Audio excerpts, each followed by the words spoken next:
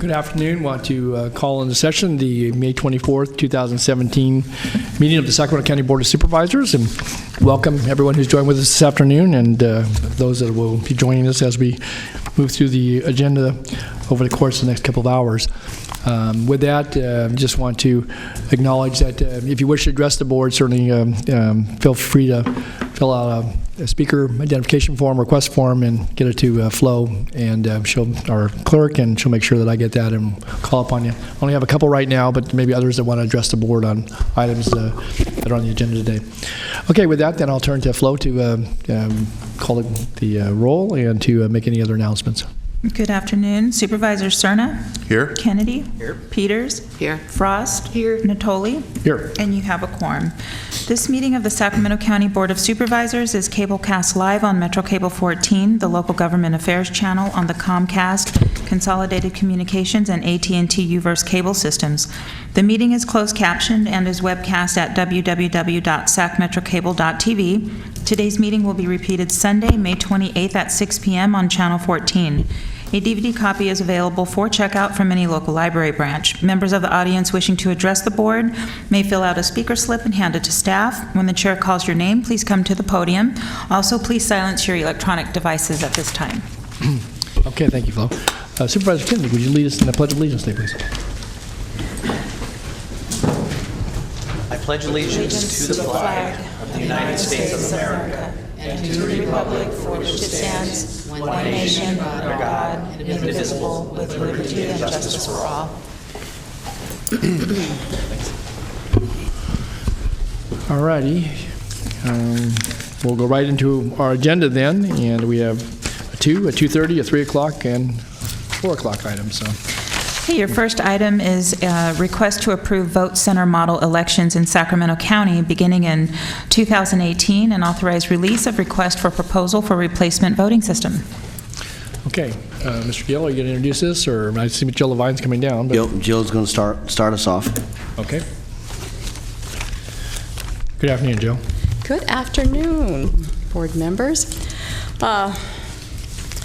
With me today, first of all, I'm Jill Levine. I'm your Registrar of Voters, and with me today I have staff members, my Assistant Registrar, Alice, and also I have Jennifer Franz, who did the survey that's in your packet, in case you have any questions for her. So, okay, there's several things that have brought me here today. They've happened or are happening, and one of them is that Sacramento County needs to replace their voting system.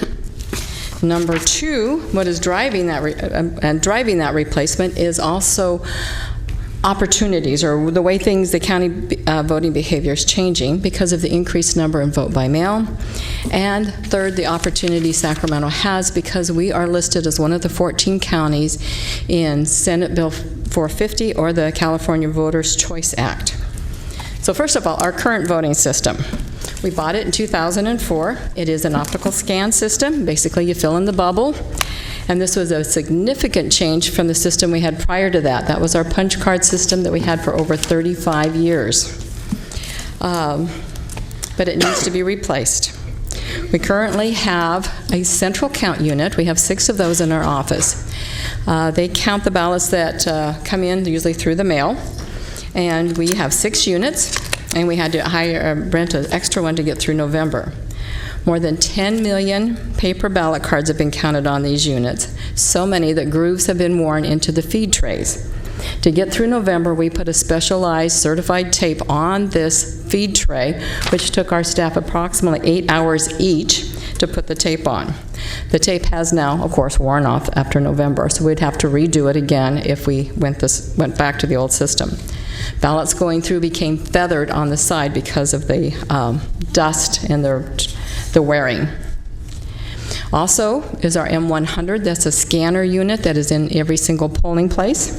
The voter puts their ballot into these scanners when they've completed voting. In 2004, we acquired 1,000 of these units. And each election, before the equipment ever goes out, every piece of equipment is tested. It's called a logic and accuracy test to make sure it counts all the ballots correctly. For November 2016, we needed 644 usable units.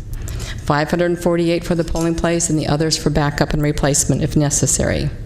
To get to that 644 number, it was necessary to test 877 units. 233 of them failed testing, significantly more than any past election. Then on election day, we had an additional 26 units that failed in the polling place. They were replaced, but any unit that had ballots or votes on the unit prior, we had to make sure we did a manual tally, which is required by law. The time to do the manual tally on these precincts with a 3-card ballot and a 75% turnout took 3 weeks. Third piece of equipment in our polling places is our AutoMark. This is the unit for voters with disabilities. They can go in and vote using the screen to select, headphones, or any other assistive device they might have. This unit weighs 90 pounds in the case. It is cumbersome, it is difficult to use, the technology is old. 136 units failed during testing, and 11 had to be replaced on election day. Looking at the new systems, what they are using or proposing for voters with disability is simply a tablet. Second part is how voters are voting today, voters' behavior. In 2002, just prior to our purchase of the current equipment, the requirement to be a permanent vote-by-mail voter was that you had to be disabled, somehow physically disabled. And caregivers of those that were disabled could also vote by mail. Anybody else had to do a one-time request for each election. At that time, we had 9,000 permanent vote-by-mail voters on our file. The law changed between March and November, and by November we had 90,000 permanent vote-by-mail. Huge increase, and the number has continued to grow. Currently, we have just under 500,000 permanent vote-by-mail voters, or over about 64%. During election time, many voters that aren't perm also do their one-time request because they don't want to continually be perm because of a travel schedule or something's going on. So our turnout for November was 68% of vote by mail.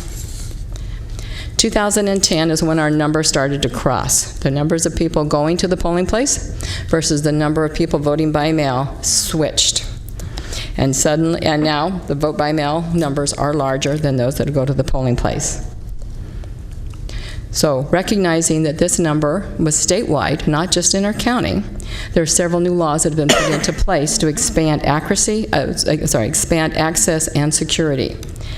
The state and federal election laws have focused on expanding this voting opportunities. In 2014, Senate Bill 29 was passed. This allowed a voter that voted and got their ballot in the mail and postmarked and got to our office within 3 days, that ballot would count. Previously, you had to have your ballot in our office by 8 p.m. For November of 2016, we were able to add 6,400 more ballots to our count because of that law. Also in 2015, another code was added. Many voters don't sign their ballots. Either they forget, something happens, and so they get to our office. If we're lucky, we can get a phone call and call them. We can send it back to them or notify them. But a law came into effect that we could send them just a statement saying, by the way, you didn't sign your ballot. We sent out 1,285 statements. 794 were able to be counted because of that new law. Also in 2012, we were able now to register online. But to register online, your signature is pulled over from your DMV file. And some of those are not your most current signature. Some of them are when you were 16 years old or so and had little hearts above your eyes, and so they were not the most current signature. Quite often I had a more current signature than the DMV, or sometimes the DMV signature came over as a big swish. Well, the law at that time said we had to take the latest signature on the file, which would have been the DMV signature. So we went back to the legislature and said, please help us here. So we are now able to look at other signatures on the file. So we can kind of see their signature, how it changes, and any other form that is part of that voter file. So any signature that's not clear on the DMV file or came over, we can see and kind of look at the progression of the signatures, especially if they are ill, aging, or just suddenly stop putting those little hearts on. And then we send out a new voter registration card to make sure the files are updated. Also, with the increase in vote by mail, our office recognized that many of our voters did not want to put their ballot in the mailbox. They said, we're not sure about the postal service. So we started putting out vote by mail drop-off boxes. We started in 2010. We had 6 sites. We had 304 voters that took advantage of this. This was not required. It was something we simply saw a need for. We continued, and by November of 2016, we had 16 sites open for 29 days, and over 70,000 ballots are dropped off in our drop-off sites. Question often comes up, what happens if I forget to put a stamp on my ballot? Don't worry, we got you covered. All California counties now have an agreement with the post office, and they will deliver the ballot regardless if there is sufficient postage. As for security, all ballots have all vote-by-mail ballots, their signatures are checked before opening. This does not happen with anybody that signs the roster book in the polling place. Voters want to know where their ballot is, what's happening to it. Now online, you can see the status of your own ballot. Our website shows that the day we sent the ballot out to them, the day we received it back from them, and the status simply by entering some information. Voters' behavior is changing. They want the convenience of voting when they have time, and that's not always election day. With the ballot mailed to the voter, they can take their time, study the issues, vote in their pajamas, drop it off in a mailbox or one of the many drop boxes that we have on their way to work, to get coffee, to go shopping, or on their way to the Golden One Arena to watch the Kings play. So, knowing this, what are our opportunities? Senate Bill 450 was passed in 2016. This allows 14 counties, Sacramento was one of them, to move to this vote center model of voting in 2018. The rest of the counties can move in 2020. In the vote center model, a ballot is mailed to every voter. And using our current registration, Sacramento County would set up 54 drop-off boxes beginning 29 days prior to the election throughout the county. This is 3 times as many as we currently have.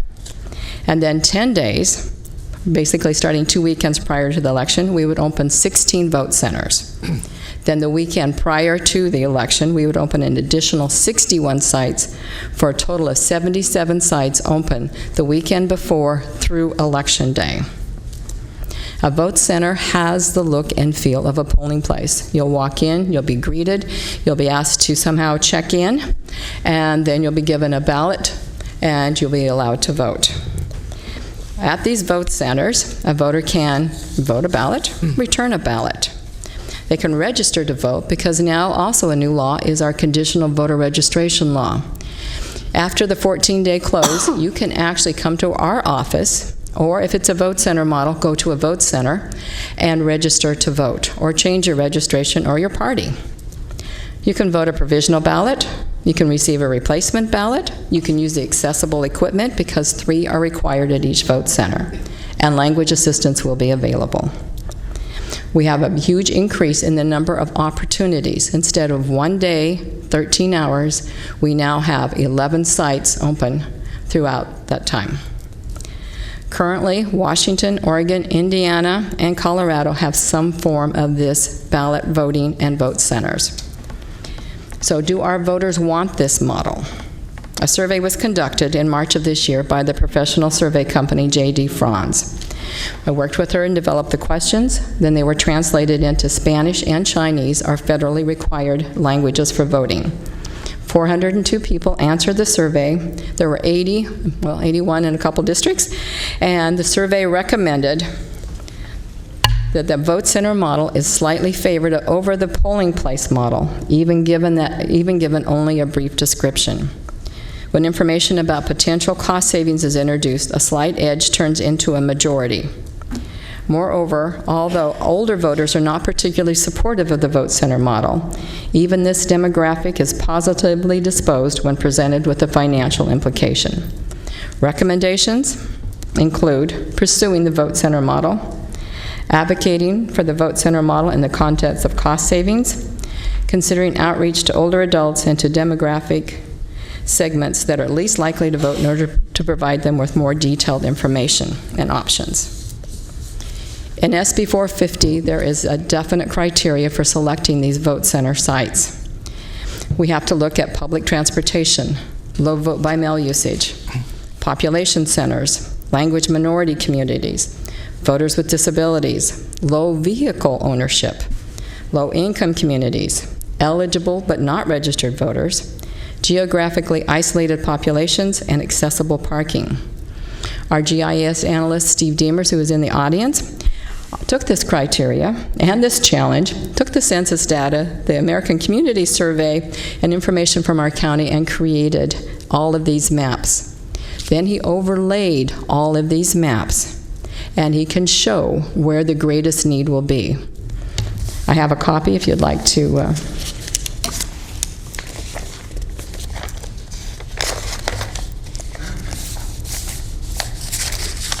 just show it. Was there a reason, Jill, that wasn't included with the staff report? I don't know if it was ready at that time. Okay. Again, I mean, it's helpful, but we don't have a copy in front of us. And, I mean, I have a copy of each of those individual criteria. They have been mapped out.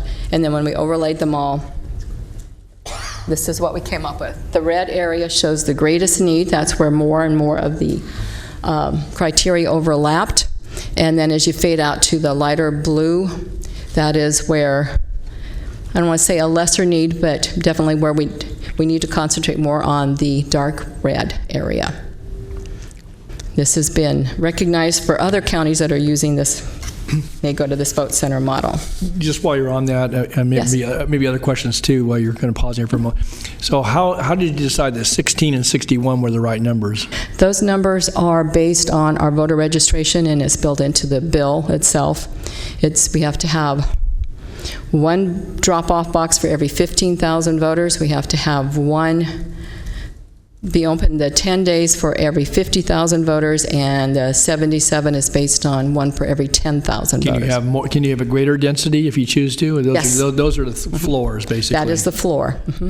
And so that's what we must have, but definitely knowing the needs of our community and listen to our community groups, we can always go higher or add an additional one. Okay. Well, and I think I'll just reflect, I see Supervisor Cerna is punched up too, that looking at this map for the first time, that obviously we have a greater concentration of folks and some of the other criteria. On the other hand, you still have a county that encompasses 1,000 square miles and 7 different cities and a variety of neighborhood areas. And again, I just didn't know how 16 is the minimum. Correct. And I assume you're budgeting and some of the other things you're going to talk about here in a moment, or at least in the staff report. Those are all calculated on those minimums versus something that would be, again, if we adjusted that for our community framework, that those would be reflected in some hard cost or soft cost, depending upon election cycles, I guess, and other things. But and we have started with the minimum to start there. Yeah. And like I say, this is the data, but this isn't the community input, right, which is the second part of this plan. We have to have the community input. Okay. We want to make sure that while we can see data, we don't know the voters' community needs. That's important. Yes. Can you just pause for a moment? I have Supervisor Cerna and Supervisor Peters at this juncture, so Phil. Okay. Thank you, Mr. Chair. Yeah. Jill, good to see you. Steve, good to see you. Those of us on the board haven't had a chance to get to know the work of Steve Demers. I suggest you get to know him. He's our master cartographer as far as I'm concerned here in the county of Sacramento. I guess I have a follow-up question to the general line of questioning from Chair Natoli, and that is, did we look at, or do we even have the ability to look at some kind of weighted average of distance to a voting center the more rural we get in the county? In other words, I get the formulas that you cited that are in the legislation, but do we have any understanding of the relative travel distance challenge that we have in various parts of the county, and is that somehow equalized, and do we have a map of that? We have a map of that. He told you he was good. Overlay number 2. Okay, Steve, Okay, Steve. want to make sure I got the right map. We don't have Yes, any. before you go any further, I'm sorry, I'd like copies made of this. I can't read this on the screen or up there, and the print's too small, and we didn't get it in our packet, and it's important information. Joe, how many maps you going to go through? Yeah, give her a all the couple. maps you're going to do. Give all the maps and if we get copies made. Do you want to do the financial component while we do the maps? I can. Can I get my question answered Oh, first? absolutely, yeah. There is your distance Okay. to population centers. And so that looks like it's got gradations of different mileage, is that correct? Correct. I'll let Steve answer that question for you. Okay. Okay, again, it's so small, I can't No, we'll read get it. copies. I don't know what those circles are. Okay, we're going to get some copies. All right. Somebody want to take it? Good afternoon, Steve Demers, voter registration. So there were 4 kind of distance, proximity, density criteria that were put into that. The one that was just shown there was distance to population centers. So that's kind of 1 mile, 2 mile, 3 miles away from major population centers, meant to kind of capture those people that live in rural areas. How far are they going to have to drive? Another one was distance to public transportation, and I did that at a smaller 1/10 of a mile, 1/4 mile, 1/2 mile gradient. How far is somebody who's getting off the bus going to need to get to a voter service center? And one of them that you'll see there is called a heat map. It's basically a density of voters. And the closer you are to the hotter parts of that map, the less distance and time a voter's going to need to get to the voter service The center. more convenience. Exactly. So you want to center it right there at kind of those hot spots. And so that was all calculated into that gradient. So is the converse then true, that the colder, if you will, the color gradient on that heat map, the less convenient it's going to be for someone to vote at a voting center? Right. So you saw 2 things in there. The red to blue, could we put that one back on? Well, this is only part of it. Yeah, the red to blue is kind of the need, the socioeconomic need based on some of the other criteria. And then those red and blue colors are faded out to white by the density factor. So there's lots of different things being overlaid onto here. What, Steve, there looks like there is some places you can see it blends, it fades into the next color. In other cases, it looks like literally you go on the other side of a delimiter, like a freeway, and you're in a totally different gradient. So how do you explain that? Yeah, well, here, can I point to this from here? You sure can. Yeah, so, crossing over 99 will take Right. you from, Curtis Park to Oak Park. It's a pretty abrupt change there. Right. So you see a lot of those types of abrupt changes. The color being those socioeconomic factors. Got it. Okay. So there are several abrupt changes that are noted for sure. Okay. Thank you. We're waiting for copies of these to come to our place here in just a moment. So, well, maybe while we're waiting for those to come up, just back to this heat map.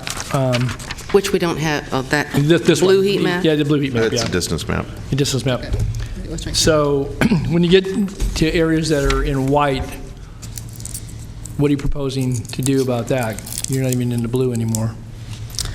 Right, so this is just one of 11 criteria. This Yeah. one's distance to population centers. So, that extreme southeast corner, it's just, there's so few populations, so far from a population center. Now, in the... Yeah, there is. Member Board of Supervisor lives out in that area. Yes. I can assure you. Now, Extreme or not, I get Now, called what's out lots of different ways, interesting- but that's fine, Steve. Go ahead. in the extreme southwest in the Delta, Yeah. there's obviously a lot of populations down there, and that was one of the criteria is geographically isolated populations. So based on that criteria, Isleton and Walnut Grove might be deemed geographically isolated and may warrant a vote center just purely on that. Okay, but like the Harold Clay area, which encompasses the other corner, again, experience would tell me that when you get to those communities in Wilton and down in the Delta, that, driving, 15 or 20 miles to a location probably is not going to be very palatable. So ever how you look at this, and again, I know you'll be sensitive when you get to community outreach, but that's the type of input I think certainly you want from this board, but also from constituents, and not to carry that to any extremes, but when you've got an area, those getting pretty distant. So I think as we look at vote centers, that's going to be a key piece. Certainly with some folks who are going to not like that they don't have a polling place that's in their neighborhood. I've heard that. Jill and I've talked about that at the last election. So, Phil, you still have the floor. Anything else you want? And I have Sue Peters and Sue Frost. Okay. And this is just the data. This is just our starting point. This doesn't mean that we're not going to put one there. Right. It's just we want to look at where we can kind start. of your starting points for the data, and I appreciate that. So starts the conversation, and then we meet with our community groups and work from there. Okay, let's just hold it for a second because we just got the maps, and I know Susan Peters and Sue Frost both punched up. So while we got these maps in front of us, did you want to ask some put the questions? colored map back down in there, and then if you'd ask... This one. If you can point to some streets that because the print is still so small that it's maybe, Watt Avenue and Sunrise Boulevard and... All right, so... I can see 50 and 80 and 99 and 5. That I can guess. So but 50, Sunrise, Hazel. We're actually cutting off Folsom here in this, so apologies there. But the way you can think of it here is red is the density and proximity is high, and the socioeconomic need is high. This dark blue, density and proximity is high, but the socioeconomic need is low. Okay. You're doing this from a mathematician's point of view, and we're trying to reflect our districts. And so we're trying to figure out, where our districts are on this map. Okay, that's why I want to know the streets. I understand the colors. Okay. Just tell me where they are. Right, so District 1 would be right here, just that center there. So District 2, we're coming down here into Elk Grove, the Pocket, Meadowview Valley High. District 3 here in the center, so we're looking at Arden, Carmichael, North Highlands. 4 across the top, and again, apologies for losing Folsom and Rancho Murrieta. Folsom's on my own. Folsom's on mine. Yeah. What does that mean? Well, it just got cut off on the print It just got here. cut off when he did the copying just now. They made They're it all, Where's my are original they set? white or light blue? Okay. Or? dark blue. Okay. Hang on. Flo has my original set that has it. So here's Citrus Heights, Antelope, and Rio Linda. And then District 5, there we go. That has the whole thing. And then District 5, obviously they're the southern 2/3 of the county, Galt, Wilton. Rancho Murrieta in District 4, yes. Okay, if the camera operator could go in a little closer on the map, you can move District 5 down a little bit. Sorry, Don, there's not very much to see there. We're the extremes. That's all right. Okay, We got I know. Move it down. Oh, there we go. And now if you can blow that up. And then, Steve, if you would tell me where, let's say, Watt Avenue is, slowly with your pen. So here's Watt Avenue right here. Okay. So here's Rosemont up against Watt Avenue. Yeah, it's bisecting Arden Arcade here, and then the western boundary between North Highlands and McClellan. Okay. And the Rancho Cordova is? Right here. So Highway 50 going through Rancho Cordova between Bradshaw and Sunrise. And Sunrise is where? Right here. Okay. Hazel? Okay, I can see that. Out here. And look, Folsom reappeared. And then now Folsom's here, yeah. I got the original map. Thank you. Can I make a suggestion that maybe to help the non-cartographer types, there's two variables on this map in terms of what is depicted. There's intensity and there's color. So tell us the difference between what intensity means and what color means. Yeah, so it is a combination of both, right? So this is those 5 socioeconomic criteria, and then the vote by mail usage, red to blue, highest need to least need. And then there's that density and proximity factor. How close to the bus stop? How close to a population center? How close to those hot spots on that map? So the color and the gradient together kind of create an array of color, which then can be applied to this map. And so understanding that, use, and make sure you point to the map when you do it, use East Sacramento and Oak Park as two examples of two extremes. Yeah, so it's interesting how you have kind of that extreme blue here and blue here. This is Land Park and Curtis Park, and then East Sac, very blue.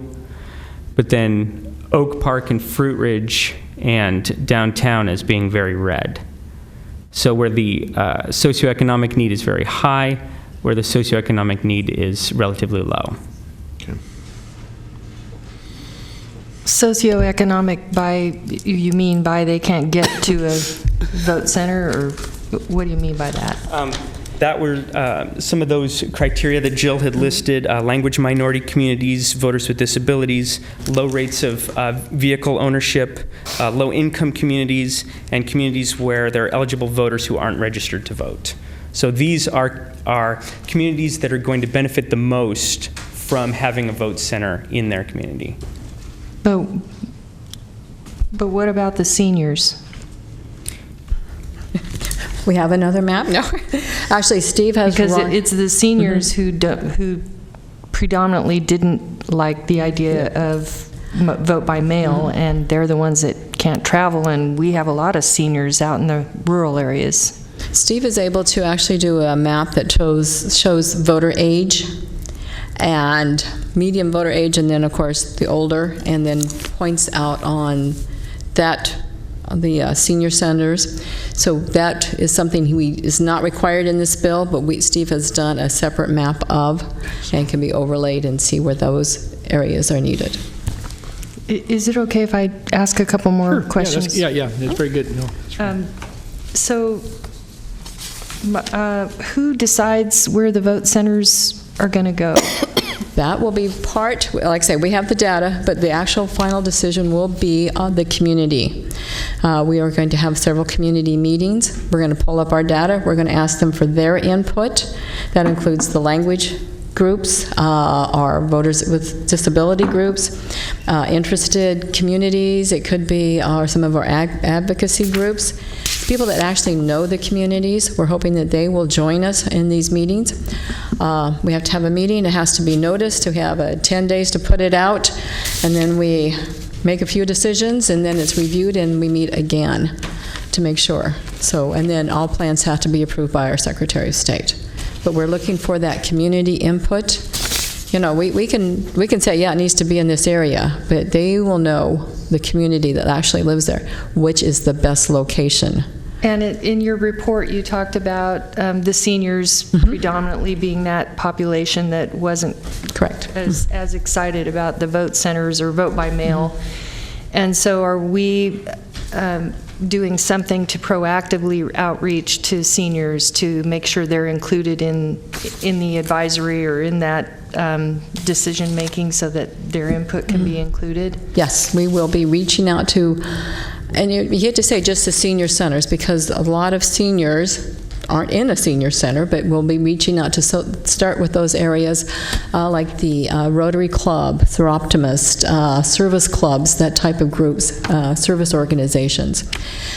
We have a great big binder of all the places that we would like to go and meet with, and we keep adding to it. Also, you have several boards and commissions here, you know, for the aging, et cetera, that we will be tapping into them also and encouraging them to join us. And are you going to be talking about the survey later on? I can talk, yeah, anytime. At any time. So in your survey, you made a comment relating to, you picked out the most important key points that stood out for this purposes of this report. And one of the things that I had requested was a copy of the entire survey, including the crosstabs. I would still like to receive that, because I have the impression that there's information and questions relating to how my District 4 specifically responded to that survey, and I feel like I can't really, I'd like to know how my district feels. I feel like I don't have all the information. Okay, Jennifer, Ms. Including Franz. this complete survey, including all the crosstabs. Okay, Ms. Franz is here in the audience, and you could ask her a question if you'd like, or however you would like. I can ask her questions relating to my district, but once I see that entire survey, I might have other questions relating to the survey that would Okay. pop up after I look at it. So I feel like I need that survey before I can even make a decision. Can you go ahead on and get this. survey to all board members? Yes, I think the complete survey was The given. survey was included, it was in the, It's the crosstabs that... no, No, no the crosstabs. crosstabs. No Complete crosstabs, survey yeah. wasn't, it was the Summary, right. most prominent points that, you know, that whoever was creating that report put forward, but the entire complete survey wasn't, including all the crosstabs, wasn't included in this report. And when I asked about that, she said there wasn't a significant difference, but I will Well, definitely get you the information. Whether it's significant or not, I'd like to Right. have all the I think information. Supervisor Frost, we understand, we'll get the We'll get it. complete survey to you all, so Okay. you can see what the results were. And as we're talking about all this, those that may be either in the audience or tuned in, it's going to be important then that this all get loaded up on our website, the information. I mean, you're going to do the outreach, but we're having a public discussion of this. Information is being put out there today, so I would, again, I know certainly Flo, you can work with Jill and her folks and Steve to get the maps loaded up. Okay. And then that information, because I think, again, we're asking for it very publicly, as we should. I just think it needs to be available to folks. I guess the other thing I wanted to ask about, you bring this for a decision point here today. Is there anything that wouldn't allow us to put this over? I mean, get the questions out here, the information that's being requested. You're seeking direction, obviously, on this to go to an RFP, but is there anything that would hold us back from taking a couple of weeks so that board members could get the information that's been requested and come back here for next in session on the 6th? I believe we Or could do that, July. right, Joe? Yeah. The 1st of July? No, not the 1st. We're not in session on the 1st.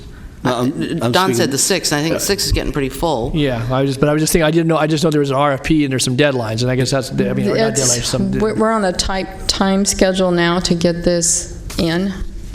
In So, where? To get an RFP put together, out, and then get a voting system in by the June 2018 election. Supervisor Natoli, if the board desires, we can move items and come back on June 6th. I realize that this is a lot of information we're pushing. Which your we way. did not receive in Yeah, advance. we didn't get it And all. which is very difficult to read on these maps. There are no roads on most of these maps to give us some sense of where, I mean, how helpful is that? Not. So we can come back on June 6th, so. Okay. I can tell you where South County's at, though. I thought I took it off the map. Okay. Ms. Franz has one question for you. It's just when you get in the dense urban populations, you can't really tell Yeah, what's... and that's no dig on your work, Steve. You do good work. But I think having some definition to, and I know you have the ability to put the overlay. You actually put the 5 districts, not the clutters anymore, but there's a way to do that, and/or put Watt Avenue, Sunrise, Folsom, Auburn, whatever it is that you need to get in there to give some definition, because I think that's useful too for helping us to kind of at least think through the data. So this is very good work, and I appreciate the effort that goes into it. But so you're suggesting, yeah, again, I want to finish the presentation here today, and we've got folks that are going to answer some of the Yeah, questions that just came up. We would like to make the whole presentation, take all the questions and all the feedback we're getting, come back to you on June 6th, follow up with all the information you asked, and Okay. see if you all are ready at that point to make a decision. Okay, and Supervisor Frost, I think, still had the floor. Did you? No, that's good. The Thank you. ladies, Well, I think I think she was going to answer one of my questions about the district. yeah, good. Good afternoon, members. I'm Jennifer Frantz. I'm the president of J.D. Frantz Research, and I have a question about how you would like to see the data by district. There are 2 ways to portray it. One is to run a separate set of data for each district, and we're happy to do that. The other is to run it in cross-tabulation form so that you can see easily how the districts compare. The latter is quite a bit more complicated. It does give you the comparisons. It will give you the statistical significance readings, or if you'd like simply to see, here are my data for my district, we can do that as well. Oh, I can just speak for myself. I'd like to see the entire survey, all the crosstabs, and then if you wanted to separate out my district so that I understand where they're coming So from. you'd like to have both? I'd like to have both. Okay, Yes. we can do Yeah, that. As long as you're doing that, I think Should we be would. able to get that to you in the next day or 2. Okay. Thank you. All right, that'd be great. Okay, that's helpful. And it's nice to meet Ms. Franz, who's behind J.D. Franz. I've seen your name many different times on different documents. I don't know that I've ever, seen you in person. Maybe I have, but... Nice to meet you, too. I like that. Thank you. Yeah, I think that would be useful, I think, from the standpoint of, there's a lot of information, but in light of, I think, looking at different vote by mail usage and some of the other demographics that are important, I think if we're going to make a decision around this, we should have as much information as possible, recognizing the timeline. So, Supervisor Cerner. Thank you. So, you mentioned, Jill, that we're on a tight timeline on this. What does it mean to move further consideration of this to June 6th relative to whatever has to be submitted to the Secretary of State's office? Nothing needs to be submitted to the Secretary of State's office until we have, like the plan. None of that needs to be submitted till later in the year. But the other deadlines, if you will, those are in statute? The deadline I was looking at was making sure I could get the RFP out. So these are all internal. When you say tight time frame, it's tight internal. to your office in terms of what. Getting the work done? Yeah, getting the various milestones accomplished. Correct. Okay. As long as we're giving you things to do to bring back. Please. Something that was not in the staff report was you talked a lot about cost of this system, but you didn't compare it to continuing on with a new version of the system we have.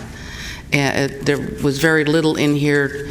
It might have been written in some of the paragraphs here and there, but I had expected to see a direct cost comparison I don't know whether you would be buying all new machines to continue on voting the way we are now, or what would that look like? Yes, we need to buy all new machines. Okay, so I want to see all the cost information laid out on that. Okay, for the cost of the new machines. For keeping the system we have, if we were to, I'm not saying I'm against this, but I just need to, I want to know, because it is a hit to the general fund of almost $5 million once you get into the 2020 time frame. Supervisor Peter, she has that information. Do you want to just show it? This and then we can is submit the cost to purchase or lease. That's the comparison I have.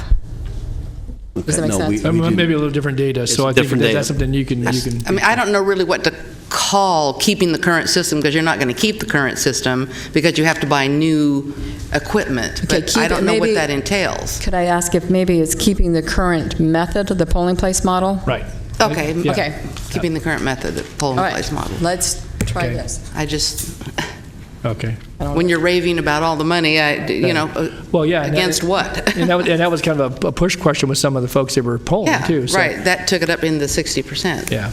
Here's some data. Was this included in the packet? This was not. This is what I did last night when I couldn't sleep. Yeah, we'll get this. We'll get this as well. So. Want a copy of this made too? Yes. Yes. Okay. Yeah, we probably need a portfolio of maps of information that, obviously this was a recent iteration. So keeping the current is 50% higher? Yep, that's what it looks like, exactly. An order of magnitude. Roughly. No, that's right there, roughly.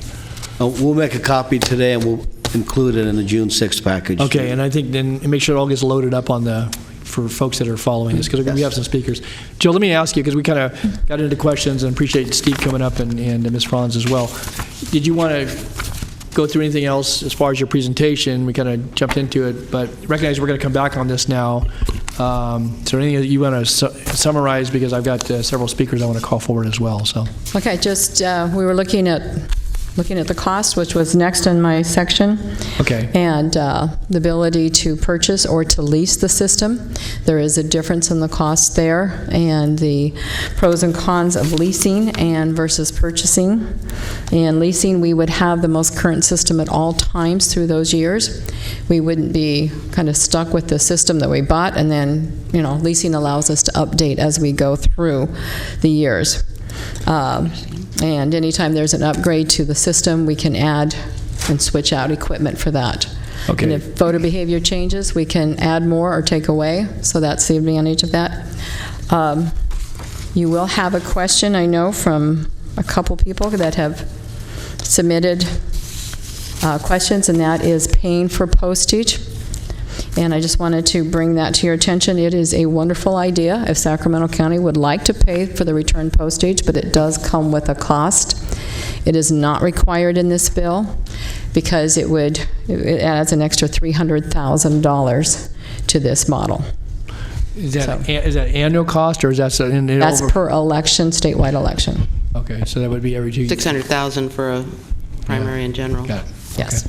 Can I ask a question on that? Oh, go ahead. Yeah. Yes. Real quick, because Jill, I think I heard you say earlier that currently, if vote by mail voter doesn't have enough postage, fails to put any postage on, puts it in the mailbox, the U.S. Postal Service is going to deliver it to your office regardless. So what happened? Who takes the hit? The federal government, I assume. No, we take the hit. It goes into our insufficient So postage they'll bill account. us now. What are we roughly paying now? Maybe $1,000 for the big election. There's okay. very few people don't put the stamps on. So, but with the increase in vote by mail return boxes and the longer time that is open, that is something to consider. So probably put that on the list of things that we will need to at least have further discussion on when we come back on June 6th. Again, and maybe a little bit of background behind what you just gave us verbally that, so at least it's out there. We know what that cost is, the $300,000 per statewide election. Can I say, Don, Sure, when you come back and you give us all these maps like this, could you at least get this level of streets on it? So when you represent the suburbs, I mean, I can see the city of Sacramento. I can pretty much figure that out. But when you start spreading out, it's really hard for us to tell. This was the average voter age by census tract here, but it at least gives you some freeways and some main streets. And if you'd maybe add, I don't know where he went, Watt and Sunrise and Hazel. There you are. Steve's giving me a thumbs up. Yeah, okay, all right. I knew he was out there somewhere, but I couldn't see him.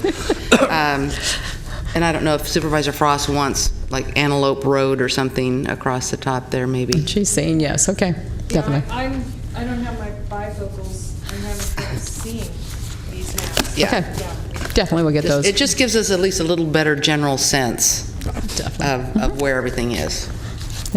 Okay. Okay. Good. Well, thanks, Joe. Appreciate the work that's gone into this, certainly you and your staff bringing it to us today. And I know that there's a lot of interest. And stand by. We've got a few speakers, and we've had a couple of pieces of correspondence as well. We've received both from the ACLU and I believe from the voter folks. Ms. Alexander will be up here in a moment. So, okay, the people have signed up to speak, and I don't know if it's James or Jamie Schwab, Nicholas Hayden, and Rivka Sass. So, good afternoon. You can raise that podium a little bit if you'd like to. It's on your right-hand side there. We'll be able to hear him. Okay. There, both of them. Okay. Oh, there we go. Good. Thanks. James Schwab on behalf of Secretary of State Alex Padilla. We're here to support the agenda item. Secretary Padilla was a sponsor of Senate Bill 450, the California Voters' Choice Act.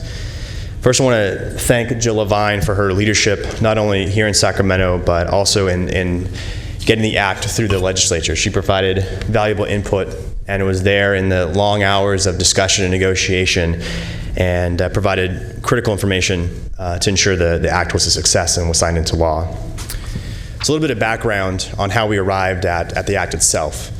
The act represents about 1.5 years of research that we conducted with county election officials and advocates. And we looked at the best practices across the states that could provide a better voting experience and have the potential to increase voter participation. We ultimately found that the model that's used in Colorado had the greatest potential here in California. We actually went out to Colorado to see firsthand how it worked. The final act itself also represents 1.5 years of negotiations between our office, county election officials, civil rights groups, and the legislature. The original version of the act was just nearly identical to how Colorado has it by law. But after long debates and compromises, we tailored the new law to to address the unique needs of our diverse population in our 58 counties. Signed into law last year, the Act provides voters with new options on how, when, and where they can cast a ballot. It answers the two questions we often hear from voters. Why do we vote on Tuesday? Under the Act, voters will have the choice to vote on Saturdays, Sundays, Fridays, Wednesdays, whenever they feel the most convenient. And why can they only use the one polling place by their house? I get that all the time. Under the Act, you can use any vote center in your county over a 10-day period. I think it's important you guys dived into a little bit of what one of the big requirements of the Act, which is what I just termed the public process, where the county registrar is required to consult and meet with the public about where vote centers go, how many vote centers there should be, where drop boxes should go, and where drop boxes should be. And I learned a lot just watching the deliberation here in terms of how Sacramento County is thinking through where to put all these. I think that's going to be important for your constituents and your voters to get engaged and get involved. Our office will be working with every county that adopts this model to ensure these meetings are facilitated and that community input is received. I'll conclude by again reiterating that the California Voters' Choice Act is a win-win for voters and election officials. It allows election officials to better respond to the needs of their voters by providing more options in a more efficient manner. Thank you. Thanks, James. Appreciate you being here. Thank you to your boss as well. Okay, next, Nicholas. Hi, Chair and Board of Supervisors. Nicholas Heidorn with California Common Cause. We're one of the largest statewide good government organizations. We don't have a particular position on Sacramento, but we are supportive generally of the vote center model and did support SB 450. We think the vote center model does a better job of addressing the flexibility that voters are now looking for when they vote. About 60 to 70% of voters now are vote by mail. This would extend it to 100% being vote by mail, but giving them the flexibility of using drop boxes, being able to vote at any vote center in the county, having an extended range of time with which to vote. All these things end up really helping out with turnout and the ability of voters to cast their ballot.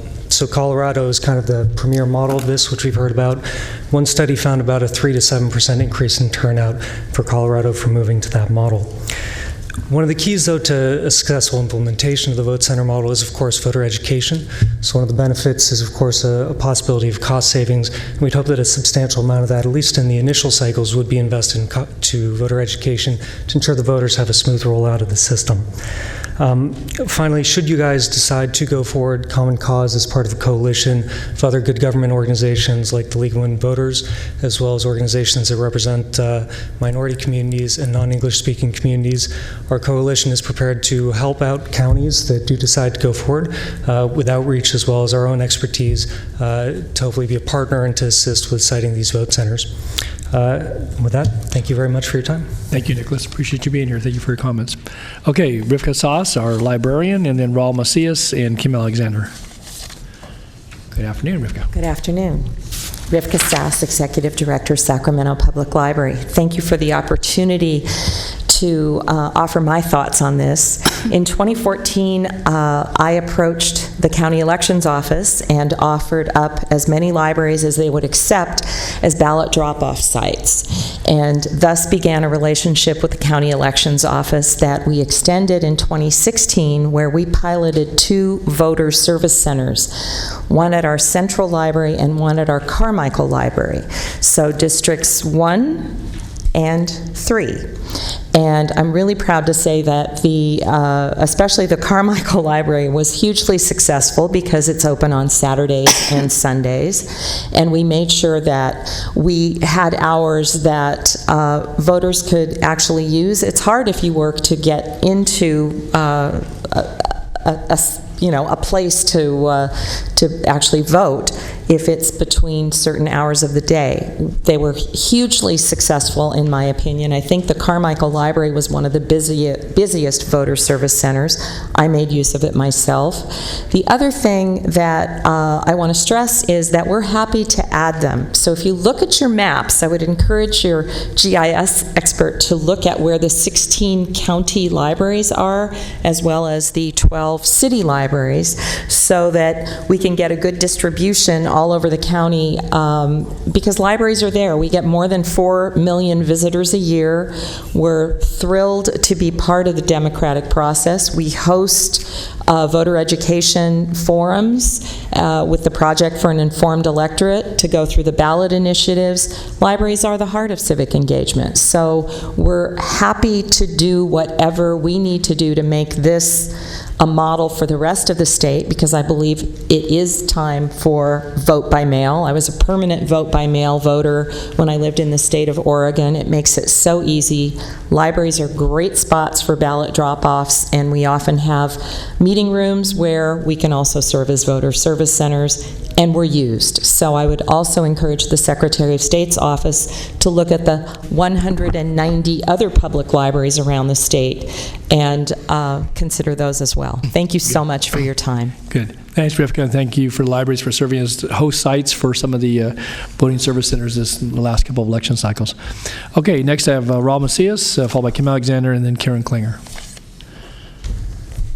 Mr. Chair and members of the board, my name is Raul Macias. I'm an attorney and manager of the ACLU of California Voting Rights Project. The ACLU looks forward to partnering with Ms. Levine and her staff on successful implementation of the vote center model.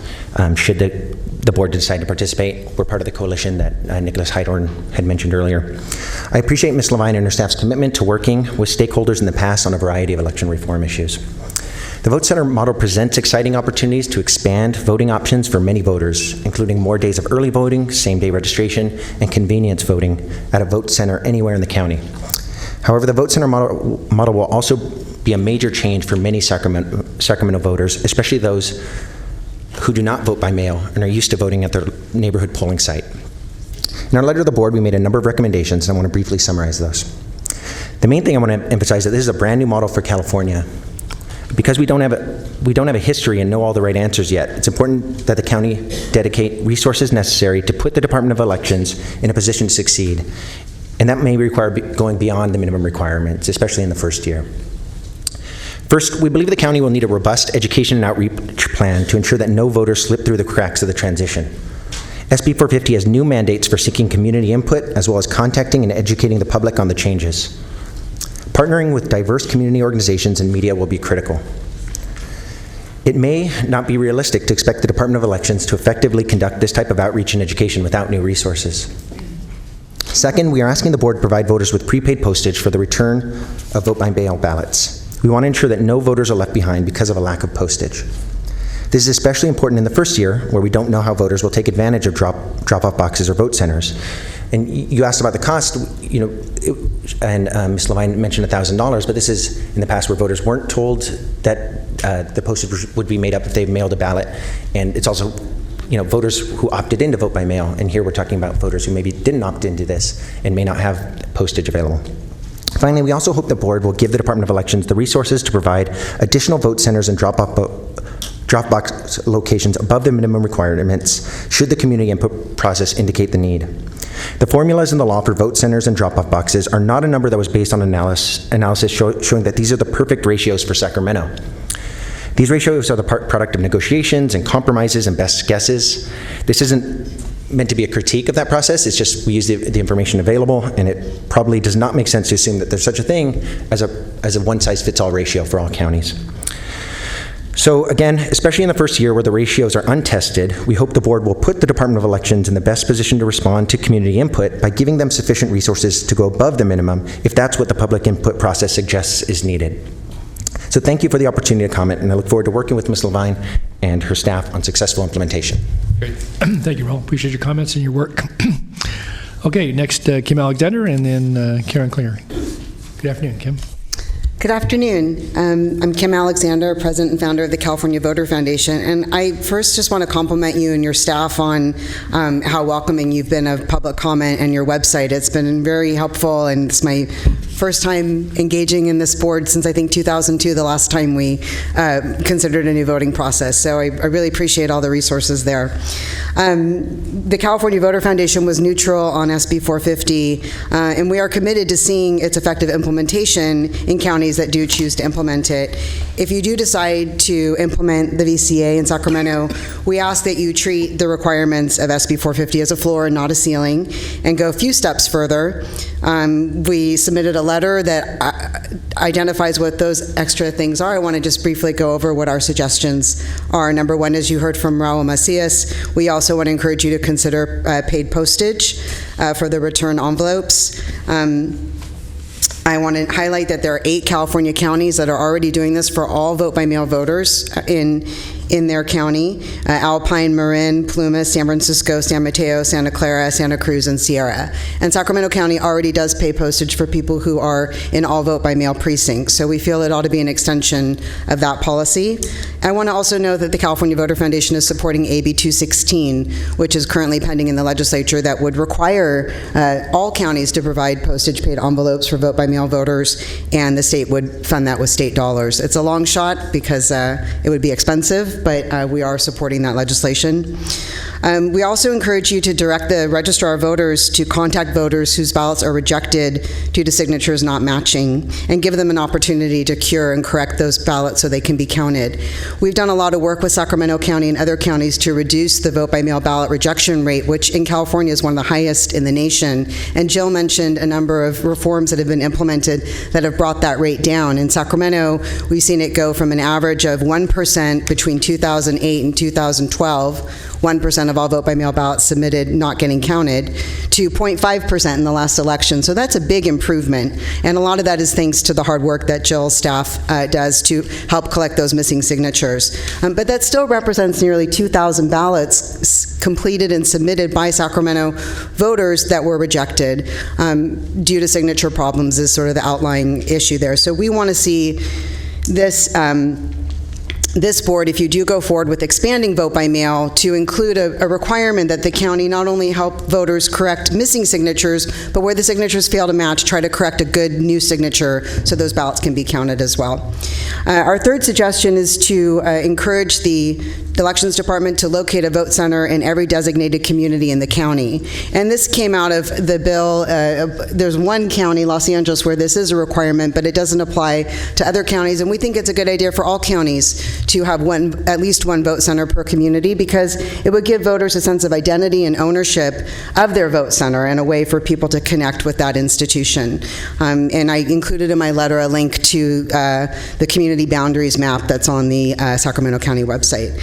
And lastly, we encourage the Elections Department to coordinate its outreach with other government agencies in the county. I could hear from today's discussion you are all very intensely interested in where these vote centers might be located, and I expect all the other elected officials in Sacramento County also would be very interested and want to have some input there. Lastly, I want to note that we realize that these extra requests are expensive. We know that money is a factor. We hope that the motivation here is not just to save money, but to provide better services, and we've been working with Jill and her staff to try to expand state funding for local election administration as well, and we'll keep working on that. So thank you. Good. Thanks, Kim. I know you've been doing this for a lot of years, and so we appreciate you back in these chambers, but certainly thank you for your good work. Thank you. I appreciate that. Okay, Karen. Thank you. Well, I do oppose because I believe in the neighborhood polls, and I chose not to obtain a vote by mail because of fraud. Now, before you approve anything, I suggest you become educated and you watch a documentary called Hacking Democracy, and you will see how technology today allows voting machines to make it very difficult to detect mechanisms that can make the vote, instead of going up for one person, go down while the other person is going up, even though they're not getting the vote. I think that's mandatory before you make any vote, to wisely see what's happening today in technology. Boxes get filled. They're pouring out of the seams. I saw this in Rancho Cordova a number of years back. ballots are not protected. I want to know how many people are going to be hired, what the cost is actually going to be. I believe Jill only showed, and Steve only showed, the cost of leasing the equipment. We need to have a breakdown of what the cost is going to be. You've got, with neighborhood polls, you don't have pensions, you don't have health care, you don't have all of these costs. But with the voting centers, you're going to have costs that are unknown. You've got to secure a facility. You've got to pay for all of the costs, equipment meaning furniture. This has to be applied to the cost as well. That can't be eliminated. Communities, I believe you mentioned coming back June 5th, was that correct? June 6th. June 6th is just around the corner. How is Jill going to reach out to the communities, do outreach for us to find out what this is all about? I think this is moving way too fast, and I believe that people have a right to make a decision what they want in their neighborhoods. We recognize the people at our polls. We don't recognize strangers. Trust is a big issue, and are your employees going to be vetted? This is one of the most important parts of our life, is to be able to vote and leave fraud out of it, but fraud, unfortunately, is a big part of it today. Thank you. Thank you, Karen. Okay, anyone else wish to address this item on today's agenda? I had no one else time to speak. All right, then I'll thank everybody for their testimony and bring it back to this board for questions, comments, any further requests for information. Supervisor Frost. I wanted to ask Jill if we have knowledge of what the cost of the postage would be if we paid for all of it versus the approximate amount that we're paying just to fill in.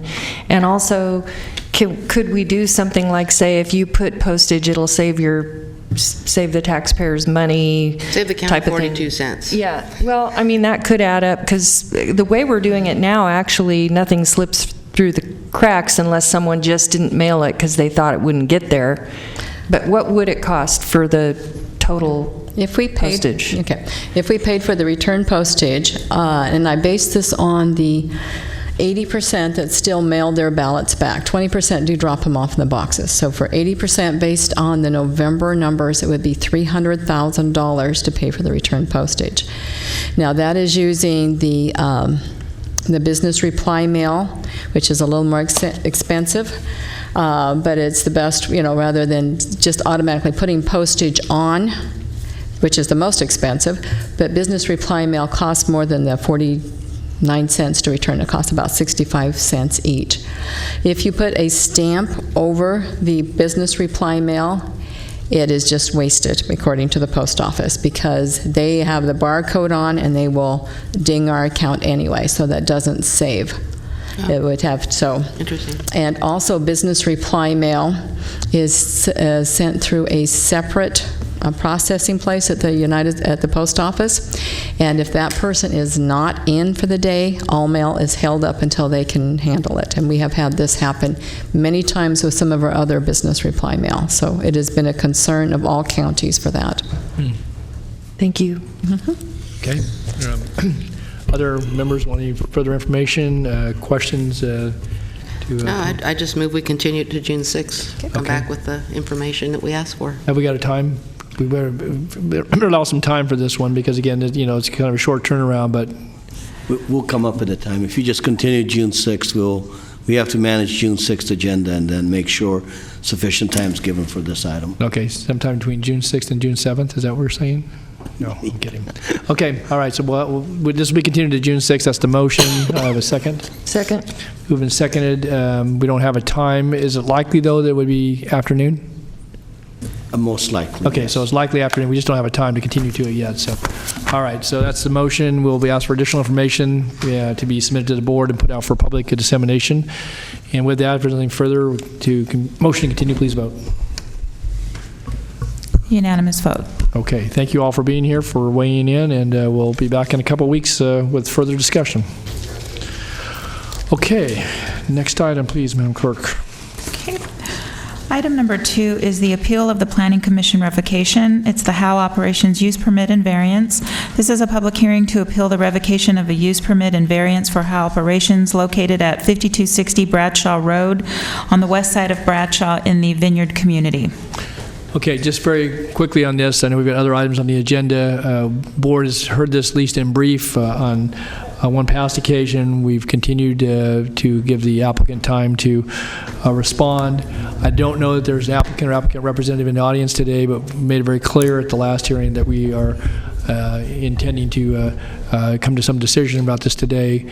So in the event that the appellant and or the representatives here would probably want to sign up or be prepared to come forward, I'm going to have Jessica make a brief presentation summarizing this, if you would, Jessica, and then bring it back to this board and hear any testimony, and then we'll go from there. So, okay. Thanks. Thank you, Chair. Jessica Brandt. I'm with the Planning and Environmental Review Office, and I am here. I do have a brief presentation on this appeal. I believe usually the applicant does come forward first. The appellant, is that what we're going to do? The appellant? We don't have him at all. It's not an applicant, there's an appellant, so basically, the appellant, yeah. Okay, so go ahead. Okay, So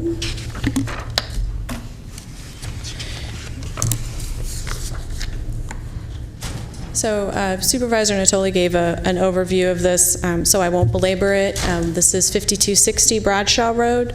It's called Howe Operations. It's a wood recycling facility. The board heard an appeal of the Planning Commission's revocation of their use permit and variance on February 28th. 2 continuances were granted at the applicant's request, with the agreement that a set of corrective actions would be undertaken prior to the next hearing date. These are memorialized in 2 memorandums that were released by the clerk of the board. Progress report on the required action items, the status of the conditions as of today. I want to take these a little out of order to emphasize the main condition, which is the site improvements. This is what originated the revocation proceedings. The applicant did submit improvement plans to the site improvement review section on February 28th, and reviewing agencies provided a first round of comments on those and submitted them back to the applicant's engineer on March 28th. The plan submittal was deemed complete at that time. No revised plans have been submitted as of today. Other than a K-rail fence along the northern property line, no site improvement work has been done on the property. Further, the Department of Transportation has confirmed that like an in lieu fee type of situation doesn't apply for this case. I know that was something that came up in February for like curb, gutter, and sidewalk. They've already completed a lot of the improvements along Bradshaw, and so this applicant would be required to install all necessary right-of-way improvements. The second condition that I wanted to run through, removal of all wood debris from the site to a permitted acceptance facility. Staff has gone out over the last week or so, including this morning, and has determined that roughly 25 to 50% of the wood materials has been chipped and or removed from the site. We're not clear as to whether it's being taken to a permitted facility. We would need weight tags for that. We have not received those from the applicant. And Jesse, just so by frame of reference on that, then that's compared 25 to 50% compared to what was there when we first had this before us earlier this year. Correct. So there has been progress made as it respects to that. Again, acknowledging what you said, not knowing exactly where the material is going, but it shows that when 25 to 50% is a pretty good range. So it's so hard to eyeball it. Like I said, we haven't been able to get the weight tags to get a good feel of the actual tonnage that's being taken out or the truck number of trucks coming in. But the visual part of it is that there does seem to be some moving of materials, sorting of materials on site, so that also leaves it a little up in the air. Okay. And then I do want to mention that staff noted there was no noticeable removal of junk or rubbish on the site. Payment of existing fines and fees associated with code enforcement and building violation cases. No fines or fees have been paid as of today's date. Payment of Environmental Management Department permitting fees. No Environmental Management Department solid waste facility permitting fees have been paid since June of last year, and they are now in a delinquency situation. And then the final bullet point is the providing information requested by Air Quality Management District in relation to a violation settlement offer. AQMD states that the settlement offer was not accepted by the applicant and that the case has been referred to AQMD's legal counsel for processing. And we do have representatives from AQMD here if you'd like more information on that. And that's the extent of my report back. Staff continues to recommend that the board uphold the Planning Commission revocation. I have a quick question for you. The submittals, because the first time we granted continuance, the owner-operator was represented by counsel. That I understand that party no longer represents Correct. The property owner-operator. But as a part of that, there was a commitment to submit the plans for the required site improvements. As you stated, that was done. Was there a fee paid as a part of that submittal? Yes, the fee for that was a deposit of $1,400.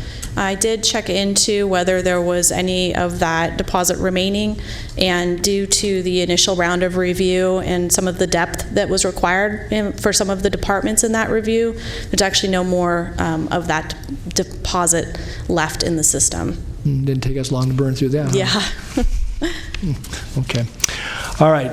Let me ask members of the board any questions on this of Jessica or any of our quality staff. All right, seeing none, then let me ask then, is there an applicant representing Mr. Howe, anyone here in the audience that wishes to address this item? I say applicant, the appellant. All right, seeing none, then I don't have any further questions, and I guess I would turn to Krista. In order to make the findings on the revocation, you want to run through those for the record, please? This is not a very common occurrence here, and so I just want to be sure that. Oh, my apologies. I don't have that in front of me. I do not. But we have to make findings as part of this in order to revoke. Yeah, were they in the staff report, Jessica? I have the current staff report, but they're not in there. I think it's the February. I may not have the right staff report with me. Okay. Which one is it? So it's the February 28th staff report.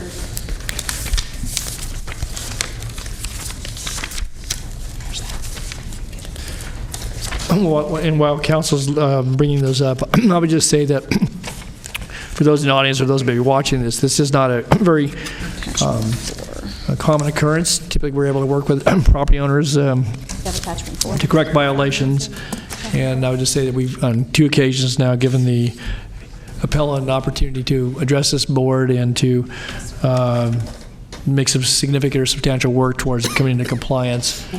And as I said at the last hearing, that and I know some of my colleagues, again, this tested their patience, obviously, but that, you know, I tend to have this board take action, and it is in District 5, and recognizing that there may be other circumstances that don't allow the parties to, you know, either submit or make the corrections. It's still no excuse for being out of compliance, and certainly some significant violations. And so with that, then, Chris. Yes, we have it. I'm sorry about the delay. The findings were attached to the January 24th staff report. Okay.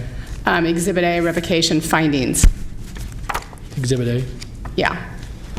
And it's labeled on the top, attachment 2, although in the staff report it's referred to as attachment 4, so I'm not sure what the discrepancy there is. That may have been from the Planning Commission. I'm not sure.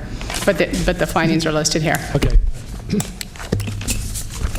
So the recommendation would be to adopt those findings. All right, and nothing needs to be made more current on this. This was 4 months ago, so is there anything that needs to be further entered into the record? Oh, this was Planning Commission. Oh, I see. Has anything changed? No, nothing needs to be changed. And actually, the one that I referenced was the attachment to the Planning Commission staff report, but it's the same. So it's actually labeled attachment 4 for the January 24th agenda, Exhibit A, and there are no changes needed. Those findings can be adopted. Okay.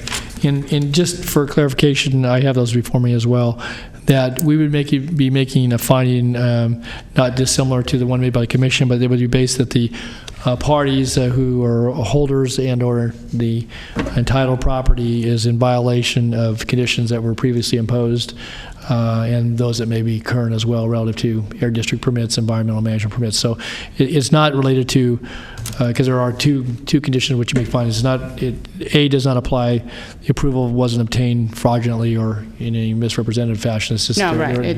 It's that they're not in compliance with. Okay. All right. Well, with that then, unless there's any other comments, then I would move the staff recommendation with the findings of revocation pursuant to the Sacramento Zoning Code, Section 6.4.1, sub G.2b, and with the outlining of the various conditions with failure to comply, and I guess give direction to staff to take appropriate action to bring the property into compliance. Second. Before we vote, may Sure. I ask a question? Sure, you bet. To County Council. So we're going to revoke this permit, and then what happens? I think then the question is, it turns into an enforcement case if he doesn't voluntarily cease operations. So then we're in. I'd like to know more about the enforcement part of it. Is that code enforcement? It is code enforcement. We do have representatives here that could speak more on kind of the next steps for taking care of the property. Actually, we can go ahead and vote. I'm not going to make a correction to the motion, but I do want to know. Come on, Jared. Mr. Wycliffe. So once permission to do the activities is revoked, then we just have a standard junk and rubbish case at the property. And so we'll post it with a notice in order to take it to hearing to have the remaining material removed. And then after that, we do an abatement and lien the costs against the property. So they would post it as just junk and rubbish, and then they would do an order to comply, and then they would take it, if compliance wasn't provided by the property owner, they do an abatement order and actually would go in and. Right now, we're not calling it junk and rubbish because he has an entitlement that says that those items can be there. Once the entitlement's revoked and those items can't be there, then we have a standard. Yeah, it just seems like this particular owner is not really interested in complying with the regulations, and we don't expect that he's going to. So does that mean that if he were not to do it, eventually the county would, and the county would pay for it? Yes. And how many versions of the procedure of warning him do you have to go through before that happens? I did have some, long-term code enforcement things in my district, and yeah. I don't know how long we have to wait for this revocation to give him 10 days to appeal. Well, he can't appeal. Any decision he would have to be appealed to the court would be 30 days. Does he writ this to court? He's got a certain period of time to writ today's decision to court, after which we'll go ahead and post our notice in order. In the meantime, we'll have a violation notice, go and put him on notice of everything we're going to post for the notice in order, but we'll see if he writs this or not. At that time, then we'll take the notice in order action. That's about 45 days out from when time we post that. Give him about 2 to 4 weeks to comply with hearing officer's decision, at which time then we'll start our abatement process, start the bidding and everything else. What we'll do is that we'll keep the board members informed as each step goes through, so you know where we are in the process. Yeah, I have discovered sometimes on these more complicated code enforcement problems that this could be the start of years of compliance, and I think that's not very fair to anybody.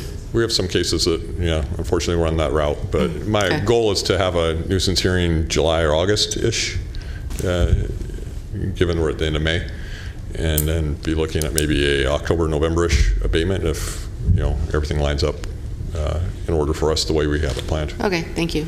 Okay, thanks, Jared. Ms. Frost. If he decided that he wanted to come back and get a license for something at the county, can he do that? Is there a timeline? What is the process? For a license to do the actions that he's been doing? Yeah, say the county incurs the cost of cleaning it up and 5 or 10 years goes by and he comes back and wants to do it again. Right. I mean, I think that's something we would address at the time, but we wouldn't, I don't think, prevent him from filing an application. It certainly may be taken into account in consideration. One can file an application. Yeah. It has to be approved, though. Right. And if we do an abatement and or recover costs, it can only be liened against the property. Depending upon which route, you can either do a lis pendens or you can go to court if it takes that route to actually impose that. And so at some point in time, the county does recover including penalty assessments and other Right, things but that may be assigned. Correct, but that doesn't, 10 years from now, if he decided he wanted to come in and file a use permit application, we're not going to prevent the filing of that. Right. And he can't sell the property without Paying. Okay. Okay. Any other questions of staff on this? If not, then we have a motion then to approve the staff recommendation with the findings as outlined. Anything else for the record then, Krista? Okay. Nothing else. All right, please vote. Unanimous vote. All right. Next item, please. Item number 3 is the workshop on climate action plan, community-wide greenhouse gas reduction and climate change adaptation. Good afternoon, members of the board. Leanne Moffett, your County Planning Director. I am just going to give a very brief introduction before I hand it over to Surinder Singh, who will be doing the staff presentation today. But we are pleased to be here with a workshop in front of the board on the county's community-wide climate action plan. This is a workshop item today, so we will not be asking the board to take any direct action today. We want to begin to have a dialogue with you and with the community about this topic, and so we are looking for your feedback today. And so again, Surinder Singh will be here to give the presentation. We have several other members of staff, including Todd Taylor and John Lundgren here. And we also have our consultant with Ascent, Eric DeCoke, who will be here and can do any cleanup questions. If you have very technical items that staff cannot answer, then we would intend for Eric to be available after Surinder's presentation to respond to any of those very technical questions you might have. Thank you, Leanne. I just would note, too, as we get into the presentation, that we have probably a dozen or so speakers signed up that want to address this item. And I know we have an item at 4 o'clock that will draw some attention as well. So I imagine we're going to be at this for probably about 45 minutes. I would just think with the number of speakers we have, I'm not seeing your presentations that long, but I think with questions from board members. The presentation itself is not that long, so we'll try to get through that. Yeah, and see I just where we wanted, are. for folks in the audience on item 3 and 4, I want folks to be aware of that. So. Right, and then we would intend to be back before the board in the fall for some follow-up discussions on this. So this will not be the last time we are here on this topic. Thanks, Leanne. Okay, Mr. Singh.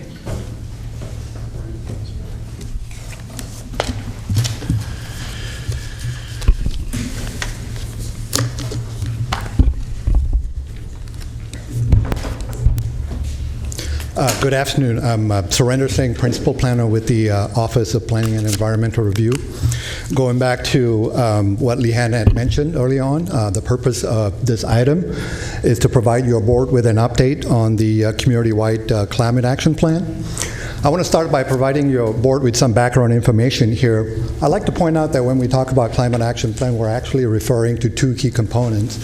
One is the greenhouse gas reduction plan, and then the second one would be the climate change adaptation plan, which will address impacts resulting from climate change. So those are the 2 key components that we're going to be looking at today.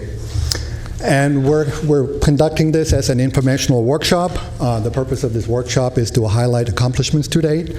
We also want to present some of the results from some of the analysis that we have done. We do have inventory information that we'd like to share with the board, and also some target information that we'd like to share with your board. Also like to discuss some of the ideas that we're contemplating for greenhouse gas reduction. So we do have some ideas. We want to share that with your board. And also we want to discuss the next steps associated with this project. So beginning with background information here, the Climate Action Plan basically builds on 2 previous efforts that were endorsed by your Board of Supervisors. A Phase 1 strategy and framework plan was prepared and adopted in 2011. This was something that was done in conjunction with the general plan update. It was a plan that was adopted by your board in conjunction with the general plan update. Many ideas were identified in this plan, but a implementation plan was not included in the Phase 1 strategy and framework document. A Phase 2 countywide government operation plan was endorsed by a board in June of 2012, and that plan only covered county-owned facilities, vehicles, and equipment. And also like to point out that the reason for us on embarking on the preparation of the climate action plan is to address a mitigation that was identified in the EIR that was prepared for the general plan update.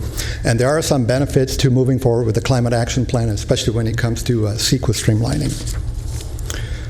So in regards to guidance, so the guidance for the greenhouse gas reduction plan is driven by several approved state mandates and also an executive order that was signed in 2005. Looking at the slide over here, AB 32 requires statewide gas emissions to be reduced to 1990 levels by 2020.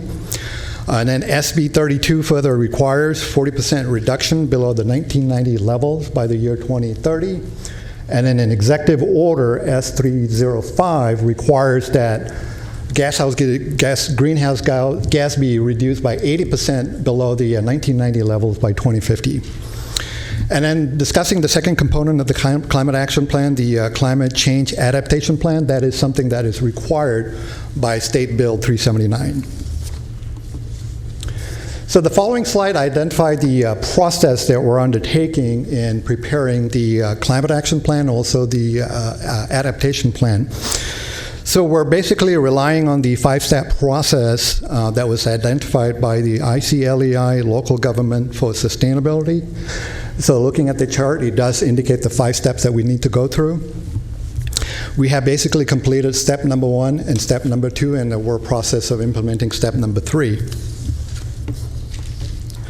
We're also using the 9-step process in preparing the climate change adaptation plan. And this is a process that is being recommended by the California Natural Resources Agency. And this is something that we're using as a guide for preparing the adaptation plan. There are 9 steps associated with this plan, but they're basically divided into 2 key components. One is the vulnerability assessment, and then the adaptation plan. We're basically done with step 1 through 5. There is a vulnerability assessment document that is posted on our website. So for the members of the audience who need to find out more information in regards to what's contained in that document, please look at that document. It is posted on the Planning and Environmental website. So the reasoning for us for including this charts is to basically to inform the audience and also to inform the board that we're using a proven methodology for guiding the preparation of both plans. Now I'd like to switch gears and talk a little bit about some of the results coming from the analysis that we have done. So the first thing that we did was we did work with our consultant, Ascent Environmental, in regards to trying to decide which gases should be inventoried as part of this exercise. So gases that were inventoried include carbon dioxide, methane, nitrous oxide, and also fluorinate gases. So here's the results of the greenhouse gas inventory. So looking at a community-wide level, the study has indicated, or our analysis is indicating that over 4.8 metric tons of carbon dioxide were emitted in 2015. So this is for community-wide emissions. In terms of breaking that emission down, the largest sector include on-road vehicles at 34%, residential energy at 25%, and also commercial and industrial energy at 18%. The 3 combined sectors represent 77% of the greenhouse gas inventory for the year 2015. And these are the sectors that we're going to be closely looking at as we move forward in developing measures to address greenhouse gas reduction. So the second inventory that we did was to inventory greenhouse gas associated with government operations. So the emissions that we're looking at for county government operations for the year 2015 is approximately 123,000 metric tons. So if you were to break that down by sectors, the key sectors that we're seeing here is employee commute, which is at 31% of the total emission. Employee commute is the largest sector, and then followed by vehicle fleet at 24%, building and facilities 23%, and also airport operations at 15%. So if you were to add those 4 sectors up, it would represent almost 93% of the greenhouse gas emissions for 2015. And this is for countywide operations. So now what we're going to be doing next is that we're going to be preparing some forecasts, and also we're going to be preparing some targets. So we are going to be using the following per capita targets that were identified by the Draft Update Air Resources Board Scoping Plan. So what we're going to be looking at for the year 2030 is a 6 metric ton per capita. And then for the year 2050, the target is going to be 2 metric ton of emissions for the year 2050. And for reference purposes, so those are the 2 targets that we're going to be looking at. Just for reference purposes, for the year 2015, we're at 8.4 metric tons per capita, so there's going to be a lot of reductions that we're going to have to look at. So the following slides summarize the next step associated with the greenhouse gas reduction plan. We have to look at the forecast, we have to take a look at the targets, and then we also have to prepare measures in regards to how we get to where we need to be by the year 2030 and 2050. In addition to developing the reduction measures, we're also going to be quantifying the reduction impacts, and then we're also going to be looking at coming up with a feasibility analysis of all the measures that we're going to be looking at. There's also going to be a cost and benefit analysis performed for the measures that we're going to be addressing for greenhouse gas reduction. Who's going to perform that? Well, this is something that we're going to be doing in-house, working with our consultants. So you're going to do the cost-benefit analysis? Correct. For each of the items? I believe so. Is that true?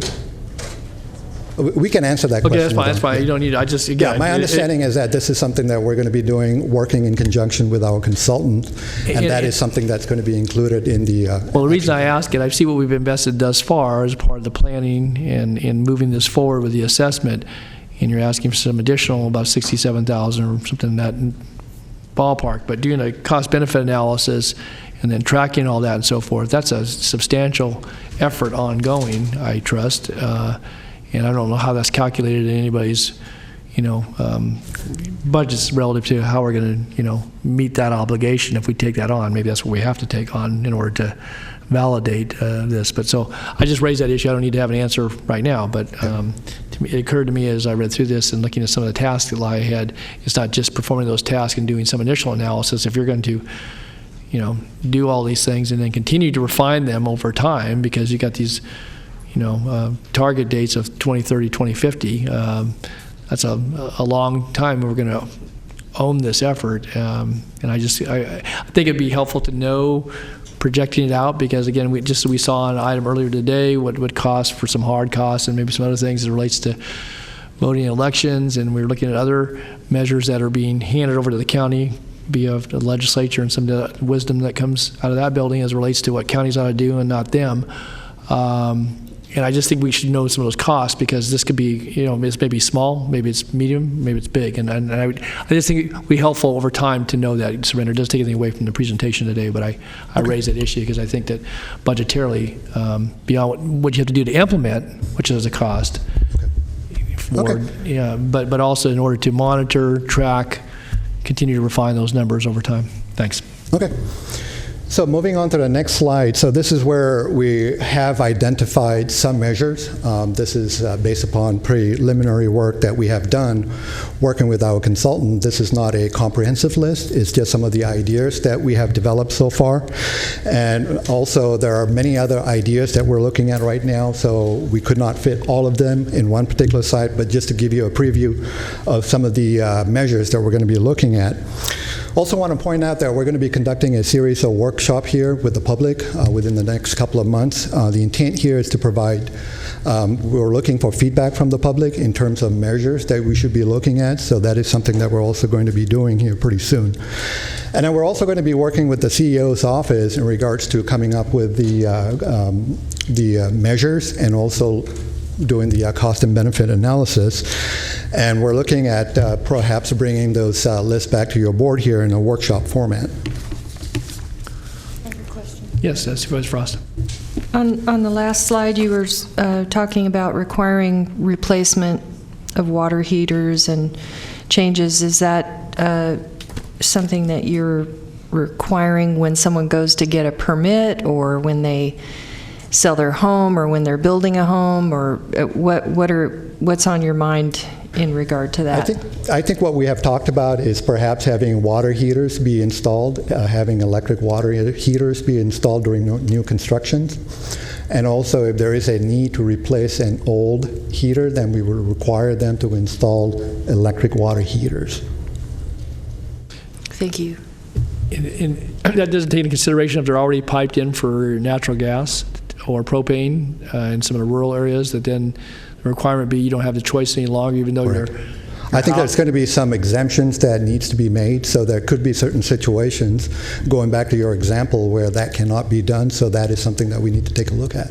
I mean, some of this type of stuff is already being required, and to be honest with you, it's a hardship for people, because they're already paying a lot for a permit, or for, because of the problem, and now they have to change everything out. It's onerous for some people. I think the approach that we want to take here is that this is just one item that we're going to be proposing. So I think the intent here is that we would like to bring a laundry list of items for the board to consider, so that you'll have options to look at. So, and just while you're on that, though, since we took a quick pause, so when you say you're looking at requiring Cal Green Tier 1 standards for a remodel, so somebody comes in for, and this goes to the trigger point in some of the state legislation, that if you took out a permit for any reason, that you had to change out, all your faucets and some of your toilet fixtures and so forth. What is the Cal Green tier? Does it involve, everything from windows to roofing to insulation? I mean, most homes, certainly over the last several decades reflect some upgrades, but if you come in for a remodel, it's one thing new. There are obviously those costs get built in, but what about the remodel? They can be more expensive because you've got to go in and retrofit in cases where what does that trigger? What's Cal Green Tier 1? What is that? Yeah, I think those are the kind of things that we really need to sort through. We're just at a very preliminary stage right now. We've just come up with some ideas. But as we move forward in developing the climate action plan, especially looking at the implementation measures, that's where when we come back, we're going to have more information on that. So in order to have a conversation with community members, whether they embrace it or not, and certainly in a hearing like today, we're going to hear from folks on their thoughts on this. But I think that's the type of thing, Surrender. We're going to have some things that, are tangible. What does this mean in today's environment? And recognizing legislation can supersede that at a later date. But those are the types of things, and maybe it's a menu of things. That's kind of what you're laying out here for this board today. But for us to give you, very good direction around this workshop in the fall or not. I, for one, somebody needs to spell out, what exactly is the Cal Green Tier 1 and how you might apply that. And you're still just developing some of those things, but it's tough to give you direction and say, well, bullet number, 1 doesn't sound so good, but maybe 2 and 3 do. The frame of reference here, besides, what's in the staff report, and I guess, if we want to go pull the legislation, that needs to be fully vetted, I think, put out for the board. There's some data attached that kind of talks about some of the things, but this is not going to be looked at, this is going to be, basically required and imposed by the county. We can go all we want and say the state may just do it, but when they come to get their building permit, or if we require it as part of new construction, it's not the state legislators that people are going to be, looking eye to eye at. It's going to be us. And I just think it's going to be important for us to know what it is we're going to do if we, as we begin to look at the menu and then begin to choose things and say, this is what we're going to do in our community in order to comply. We ought to have a pretty good idea of what the impact may or may not be. We certainly can do it from the environmental and the greenhouse gas analysis to be able to do that. What does it mean for folks? And I think you pointed out, socioeconomically, but also from the standpoint of actually administering those things, which have costs associated with them as well. So, anyway, again, you're asking for some input and kind of Okay.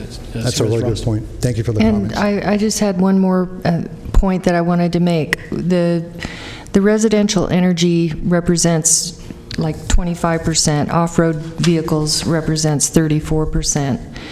With the Air District, we're working hard on auto emissions, and we're thinking of that as the biggest problem in the valley. But in California, a big part of our housing is older housing that was built before 1978, and we could hugely reduce greenhouse gas emissions just by incentivizing home energy retrofits. And so if you could, while you're working on this, rather than thinking of requirements on people, think of ways to help people and incentivize them to do those home energy retrofits. I think we could accomplish big numbers just because we have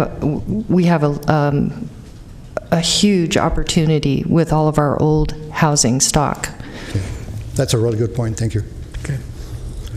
Okay, so moving on to the next slide. So this is where we get into climate change adaptation. So the areas that we're going to be looking at in regards to preparing a climate change adaptation plan would be increased temperatures, changes in precipitation patterns, increased wildfires, increased flooding, and also sea level rise. So those are the key topics that we're going to be addressing as part of the climate change adaptation plan. And going back to what I've said earlier on, the assessment report is now available, so a lot of these topics are addressed in that report, and that report is posted on our website. And as part of that report, we're also providing an assessment of each of the individual impacts that you see on the slide, including impacts to county structures, functions, and population.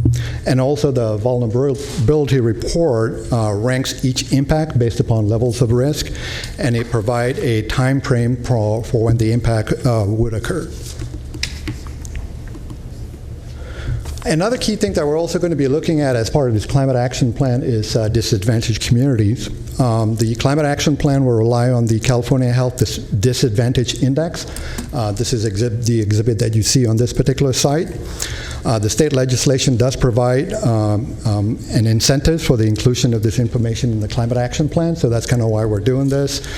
There is an opportunity for us to capture the state cap and trade funds, and this can be used for projects either proposed within the disadvantaged communities or projects that benefit disadvantaged communities. So this is something that we're also going to be addressing as part of the climate action plan. Really quickly, just kind of going through some of the public outreach effort that we have done. We have prepared a web page. We've also identified a dedicated email so that people can provide comments electronically via the email.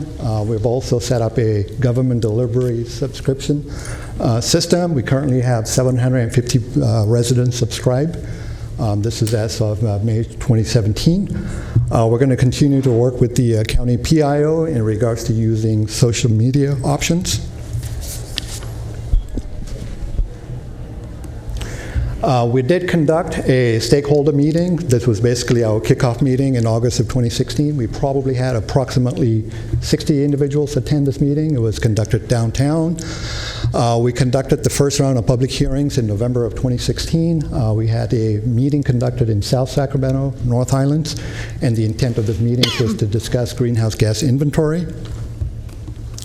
The second round of public workshops were conducted in February of 2017, and the topic of that workshop was climate change adaptation, and we conducted a workshop in Arden Arcade and in Walnut Grove. And we're going to continue to have more community meetings, so we're looking at having a set of focused stakeholder group meetings and also community meetings to review the measures and also to review the draft action plan. And that basically wraps up my presentation today. I'll be happy to answer any questions, and if there's any technical related questions, Eric is here to answer those too.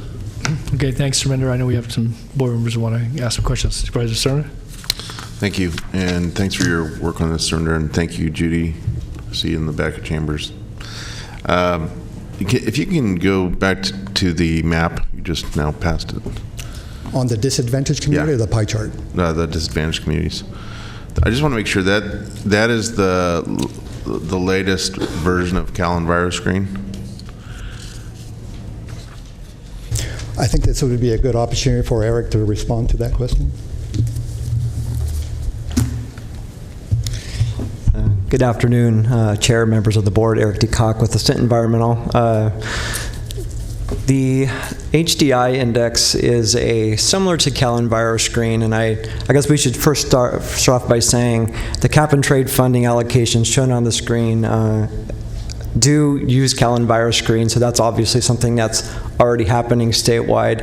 I think what Rajinder was referring to when we put this map on the slide, and looking at the way CalEnviroScreen scores disadvantaged communities, it's a little bit weighted towards urban communities, and when we're looking at an unincorporated jurisdictions like the county, there is a substantial urban population, so some of those funding allocations would apply.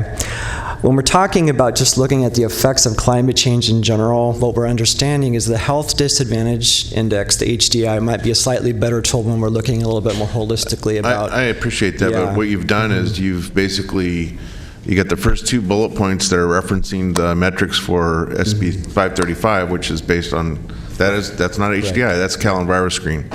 And then now you're telling me in the remainder of the bullet points, while you're using a slightly different mapping or GIS platform to make that determination. So it's a little confusing when you mix the two like that. It would be good to, I think, for each of the board members for our respective districts and for the county as a whole to understand to see very clearly the CalEnviroScreen mapping from the latest iteration of its, I think, version 3.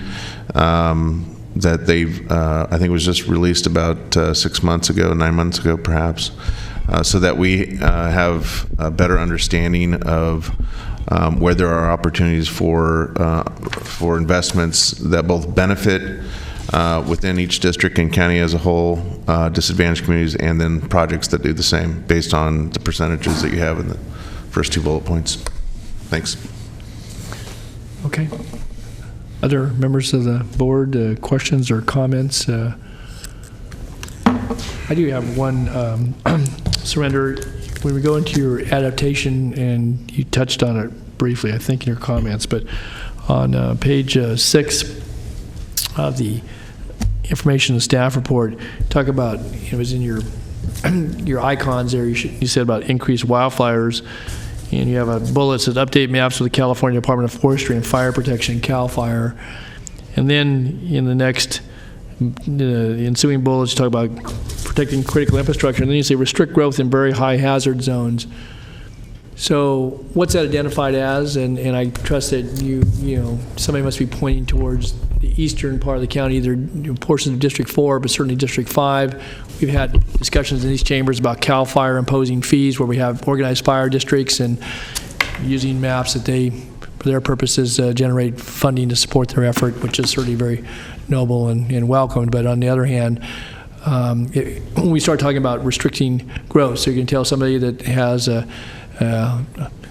80-acre ranch, 800-acre ranch, you can't build a house, you can't build a barn, you can't give property to family members to build a house as part of ranching operations. I guess I'm curious, not that you've got that far with it, but immediately my thoughts go to that. I don't know how much of a difference that makes in your overall calculations, but to me that's, I don't see that, you know, here embodied in anything else you're doing, but you start talking about, basically say restrict growth in very high hazard zones. And if you take that to the next, we start talking about sea level rise, and you get into discussions about the delta and the viability of communities there. And so before that discussion goes very far at all, I want to have, again, that's why I'm asking for information, and maybe you don't have that available today, but as one member of this board anyway, I'm concerned that we can then, not only does we look to areas that may be disadvantaged, but that you also then begin putting other maps together to start pointing to certain things that maybe have factual connectivity to them, but then project out and then begin to talk about what we as a board are going to do in the unincorporated area in restricting certain activities and permitting certain activities and so forth. And for this to have any meaning at all, I got to tell you right now, you've got to have something that kind of lays out in terms of, you know, what does it mean if we do this, you know, in year 1, in year 5, year 7, not just with your calculations on the goals here that are set relative to reductions in greenhouse gases. The assessment then, what it means to communities, to folks who live in those communities, got quality of life, but you also got life lived daily. And I'm just saying that there has to be some merging or converging of that as it relates to the decisions we're going to make here. And so I don't have that data. I've seen how you've done metric tons and calculated. I appreciate the work. It's pretty detailed here. But we have the largest and probably only significant landfill as it relates certainly to residential and commercial. But we get, that gets built in our calculation, but that serves not just the unincorporated area, it serves other communities, in fact, those that are outside of the county of Sacramento. And but if we're going to be expected then to make all that up in the unincorporated area as part of our plan, we better look at that pretty closely, because otherwise we take on a bigger burden. We're bearing the responsibility, and certainly communities that I represent and the Supervisor Frost represents are the ones that bear the immediate impacts of having a landfill in the midst of their community area. And so, again, those calculations beyond just the planning, and beyond just, what we're going to hear about, meeting the goals and doing, best practices as it relates to construction and so forth, those need to be taken into account, again, for the discussion that we're going to have in these chambers, I trust, over the next few months, or when you come back to us this fall, about how you implement and what you go forward with in developing ordinances or structures for cost recovery to, regulate certain parts of the community.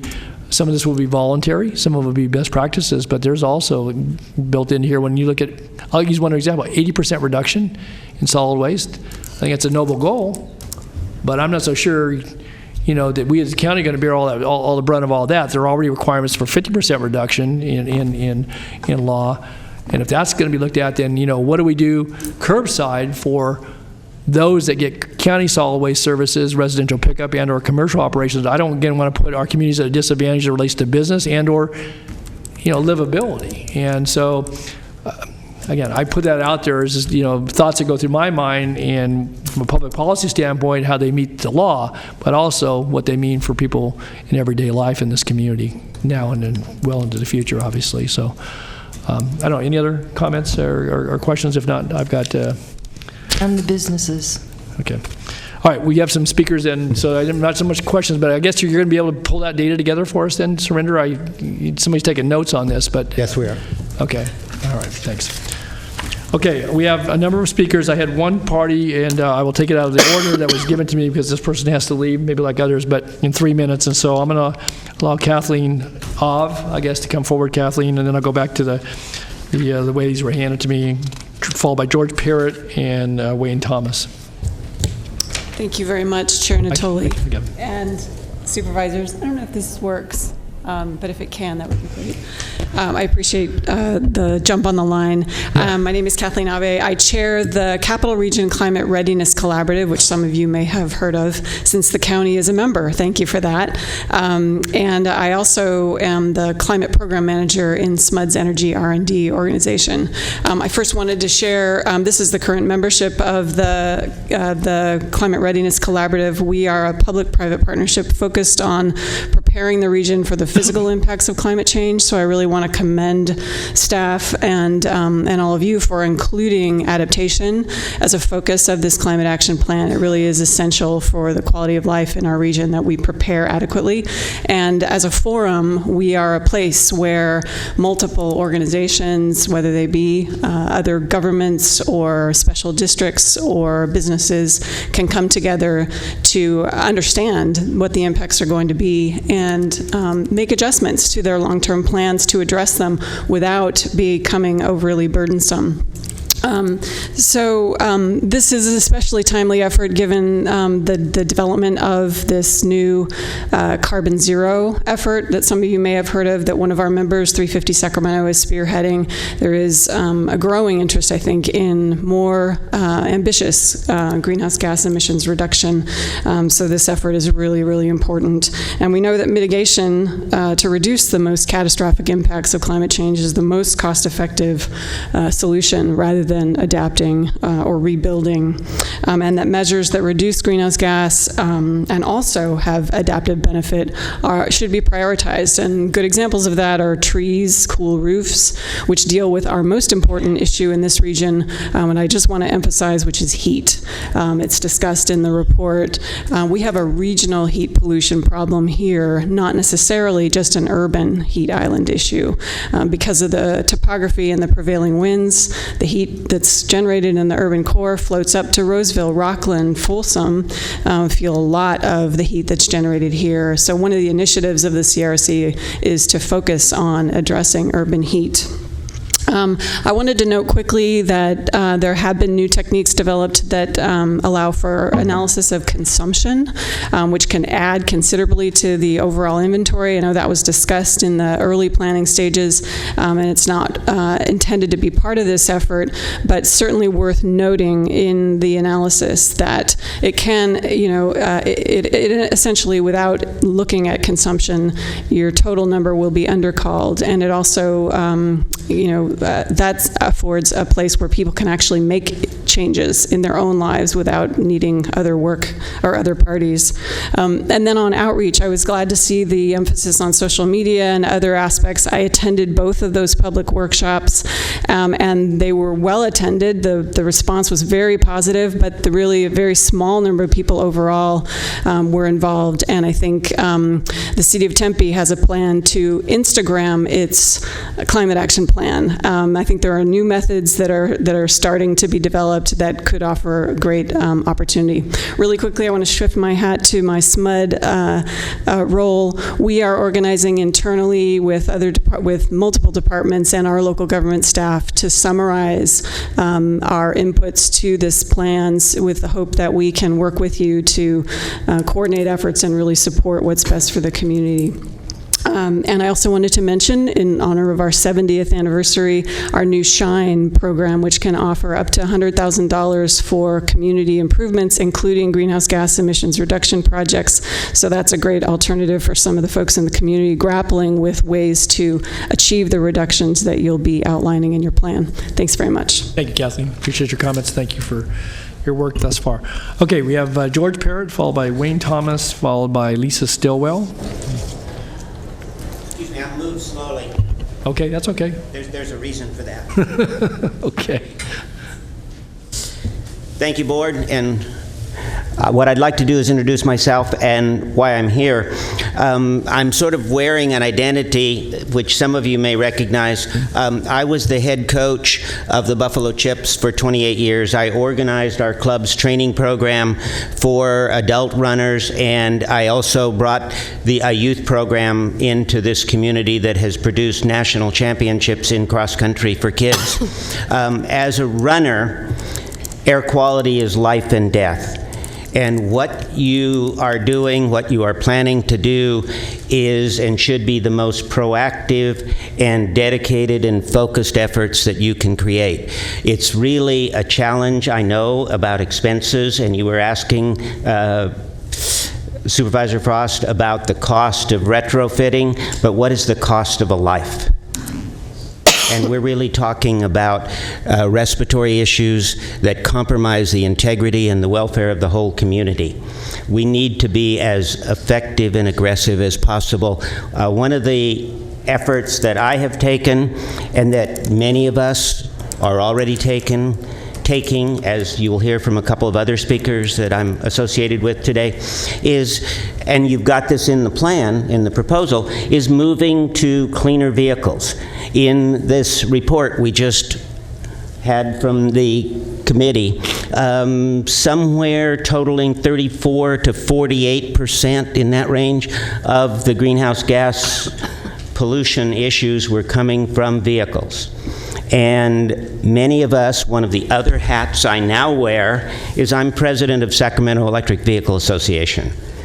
These are expensive adjustments to our personal budgets, but they are things that within the programs of the county and state, we can incentivize the adoption of those vehicles. One of the possible actions, if Sacramento gets that $44 million as a Green City program, is to provide incentives for low-income households to move to electric vehicles. Essentially, the combination of getting away from those gas water heaters, getting away from gasoline and diesel vehicles, which we have the technology to motivate and incentivize, will do most of what we need. And again, I'm here just to thank you for considering this, for looking at these issues, and for encouraging you to make the commitment, because it really isn't possible to have a balanced calculus of a life versus the cost of a water heater. Thank you. Yeah, thank you, George. Appreciate your comments. Okay, Wayne, and then followed by Lisa Stillwell, followed by Lori Lippman.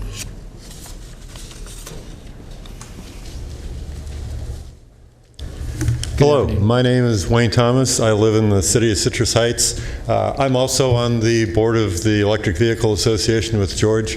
I was a little disappointed in the presentation in that it didn't address electric vehicles at all, and given the fact that the inventory clearly showed the vehicles are our biggest problem with greenhouse gases, not to mention air quality, which is yet another problem for the Sacramento region. I'd really like to see that changed and certainly beefed up. I personally have driven a 2013 Chevy Volt since the day I got it, and driving to and from work, I haven't used a single drop of gas. I charge off-peak. SMUD's off-peak power is extremely green. A lot of it comes from the Solana wind farm, a little bit more from hydro. So, I mean, seriously, if you want to reduce greenhouse gases, that's the way to go. You know, the Chevy Volt doesn't even have a huge range. You know, mine is rated for 38 miles. So it seems to me as though, you know, we could go a lot further just with electric vehicles than changing out to electric water heaters. I really, you know, started getting involved with electric vehicles simply because I was commuting on my bicycle, and let me tell you, the fumes from vehicles in the morning are really tough to inhale. It's not a fun thing. So what I started doing is driving down to the bike trail, which made me another one of those people putting out fumes, just so that I could avoid actually inhaling them. I think that pretty much sums up what I had to say. Yeah. Thank you. Well, thank you, Wayne. Thank you for being here. Thanks for your comments. Mr. Chair? Yeah, Mr. Cerny. How many more speakers do we have? We probably have about a dozen. Okay.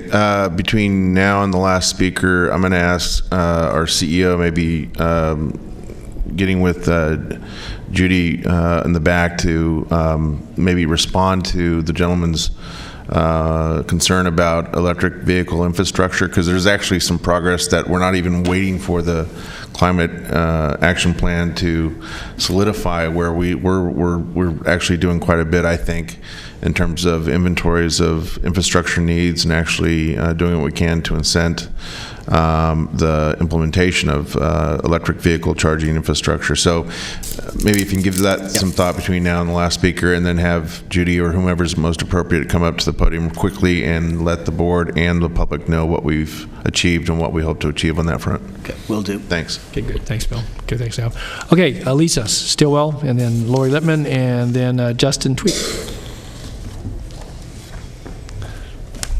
Good afternoon. Mr. Chairman and the board, thank you so much for the opportunity to speak in support of the Climate Action Plan. My name is Lisa Stillwell. I live in Sacramento. I am a professor at Cal State University, Sacramento, and also a member of the Citizens Climate Lobby.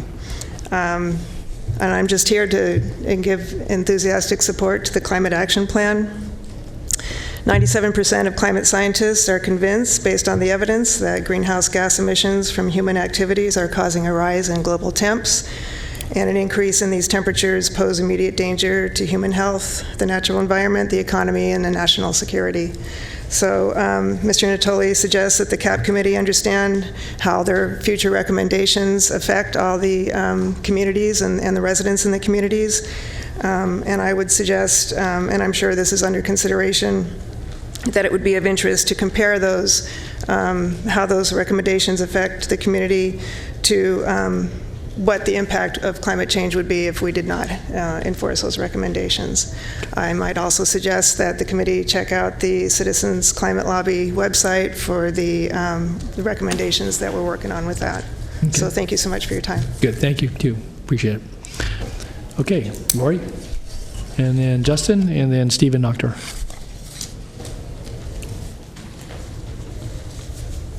Good afternoon. Chair Natoli and board, thank you for letting me speak. I'm Lori Littman. I'm with 350 Sacramento. The 2012 Climate Action Plan called for a 20% reduction from 2005 levels by 2020. The last greenhouse gas inventory in 2015 showed that the county had an increase of 1.4% over the 2005 levels. We're going in the wrong direction, and delayed action not only jeopardizes our future, it means that we have to use more expensive measures to get back on track. So now we're 2.5 years to 2020, and we have a long way to go. We need to do more, and we need to speed it up. There's been some discussion, and understandably so, about the fiscal concerns of what we need to do to respond to climate. But I want to put some of that in context. The reason that we're even doing this climate action plan is that the potential effects of climate change are so terrifying, so horrendous, they could make our community unlivable. We're talking about potentially drought for decades, increased temperatures that become unlivable, major disruptions in agriculture leading to famine, migrations from people who are displaced by rising sea level. So we're talking about real life situations. This isn't just numbers that some of the presentations earlier on seem to be about numbers. This is about our future and our real life. So at a certain point, well, the window for doing climate action, for doing something about climate change, is rapidly closing. In another decade or two, we will be at the point where, due to feedback mechanisms, we won't be able to stop runaway climate change. So think about your children, think about your grandchildren, think about all the things that we care about, and that's why we're asking you to work really fast and aggressively to stop climate change. Okay, thank you, Lori. Appreciate your comments. Okay, next, Justin Tweet, and Justin's followed by Stephen Noctor, followed by Ralph Proper. On May 13th, 350 Sacramento, a local nonprofit organization, hosted a community forum called Leading the Way to Carbon Zero, which explored pathways for the Sacramento region to become a leader on climate change. The event included nearly 200 attendees and dozens of sponsoring organizations. Mayor Steinberg, who provided the opening remarks, indicated carbon zero is an audacious goal and felt that it was imperative and necessary. In addition to the forum, 350 Sacramento includes a group that has been studying climate action plans for several months. We identified 3 main elements that are required for successful climate action plans. First, a challenge of this magnitude requires transformational goals rather than ones that only create quick return on investment. For example, the county blueprint for development must create higher density, particularly along transit lines, making it easier for people to get to work in other places. Expanding auto-dependent suburbs with low productivity land use isn't sustainable from an environmental perspective or from an economic perspective when you factor in the hidden costs. Second, the element required for a successful climate action plan is accountability and transparency. Goals must be specific, measurable, and time-bound. A lot of great ideas exist in the county climate action plan document, but it's not clear how many of these ideas have been implemented. we recommend a dashboard posted annually on the county website to track progress. We also want to see ownership of the targets assigned to county leadership and incorporated into their performance reviews. A project manager should be assigned to ensure everything is tracking on progress. Finally, the public must be given sufficient time to review the draft plan, and more engagement is required. Other climate action plans that 350 Sacramento has studied has put an emphasis on community engagement. Vancouver had more than 9,500 people contributing ideas towards their plan, which not only yields a better plan, but creates other benefits. For example, participants in Vancouver often asked how they could take the ideas from the planning sessions and apply them in their own homes, neighborhoods, and businesses. Achieving carbon zero before 2050 is imperative and necessary. It's also possible, but it will take everyone's ideas and imagination. 350 Sacramento would like our county to embrace this audacious goal and to work together to make it happen. Thanks. Thank you. Okay, next, Stephen Nuchter, and Ralph Proper, and then Earl Withcomb. Hi, thank you for the opportunity to speak with the board. My name is Steve Noctor. I work at the UC Davis Mine Institute, and I'm also a member of the Sacramento Electric Vehicle Executive Board. And the point that I wanted to make is we're talking about greenhouse gas emissions, and rather than talk about it in the abstract term, I just want people to remember that this is concrete, that the pollution, the greenhouse gas emissions are pollution. And I myself have been driving an electric car for 4 years, and to kind of stress the point, the pollution that comes out of a gas-powered car is deadly, and we know that. So for example, none of us would allow our child to sit in a garage closed with a car running, because we know that that's bad for us. But yet every day we treat the atmosphere as if it's a limitless reservoir, and we're just pumping tons and tons and tons of pollutants into it. And so one of the ways we can address that is by encouraging and shifting people to the idea of driving electric cars. And that's something that's been discussed by several people here, but it's a great way to drastically reduce the amount of pollution that's produced by a car. So in California, if you average the amount of pollutants that are made by a grid, right now, an electric car charged off the grid produces pollution that's equivalent to a car getting 90 miles per gallon. So it's a great way to reduce pollution. In cases like somebody who can afford solar panels, you can actually almost zero that out entirely. So for example, at my house I have solar panels. I can plug my car into those panels during sunlight hours and effectively be driving on sunshine. And the reason that I do this, there's multiple reasons, but the primary reason is for our health and the health of our children. It's something that I want us to remember, that greenhouse gases, they're real pollution and it's not good for us. Thank you. Good, thanks, Steve. Okay, Ralph. And Earl, and then Rick Bettis. Oh, you're next, Ralph. Okay. Gotcha. Well, thank you, Chairman Natoli and the board for letting me speak. I'm Ralph Proper. I retired a year or so ago from the California Air Resources Board's Research Division, the section dealing with climate science. I've been going to scientific conferences on climate change since the 1980s, and it seems every time I go, we find out the problem's a lot worse than we had thought. So the situation is really something we have to deal with far more than we had thought in recent years.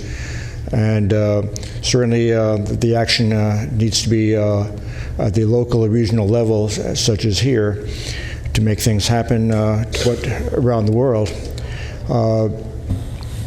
I'm now on the Executive Committee of the Environmental Council of Sacramento. I co-chair the committee dealing with climate change. And ECOS, the Environmental Council of Sacramento, has been involved for many years with the need for air pollution concerns and other concerns to have more infill development, less suburban sprawl. This is true also for greenhouse gas emissions. And whether it's for transit, which can offset those emissions, or if it's for insulating a home, a more dense development can allow much less greenhouse gas emissions per capita, which is what we need to do. There's a sustainable community strategy that that SACOG has developed per state law. And to enable that to occur, I think we need to consider the kind of thing that the local air district has required indirect source review for large development. They have needed to offset their nitrogen oxide emissions. Well, I think we need to have an offset program for greenhouse gas emissions as well. This, for example, could help benefit regional transit, which needs money so badly now and is part of the solution for greenhouse gas emission reductions. The developments that would be put in that can't be served easily by public transit would have to offset the greenhouse gas emissions by contributing to regional transit, either to get regional transit to those developments or get more transit for serving the existing community or the or areas where densification can occur. So that's one idea I want to put out there for what we need to do, and I hope the county will move ahead as best can be done to for this existential crisis that we face to deal with the global warming and climate change. Thank you. Good. Thank you, Ralph. Appreciate you being here. Comments. Thank you. Okay, Earl Withcomb, Rick Bettis, and then Bruce Burdick. Thank you, Mr. Chairman. Earl Withcomb, a community activist and consulting air pollution engineer. Climate change poses the greatest challenge we face over the next 3 generations. If we reach the warming tipping points of melting methane hydrates in the deep oceans and the permafrost in the far northern latitudes, we all literally will be toast. I don't have any comments on the emission inventory or the vulnerability assessment except for one. If the 2005 emission inventory is made comparable to the 2015 emission inventory by excluding aircraft emissions, then the 2015 inventory is shown to be 5.8% higher than the 2005 inventory. And that's definitely a direction we should not be moving in. As solutions, I suggest, first of all, that you empower staff and require staff to identify and evaluate best practices being pursued by local governments throughout the United States and worldwide. There's a plethora of new ideas and programs out there to move the needle on emission reductions in every sector of economies. After doing that, then I suggest you I strongly suggest that you adopt more than aspirational goals, such as the legislature has done in forcing the state to move forward by definite steps and definite deadlines. I suggest, for example, that all county facilities be made net zero energy by 2025. I suggest that by 2022, bans of all non-internal combustion black carbon sources be imposed. This would require conversion to electric barbecues, the banning of residential wood combustion, which in this region is mostly ornamental, the banning of open burning, agricultural and otherwise. I suggest that you make positive steps in reducing emissions from county facilities and those sectors of the disadvantaged communities that don't have the wherewithal to take the steps necessary by going to the legislature and seeking the authorization to impose a utility charge, a fee on utility bills, which is an excellent nexus, and use that fund, those fundings, to the monies, to fund a climate protection revolving fund, and that those funds be used to basically install solar panels and power walls in institutional, residential, commercial facilities. First, all county facilities to meet a goal of 25%, to meet a 2025 goal of zero net energy in all county facilities. Second, all nonprofit housing facilities. Third, all privately owned housing facilities under a revolving program where the savings and utility costs are paid back into the fund. Thank you. Thanks, Earl. Appreciate your comments and your thoughts and suggestions as well. So, Okay, next, Rick, and then followed by Bruce Burdick, and followed by John Ellison. Yeah, thank you, Chair Natoli, board members, Rick Bettis, and today I'm speaking on behalf of, well, three organizations, the League of Women Voters of Sacramento County, the local Sierra Club chapter, as well as Breathe California, the local chapter there, who are all in agreement on this issue that we must have reduce our greenhouse gas emissions and learn to adapt to climate change. I think the adaptation part of it that you're including in your program is necessary, and unfortunately it's necessary because I think we've gone a little bit too far already, and we have to do some adaptation. With respect to the mitigation aspects, there were a lot of what I might call low-hanging fruit, such as renewable energy. The cost of renewable energy is really decreased, and it can be done on a local and community scale. In disadvantaged communities, you can have local community solar if you can get the funding for it. And I think that's something that the greenhouse gas reduction funds would be available for. And I agree that the Cal Enviro screen is the direction that the ARB is going with respect to identifying the use of the greenhouse gas reduction funds. And of course, transportation is your largest source of greenhouse gases. And as others have said, there's a lot that can be done in that area, particularly in the land use planning area. You've got the blueprint, you've got the sustainable community strategies to reduce the need for use of the private vehicle and the vehicle miles traveled and enhance transit, infill, compact development, transit-oriented development, and as others have said, in certain cases, I recall in Jackson Highway specific plan, the developer there is talking about possibly contributing costs for transit to serve that area, which I think is a great idea, and hopefully it'll work out. You can, as Supervisor Frost indicated, there's a lot of retrofit you can do with existing buildings to make them more energy efficient, but not only energy efficiency with respect to losses or need for energy, but also installing solar and maybe community solar. That again, the greenhouse gas reduction fund from the state would probably be available for a lot of that, as I understand the discussions. And the area of transportation, back to transportation, I understand you are supporting the infrastructure for electric vehicles. I know that your sustainability manager, Judy, is doing a great job in that area, and I hope she can get the support for the funding to continue to do so. So there's a lot that needs to be done. This is not a new problem. The firm that I worked for, we were hired in the 1970s to look at what they called that time global warming and its impact on disadvantaged nations in the world. And of course, that was in the 1970s, and that changed when the political atmosphere changed. So that is changing now, but hopefully with local action, we can keep moving forward. So thank you. Thanks, Rick. Appreciate your comments. Okay, next, Bruce Burdick, John Ellison, Nancy Hewitt, and then Karen Klinger. Those are the last four speakers. So. Yes. Oh, the last speaker would be Karen Klinger, and then, yes. Nancy. Oh, Nancy. Oh, she went to her car. Yeah, I'll put her down to the bottom. Yes, I will. Okay. Thank you. Okay. Bruce, good afternoon. Good afternoon. Thank you, Chairman Natoli and Supervisors. Is it possible to project this? Yes, it is. Just put it face up, and we can. There we go. Right there. You got it. So, is it better? Well, okay. I'm an amateur climate scientist and really need Supervisor Cerna's help if he has connections to the Air Resources Board to help perfect this graph.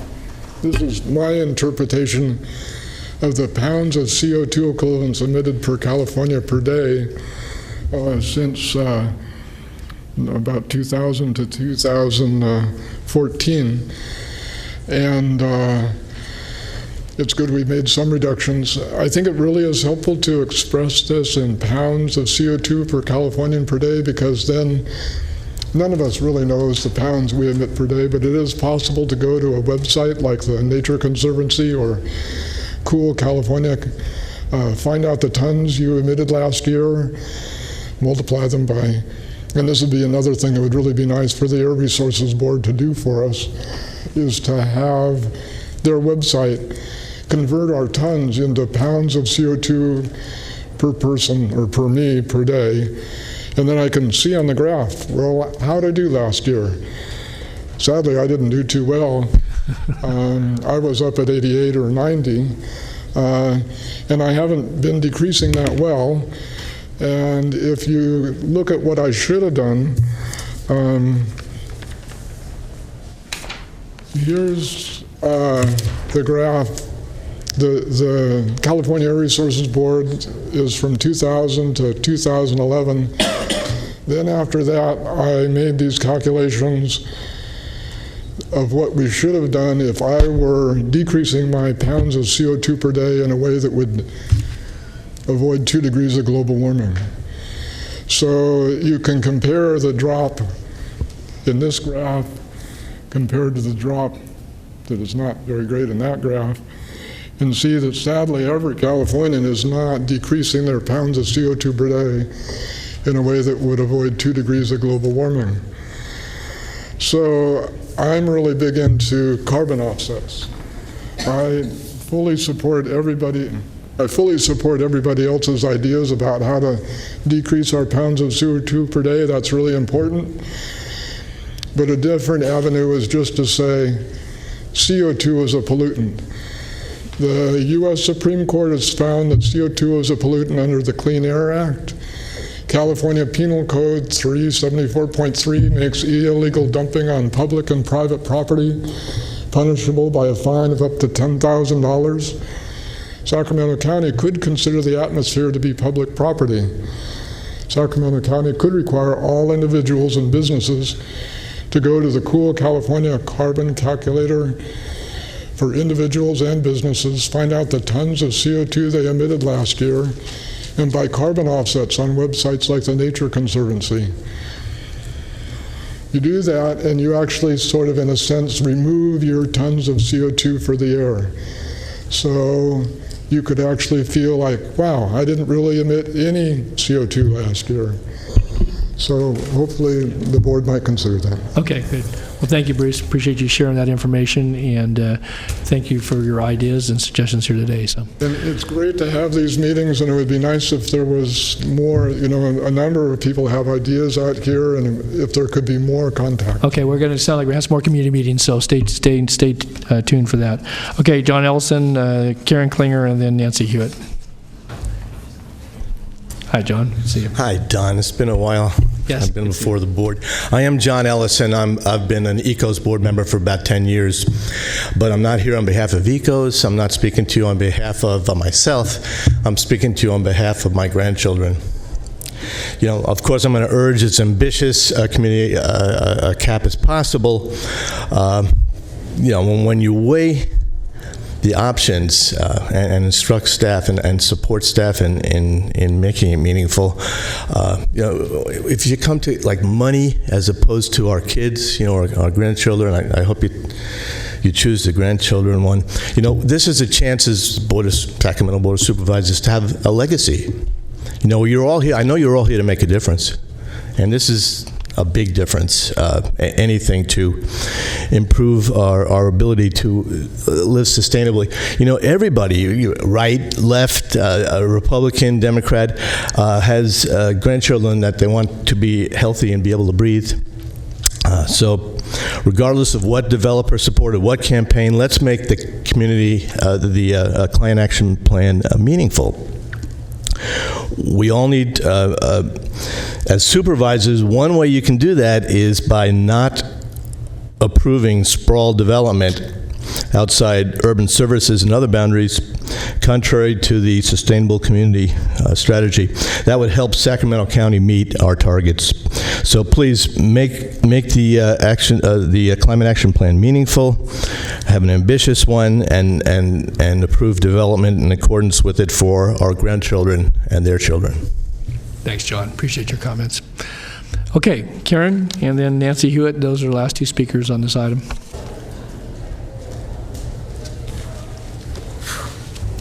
Karen Klinger. Thank you for allowing me to speak. You bet. Maybe everybody needs to move out to the suburbs and rural areas where we have air that we can breathe, except for Watt Avenue, where, of course, more and more traffic continues to be directed. I have a huge problem with this because it isn't local. It's international. The United Nations is the one that created the software for the general plan update. And Roger Dickinson was the Northern Division director for ICLEI, International Council for Local Environmental Initiatives. And they can change that name. It still is the International Council. I believe what needs to happen is you need to have the California Air Resources Board here. We need to ask Emily Nichols when she's going to be rating the people for how much CO2, how much we use, and how many of us need to move to something to maybe 1,000 square feet. Nothing but gravel or sand in the front of our yard, because if we don't, and eliminate our cars, by the way, that use gasoline, we're going to be charged. We're going to be rated. We need the Air Resources Board here. Before they can do anything here with the county, you need to know what the state is going to demand and how much it's going to cost us. And I can tell you what usually happens with a new water heater, changing, which, by the way, you have to change the electricity that could be from one side of the house and go all the way over to the other house where the water heater is. That's costly. And it's done at point of sale when somebody sells their home. Older people can't afford to live in California. They're not notified. They don't have computers. They don't know what's going on. Government in California has become so complex and so undesirable. I don't know why people even live here. I love it because my kids are here, my grandkids are here, my great-grandkids are here, and I'm going to stay because I'm going to fight this stupid state and make sense out of what's going on in California. I'm convinced, though, that the cost is not about your suggestion in regards to home improvements. Water heaters, should they be changed? Should we change from gas to electricity? Guys, this is ridiculous. All of the concrete that California continues to add with more and more freeways, more and more sidewalks, by the way, which is planned for my neighborhood, it's concrete. It's other things that add. But you know what? I have faith in God. And you know what? The climate belongs to Him, not to these crazy ideas. Thank you. Thank you, Karen. Okay. We have one other speaker, Nancy. Did Nancy come back? Nancy? I'm here. Okay, Nancy, come on. And Nancy will be our last speaker today on this one, and then we'll bring it back to the board. We have some information coming back and know where we go next with this. Good afternoon. Hello, Nancy Hewitt here. Thank you for letting me speak. I want to thank the staff and the County of Sacramento for working on the plan and giving a lot of thought-provoking information in their presentation. I want to first address the issue of rental properties. I'm not sure if that's been addressed yet. In order to reduce our carbon footprint as a county, we need to have requirements, incentives for landlords to provide energy-saving measures on rental units, including apartment buildings. This also deals with our disadvantaged communities. We need measures in place for rentals to conserve energy, measures that will insulate caulk, weather strip, and otherwise protect cool air from leaking in the summer and warm air from leaking in the winter. And I think we'll also need to encourage the use of solar in rentals as well, and possibly in the larger apartment complexes provide electric plug-ins. There are other measures that we could consider. I think the incentives part, we don't want to totally be onerous. We want to provide some incentives, I imagine, if we can. The county can sink grant money. I'm not an expert on this. There's other people who know a lot more about this. An earlier speaker mentioned a $100,000 fund for community improvements. The Air Resources Board has cap and trade funds. There's also a large settlement from Volkswagen for their concealment of a chip that caused cars to pollute extra. So there are ways to incentivize any improvements we make in apartments and other rentals. Protections, in that case though, protections for renters should be devised that protect evictions, protect residents from evictions in pursuit of higher rents. If you're going to publicly fund improvements, you don't want to use that as an incentive for people to raise their rents. So, and another point, the last point I'll make, well, maybe not the last. The county should keep the general plan for land use purposes. Each new development has the potential to increase the number of trips and increase the vehicle miles traveled. And I think someone's already mentioned, I mean, I'm not representing 350 Sacramento or Women for Equality at this moment, but I do work with both groups, and they're involved in climate change. And we have 350 is a level, you've probably already heard this, 350 is a level of parts per million where nothing changes. I believe we're at 450, and we're getting in deeper trouble. And if you worry about economic impacts, just let it continue. The impacts will be so severe that you'll be wishing that we had done something sooner. And also, just to mention on why methane or natural gas is important, we have, because of I used to think natural gas was the ideal fuel for heating and cooking.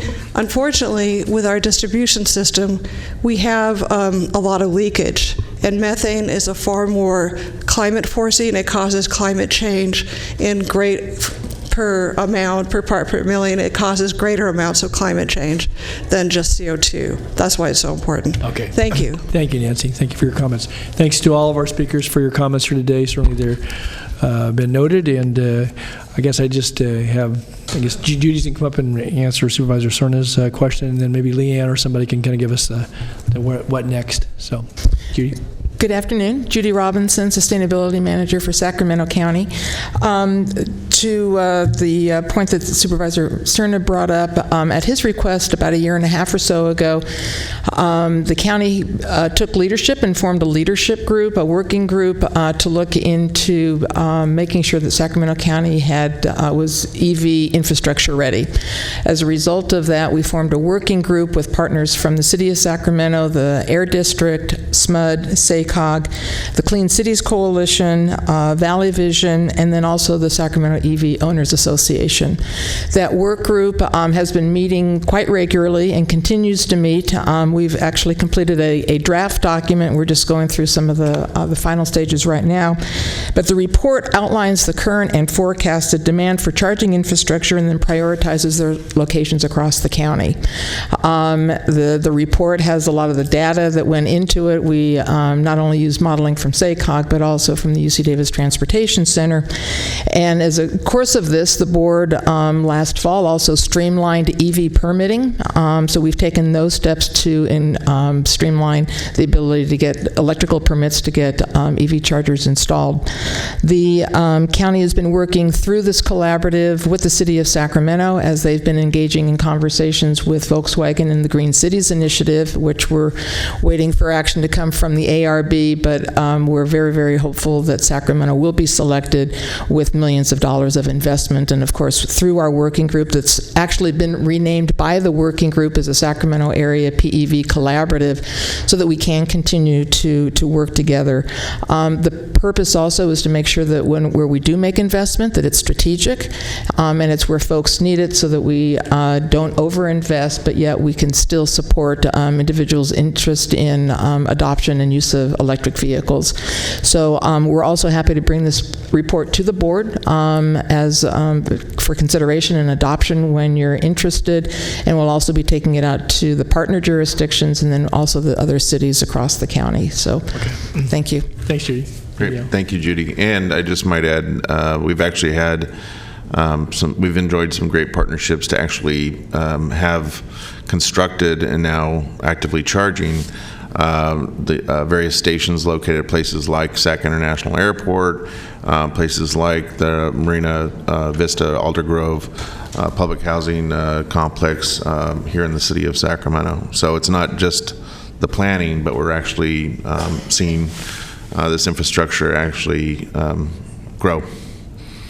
Very good.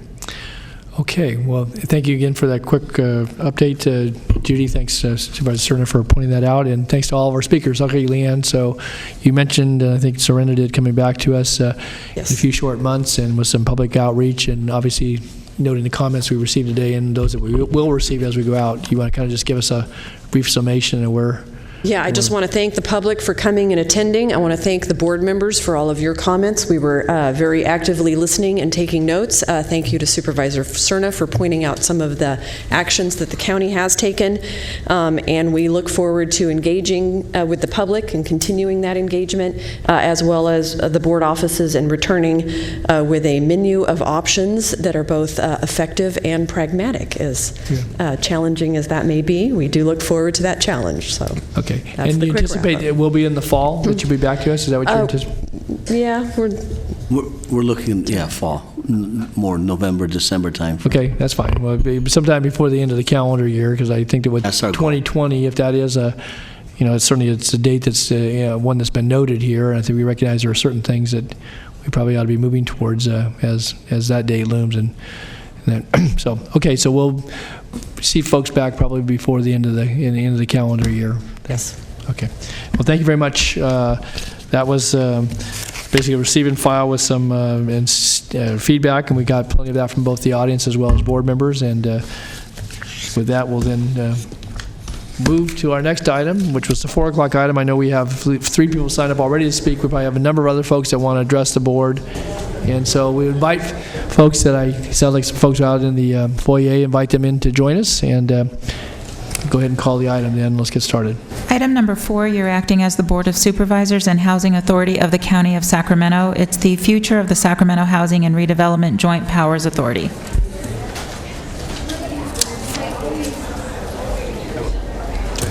And just say Rob, sure. Okay, yes. Okay. All right, let's just, before Rob or anyone else jumps in here, let's give people a chance to filter in. So, catch your breath, Rob.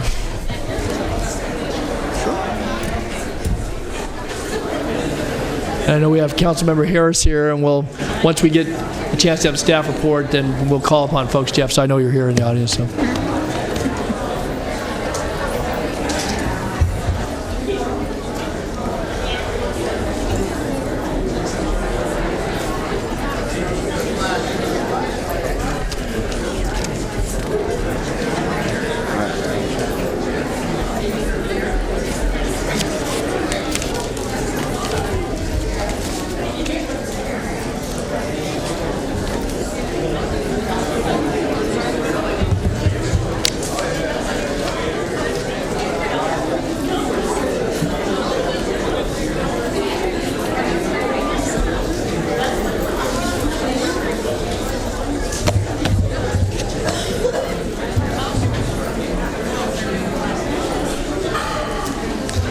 Okay, if you'll please come in and take a seat so we get started with the hearing.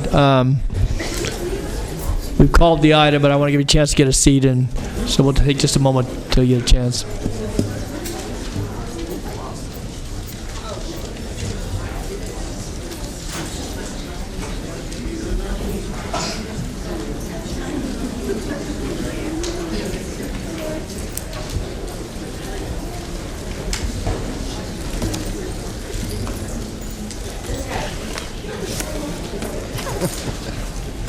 We saw back there.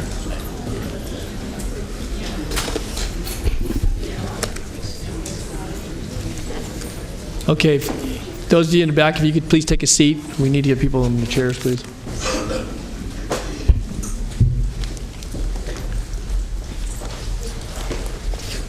Okay.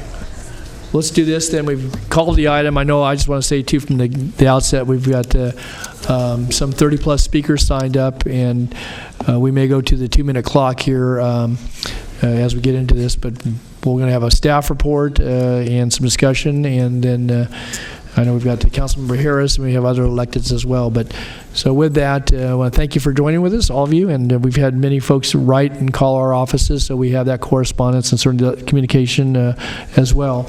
And maybe just call the item one more time, if you could, Flo. I don't know if everybody got a chance to hear that. So for item number 4, you're acting as the Board of Supervisors and Housing Authority of the County of Sacramento. This is the future of the Sacramento Housing and Redevelopment Joint Powers Authority.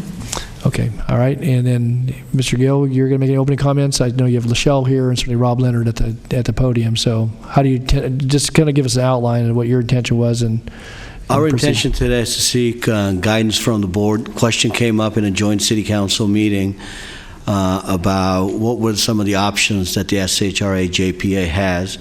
We have provided a report to the board and to the public, have Mr. Leonard go through what our recommendations are, and then engage in dialogue with the board, any public input, and then at the end, what we're looking for is direction from you, which way you want us to go with this item. Okay, and we have two reports. We have one from, we have the attachment and discussion item from SHRA from Lachelle Dozier, and that's attached to the staff report that you referenced that you're bringing, and Mr. Leonard, I trust, will be presenting.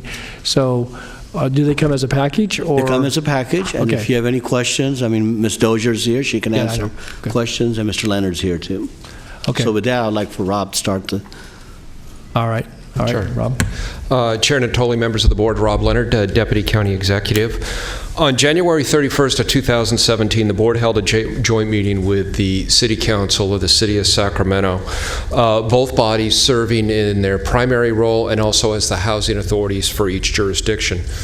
The meeting agenda that evening focused on two subjects. One was a background and overview of the JPA, or Joint Powers Authority, of the Sacramento Housing and Redevelopment Agency, and the second was the Homeless Housing Initiative.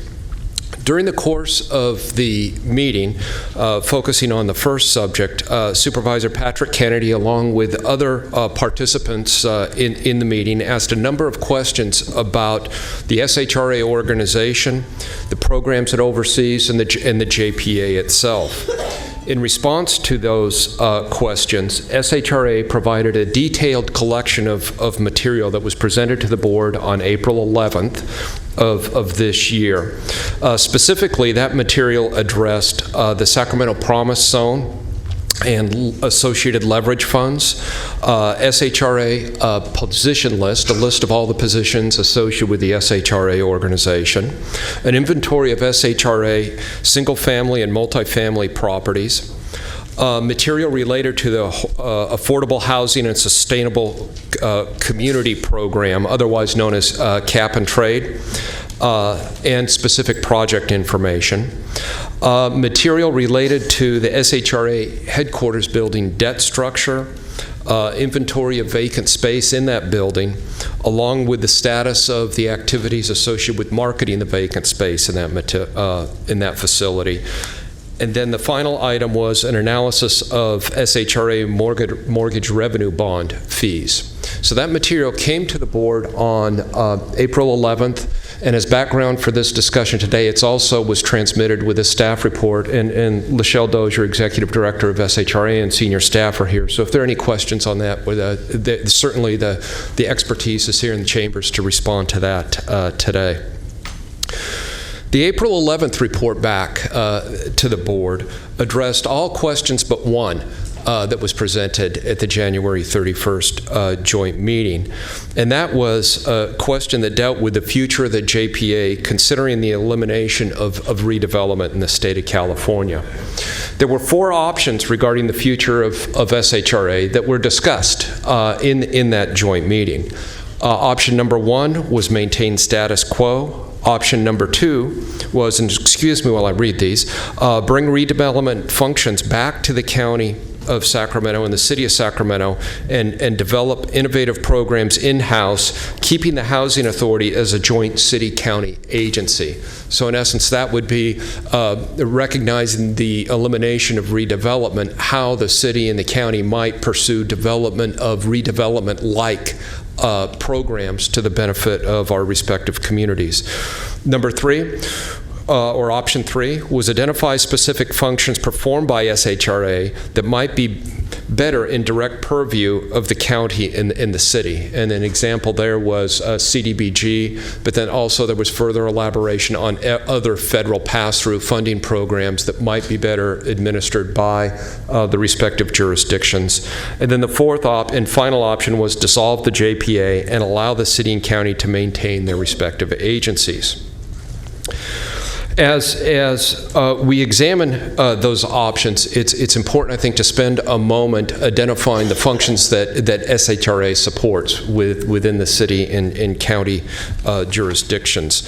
And those are addressed in detail in the SHRA report, which is provided as attachment to this report. In general terms, those functions focus on public housing and administration of the housing choice voucher programs, affordable housing programs, which include the rehab of existing housing and development of new affordable housing, and administration of the housing trust funds for the city and county. The functions also include the performance and support of those federal pass-through programs that I had mentioned earlier. So those include the community block grant programs, HOME, which is a Home Investment Partnerships Program, Emergency Shelter Grant, and federal dollars associated with HOPWA program, Housing for People with AIDS. The future funding of these programs is very much in question in Washington. These are federal programs, and in terms of what resources will be made available for those programs, and in turn, will those programs exist? In what form might they exist in the future? These programs do provide a lot of significant benefit to our respective communities. As recently as this morning, there was a ribbon cutting on a new well down in Walnut Grove that's providing domestic water supply to part of the community. These are programs that really do provide great improvements and great assistance in our respective communities. Also mentioned in the staff report is that SHRA supports jurisdictions also beyond the county of Sacramento and city of Sacramento. SHRA supports in various ways on various programs the cities within Sacramento County, but then also jurisdictions outside of Sacramento County. So that including cities in Solano County, such as Fairfield, Vacaville, and Vallejo. Counties of El Dorado, Placer, and Yolo, and the housing authorities of the city of Roseville and Yolo County. Considering the discussion that has occurred since that joint meeting on January 31st, and our preparation for this meeting today, it's recommended that the board direct the county executive to engage with the city manager, the city of Sacramento, and Lachelle Dozier, the executive director of SHRA, to evaluate the following. The county and city of Sacramento administer their own federal and state funding programs for housing and community development programs, those functions that I mentioned earlier. The services provided, including scope and terms to jurisdictions other than the county, Sacramento County, and the city of Sacramento. And then 3, the implications associated with any change to the JPA. The county executive would report, it's recommended that the county executive come back to the board in August of 2017 with findings and recommendations regarding the future and governance of the JPA. And that concludes my comments. Okay, thank you for the report, Rob. We've got a question by one member, maybe others as well. Supervisor Kennedy. Thank you, Mr. Chair. So, Rob, let's just be really crystal clear here what the recommendation is. I mean, you just read it verbatim, but you're not recommending that anything be done regarding the future of SHRA or the JPA at this meeting, right? That's correct. There is no recommended action to the board to do anything with the JPA, any change. Evaluate a number of things, but not initiate change with any action recommended. Purely evaluation and information gathering and just getting more information to be able to make a potential decision down the road. Is that right? That's correct. Yeah, and I'll just amplify that, Supervisor Kennedy. That is correct, given the information. It's evaluate, is to work with Lachelle, work with Howard Chan, and come back and make a presentation to you on what these different items are and what the board's desire is at that point. And so coming out of that could be anything from don't do anything at all to make significant changes. That's correct. That's the 2 bookends. Okay. Could I just follow on, though? Who does the burden for the evaluation fall to? Again, when I see the reports that are here today, obviously Rob and Nav and your staff have done some of that, but there's been an extensive amount of assimilation of information provided by the Housing Authority and Redevelopment Agency, the SHRA, and I guess part of the question that occurred to me, I shared this with you in our briefing yesterday, is that where does the expertise lie within the exec's office? Maybe it does, to give us that evaluation. Are you going to have to go to the outside to do that, or are you going to go back to Lachelle and her folks who are already pedaling very fast with respect to any number of projects, including what we gave them as an assignment in March as a part of that bundle recommendation relative to the initiatives on homelessness? And so I guess that's the question, and you shared with me your thoughts about that, but I guess, as a part of this recommendation, just to say, well, we're going to evaluate, and then to say, well, Lachelle, we want what X, Y, Z, and A, B, C too. And yet we're going to continue to ask them to do all the work that they do currently. And so I guess I want to know So what that one means. of the things, for example, is the question is on the federal and state funding, is that is a question that's been around, and that's an evaluation that at the executives level we need to look at. If we were to take that function into Sacramento County, hypothetically I'm going, is that do we have the capacity, do we have the right staff, do we have everything in place for it? Furthermore, what are the implications of doing something like that? It can't be done in a vacuum, and that's where we want to understand what the implications will be. We believe, for that example, that we do have the expertise to look at it. Is that a function that we want to add? Of course, Lachelle and Howard are going to have to weigh in, is that what implications does that have on the city of Sacramento? And if we do whatever change we make, what's the change that will happen on Howard's side? And Lachelle has given us a lot of the information. We have it. It's just a matter of starting through and evaluating. When we need further expertise, of course we'll reach out to Lachelle and work with her on it. And that's just one example of the different components that are in here. But at the end of today's hearing, certainly you bring us your recommendation. This board will deliberate once we've heard more, had some questions answered, and heard from the folks in the audience, in addition to those we've already heard from. But we could very well today, at the end of the day, say that we believe, at least for today's purposes and where we're at, that the status quo, recognizing we can have some discussion about what that is, that we could just say to you, we don't want to pursue this any further for whatever reasons. That is absolutely correct. The purpose, again, I can't emphasize enough, it is to pose the question to you. The question was posed back to us, is that what direction do you want to go? And if you tell us at the end that you're satisfied with what you have, you don't want us to pursue, then it's the next work plan item for us. Okay, thanks. All right, Supervisor Serna. Thank you, Mr. Chair. Was the intent, Nav, to have Ms. Dozier given her own verbal report, or is this the extent of what we're going to hear from executive staff from any agency prior to hearing from the public? Our intent was just, this is our presentation, more is your discussion, and folks. The reason I asked is I typically don't say too much before we hear from the public on items, even controversial ones. But I just want to make it known before we hear from Councilmember Harris and the public kind of what my perspective is and the particular angles that I'm approaching this question. I think that anytime you have a governing body where a single member or the entire body has a practical question about any aspect of operations, management, policies or otherwise relative to any agency that's under our oversight, I think there's an obligation to respond to that request. There's a whole variety of reasons why one of us or all of us might be asking the question. But I also believe that we have a obligation to think carefully about time demands of staff and what are some of the other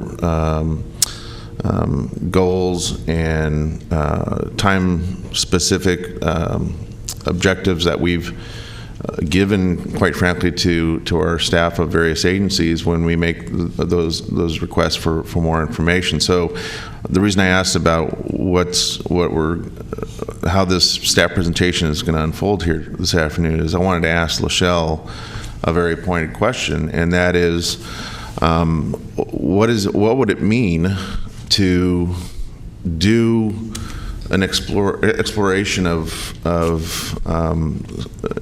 some of the questions that have been posed in greater detail for your staff, given the fact that we've, as has been alluded to, asked your staff to look at how we're going to implement a new set of priorities for housing choice vouchers. But of specific concern to me, because of the nature of my district, and I suspect Councilmember Harris is going to have something to say about this as well, is the Twin Rivers project located in the north downtown area, because I think that is something for this board to consider in terms of what we're asking you to do from a practical standpoint. Mike? You're on. There we go. Thank you. This is kind of hard because there's a lot of things going on, but let me just get straight to the matter. We have had the opportunity to really work on a lot of different initiatives. As you will recall, on January 31st, that was the whole issue about homelessness came up. We worked extremely hard over a very short time period. We came back with an initiative that was very ambitious, but we felt it was doable. So those are the types of things that the current staff is working on in addition to our daily work. So I've outlined 4 main things. That is the homeless initiative, which is a heavy lift to get to 1755 in 3 years. It requires us to implement new programs, new infrastructure, to work with new partners in a way that we have not had to do before, but we are excited and willing to do that, but obviously it's a heavy lift. The second thing that is on our plate is the Twin Rivers development. As you all recall, that's a $30 million project that we received seed money for, but the time we're done, it will be over $300 million that will need to be invested into that community. And we have very strict timelines that we have to meet within 7 years. And we are already working extremely hard. We are a bit behind the curve because we thought that we would be able to apply for cap and trade dollars. That has been delayed. But in order to make that deadline, we are working as fast as we can to make sure we have everything in place by the fall of this year to go after those grants. The third thing is the affirmatively furthering fair housing. This is a federal initiative that does require us to do a tremendous amount of outreach. Rob Leonard talked a lot about us working in those other jurisdictions, and the reason that we work in those other jurisdictions is so that we can collaborate and we can coordinate together and we can work on those problems that we know don't stay within one particular boundary or another. They cross all boundaries, but it is a lot of work that has to be done. And then the last thing that we are always working on, and we do have the expertise, is at the federal level. And there is a fight that we have to really engage in after seeing President Trump's budget and the types of draconian cuts that are proposed for housing. It is imperative that our voice be heard and that we are tracking and we are part of that. So those are all of the types of things that we are currently working on in addition to delivering on the services to our residents day in and day out. So let me ask you this, Lachelle, because I think I know the answer, but to Supervisor Kennedy's opening statement, making it, which I'm glad he asked the question of Rob the way he did, because I think, quite frankly, a lot of the communication that all 5 of us have received in recent days starts with a preamble assuming that this hearing is about the dissolution of the agency, and it's not. So I appreciate that. But my question for you is this, do you agree that when any member of the City Council or the Board of Supervisors has a question about, the status of operations, is there a better mousetrap under the oversight of SHRA to achieve some of our objectives? Is there a better way to appropriate resources? Do you agree that, you know, that's not an unreasonable request, and should there be an obligation to respond? Because what I'm getting at here is I think this may become an issue of just timing. In other words, you know, you've just stated there's a heck of a lot that your staff is currently preoccupied with. So perhaps there's a way at the end of the day, literally, to figure out what an appropriate schedule is to have some of the questions that have been asked responded to. In fact, we would welcome suggestions or comments or concerns that anyone raises about our organization, about how we function and operate. We try to create a culture within SHRA that is continuous improvement, that we're always looking at what we do and how we can do it better. And in fact, that's really how we've been able to survive. We've been able to survive is because we work smarter and we work extremely hard. But if there are still things that are of concern, then we need to know exactly what those things are. We need to get that communication so that we can correct those and that we can get back and report out on exactly what needs to happen. So I just don't want anyone to think that we're so busy that we don't have an opportunity to continue to improve. We understand as an organization that there's always room for improvement, but with a program of the massive nature that SHRA is, because I think people underestimate how many people we serve on a daily basis. Yes, there are times where sometimes we may miss the mark. There are things that we need to change and improve, and we just need to have that direct type of feedback so that we can address them. Okay. Thank you. Supervisor Kennedy. Thanks. Yeah, thank you for those comments. A couple things I do want to make clear, and that's that because my name seems to come up here regularly in these reports, and that's that I wasn't the only one that asked for this. The exact same question was posed by one of my colleagues over at City Hall when Jay Chenier said that he also was wanting to look at these things. So let's make that clear. And the other one is as far as timing goes, timing's unfortunate, but I also want to remind everybody that I was asking for this 2 years ago. And, you know, it was denied that we even have a JPA meeting, and it took 2 years of asking the question to even have a JPA meeting. So the timing is unfortunate, but it's not for lack of trying. So I'll leave it at that for now. Supervisor Frost. The timing, when we're talking about the timing, are we talking about the grants? Is that what we're talking about?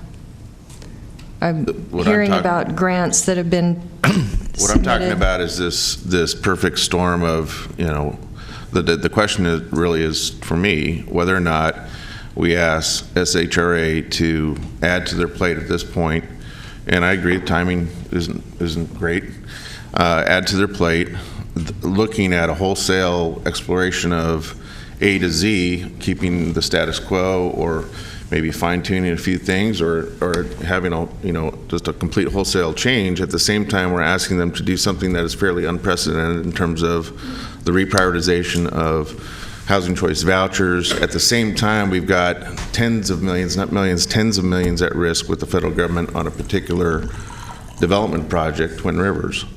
In addition to the other things that, the other tasks that LaShelle mentioned. And my understanding is that the Twin Rivers is, the County Housing Authority is applying for Twin Rivers grant. You're the administrator. Is that correct, as SHRA? Twin Rivers is a county housing authority, public housing asset. When we applied for the grant, it was awarded to the County Housing Authority. Even though it resides in the city. Even though it resides in the city. The city was the co-applicant, but the grant was awarded to the county. I guess what I'm trying to get to is it's not at risk, really. There are people that fear that it's at risk, but it's not really at risk since it's the County Housing Authority that applied for it. Any decision-making on it or any changes might change the administrator, but it wouldn't change the grant. Is that correct? When you say administrator, you mean? SHRA. One of the, when we applied for the grant, there were a couple of things that we had going for us. One of them, when HUD came out to do their site visit, was the interjurisdictional cooperation that went on between the city and the county, given the uniqueness of this particular project. They really talked about the fact that they don't see that in a lot of jurisdictions. So that was one of the things that they really did that gave us a leg up.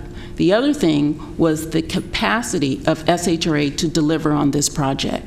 They award $30 million grants to only 5 out of the entire nation, and they look for those jurisdictions that have high capacity organizations to do the level of complex affordable housing development that is required on this project.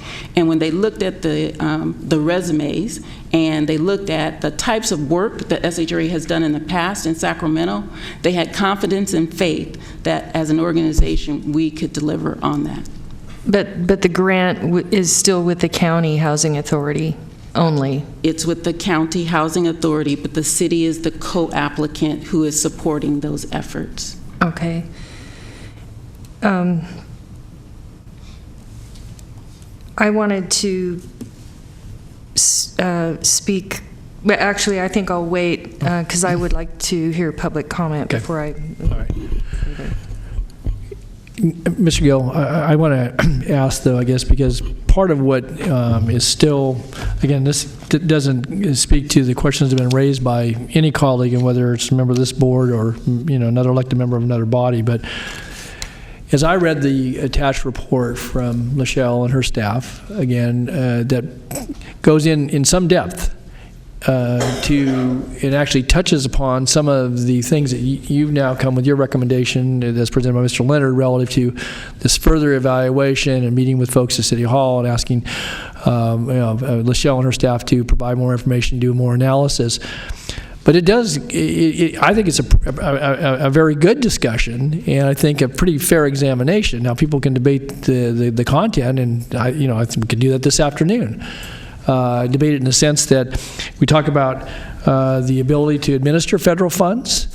It goes into discussions about trends of consolidation and regionalization, not breaking things up, in fact, to be encouraged at the federal level. And also talks about, whether intended or otherwise, unintended consequences if we were considered changing the JPA. And it doesn't go into those in exhaustive detail, but for the purposes of at least the reading of this board member and discussion, I think the table was set here. It really didn't get touched on in the report that you brought forward. You're saying we just want to look at this some more. I don't know whether you counted this, discounted it, just took it as information. And so I guess my point being here today, before we continue to march down this road of further examination, the costs that that would be incurred time-wise and whatever would be involved in responding in greater depth to the questions that have been posed legitimately by my colleague and colleagues, I guess I got to say is, though, what was done with this information, because it may just serve as backdrop from the perspective of your analysis, but in my view, I could certainly, again, I want to hear what people have to say, colleagues included, but I could certainly reach a conclusion based upon just what's in here. And saying that, maybe you want to look at tweaking something, but to Lachelle's point a moment ago, tell me where we're not hitting the mark, tell me what the problem is and needs to be fixed, and then either she can respond and she can fix it, or we can say we need to certainly be. Because that's where I'm having a difficult time with some of this, is that, the definition behind what's broken is not very clear to me. And so we're going to go off and seek a solution, certainly answer a question, but I thought it was answered pretty clearly, at least in good part in the report that was provided as the backdrop. So I guess, Nav, I ask you kind of based on what I've just said. Three components in here that reading staff report and the conversations we've had, we do want to look at, does it make better sense, and a total respect for the work that Lachelle has done, does it make sense for the state and federal money that comes in, that each entity have its own? As you know, SHRA does not exist as an entity. It is a housing authority of Sacramento County, housing authority of City of Sacramento. So the contract we have at SHRA is to administer our funds. We did that a couple years ago. We went in with eyes open. There was issues, as Lachelle indicated.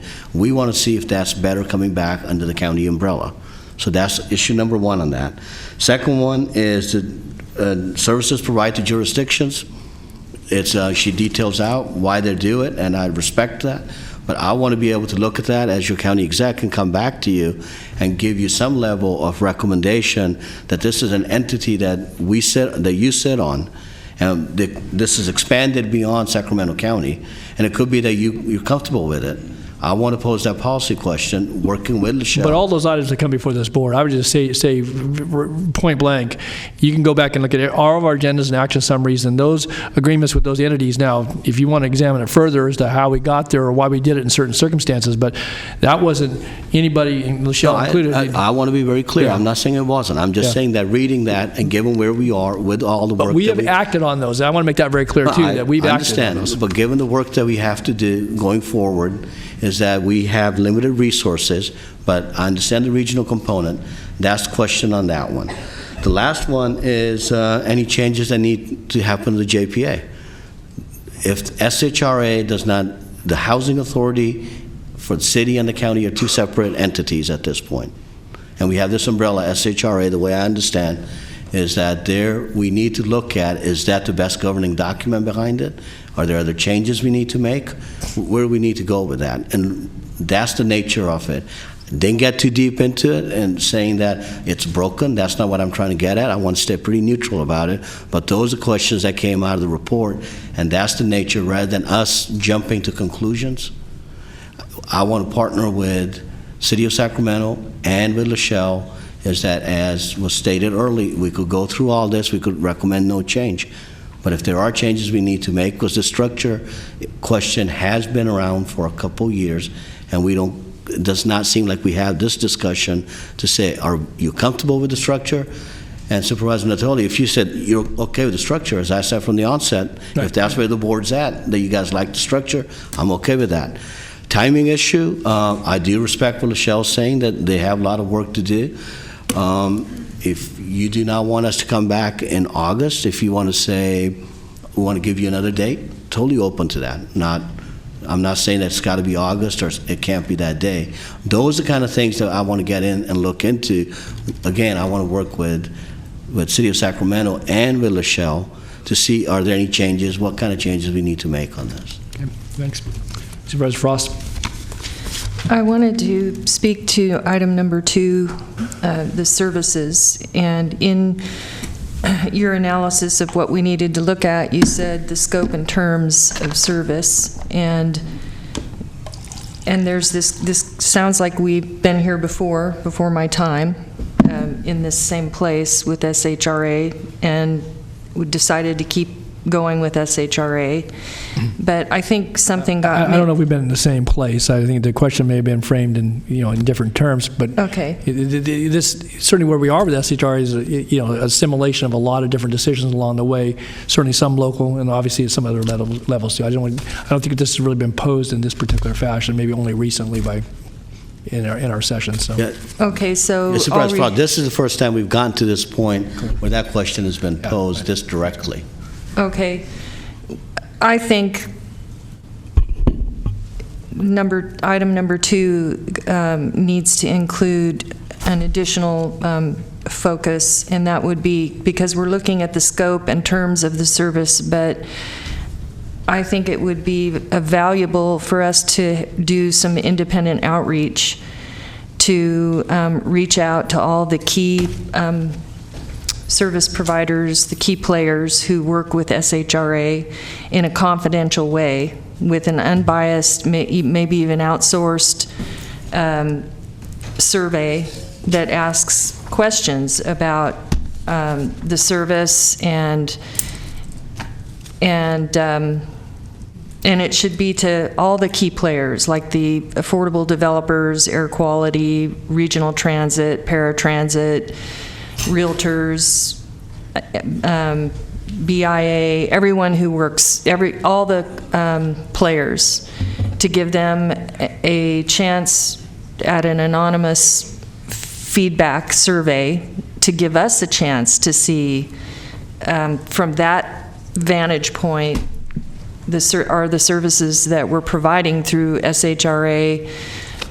Maybe we're going to get feedback that says this is an integral entity that we need to keep.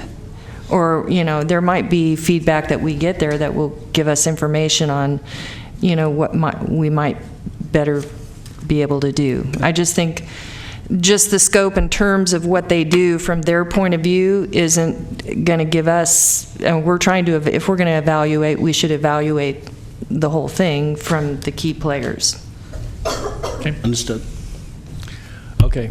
Any other member of the board? If not, then I'm going to go to anything else, Mr. Gill, at this that's point? it. Lachelle, anything else you need to add at this point? No. Okay. All right. So we've got about 30 speakers. I'm going to certainly have Councilmember Harris come first, and then I'm going to go to 2.5 minutes, trusting that folks will watch the time, recognize we had a late start, and we're going to be well into evening here, and we'll see how that goes. So, and if we need to reduce that as we get through, we'll do that. So, all right, Councilmember Harris, Jeff. Well, good evening, Chair Natoli and Board of Supervisors. Thanks for the opportunity to speak.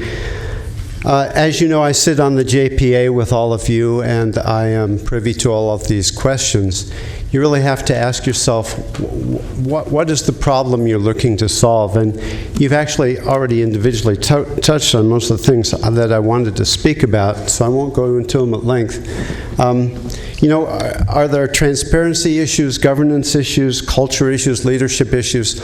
All of these things, I believe, we could tackle as a JPA. Frankly, I feel like we should convene regularly like we do on all the other JPAs that we sit on. We meet biweekly or monthly for RT Regional SAN. All of these agencies that perform work at the level that SHRA does for us. And to tell you the truth, I think that as a governing board, we have been neglectful of our duty to give direction to the executive director to perform the work according to our direction. So I would say that a lot of these questions could be answered that way. But the real reason I came here today is to talk about what even discussing the possible dissolution of SHRA does in terms of collateral damage to the Choice Neighborhoods Initiative grant. So I was there when HUD awarded the grant and toured with them, and they were very clear that the reason that Sacramento was so high in the running in receiving this grant was because of the unified front of the city and the county. That put us much higher in the queue than other areas that didn't have a unifying body like SHRA, that we convinced HUD had the ability to bring this project in and get it done on time. The Twin Rivers project is essential to the city of Sacramento and to the River District, to the district that myself and Supervisor Cerna share. It could be very transformative to the River District. It's a very important project. The HUD grant, if you miss performance targets, they can cut and run at any time. And frankly, that would leave the County Housing Authority with the burden of repaying monies that have already been spent on the project and the entirety of the grant, the total of which right now looks like it's about $34 million. This project is 2 years into a 7-year time frame, and it's imperative that there's no hiccups in moving this project along. We're almost at the point of going for entitlements, and the distraction of taking the executive director of SHRA and making her sort of scrutinize her own organization would detract from the attention of moving the Twin Rivers project forward. I think that's really important to note that just the discussion can actually, it's already reached HUD, it's already reached the federal government, and quite frankly, with the change of administration and the situation that HUD is in now, and I think some of us experienced that in Washington, anything could happen with this HUD grant, and in fact, my own opinion is that they're rather looking for reasons to be able to withdraw money and pull it back to Washington. So I would ask you this, really consider what you're trying to achieve. It's very important. One last point I wanted to make to address something that Supervisor Frost said. If, in fact, you did this study, and then if, in fact, you wanted to take action to make a change to the JPA to, say, reclaim your own housing authority, you do not have the staff that could pull this project in on time. You would miss performance targets. You would lose the grant, in my opinion. So there is tremendous collateral damage. We could also lose a lot of the brain trust and the great talent in the staff of SHRA. Certainly, even discussions like this make people think about taking jobs in other areas. So these are all things that I think are very important to consider as you deliberate your action moving forward and what you direct your executive to move forward with. I think that's about it. I've got to go get my little girl, so I thank you for your time. I'm going to cut and run, but I wish you good luck with this one, and it looks a little bit like a city hall meeting in here. Jeff, just before you leave. Councilman. So, is what you said, because I think it's fairly speculative, is have you heard from anybody in Washington, D.C. what you just said? I mean, I have not heard from anyone in Washington that they felt that the Choice Neighborhood Initiative grant was threatened by this possible action. That's correct. However, it is a fact that if SHRA does not meet performance targets, that they can then have the impetus to pull the grant and require repayment. That is correct. Okay. Thank you. Okay, Susan. I got you. I just have to take issue with you on the idea that we can't question anything. I guess we would never have a grand jury investigation then. I mean, that's our job, I think, is to question things that come in front of us and make sure they're being done correctly. So maybe that isn't exactly what you mean, but I would, if it isn't, I would ask you to kind of review your terminology, because I think it's our job to do that. And you had suggested earlier in your conversation, your statement, that you thought that we had possibly neglected the organization by not having regular meetings. One of the reasons is because I think, and I agree with you on that, but that is one of the things that could be fixed by a review of the organization. And I think if it came to that, we would need to have a much smaller board for that, like we do our JPAs. Having the 16 of us, or what is it, 9 and 5, that's 14. Trying to get a meeting together like that is very difficult, but I think a smaller board, if we decide, going forward what we're going to do, that might be possible. But I think those are the kinds of things that I'm thinking about when we're considering a review of the organization, of how to make it better.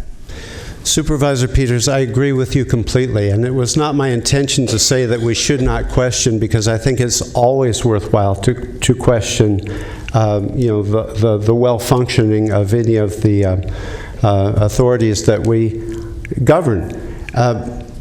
I just would ask that you think about the way you pose the questions. So I also agree with you that a more trimmed-down board is the only way to move forward. And so, yes, it is worthwhile to question whether the JPA is working efficiently. But when you talk about a possibility and actually entering into a situation where you discover whether or not you want to dissolve SHRA, I just ask you to consider that there can be collateral damage there. So, I think we understand what you're saying in that sense, okay. But I just wanted to well, point out I'm not trying to ask you not to ask questions. Well, that's kind of what it sounded maybe like. The way that you pose them is what I'm driving at. Okay. Thanks, Jeff. All right. Jeff, Thank you all very much. Jeff, what about when we pose them? To my point earlier, what's your disposition on when we ask the questions? Because as you just stated, you've made it clear that we haven't. Not only is it appropriate, but we have an obligation to ask when we have, when we're curious about the management, the oversight, the challenges, the opportunities, the resources. So, do you have any thoughts on timing? Well, quite frankly, whenever there's an issue, I think it's a good time to ask the question. My preference would really be to convene the JPA and get to the heart of these questions within the governing body. and really decide if there is a problem, what it is, and then create a pathway to fixing it. Taking into consideration what SHRA has on its plate and what is the best way to keep projects moving forward, I believe that we could probably do that at any time, quite frankly, Supervisor Cerna.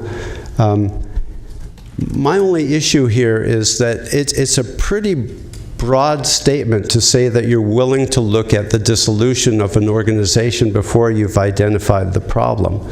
So that's the part that I really that I would have taken out of the I think staff that's where we report. have a respectful disagreement in terms of how it's been characterized. That's why I wanted to ask the question at the outset of my comments and statements earlier about what this meeting is and what this meeting isn't.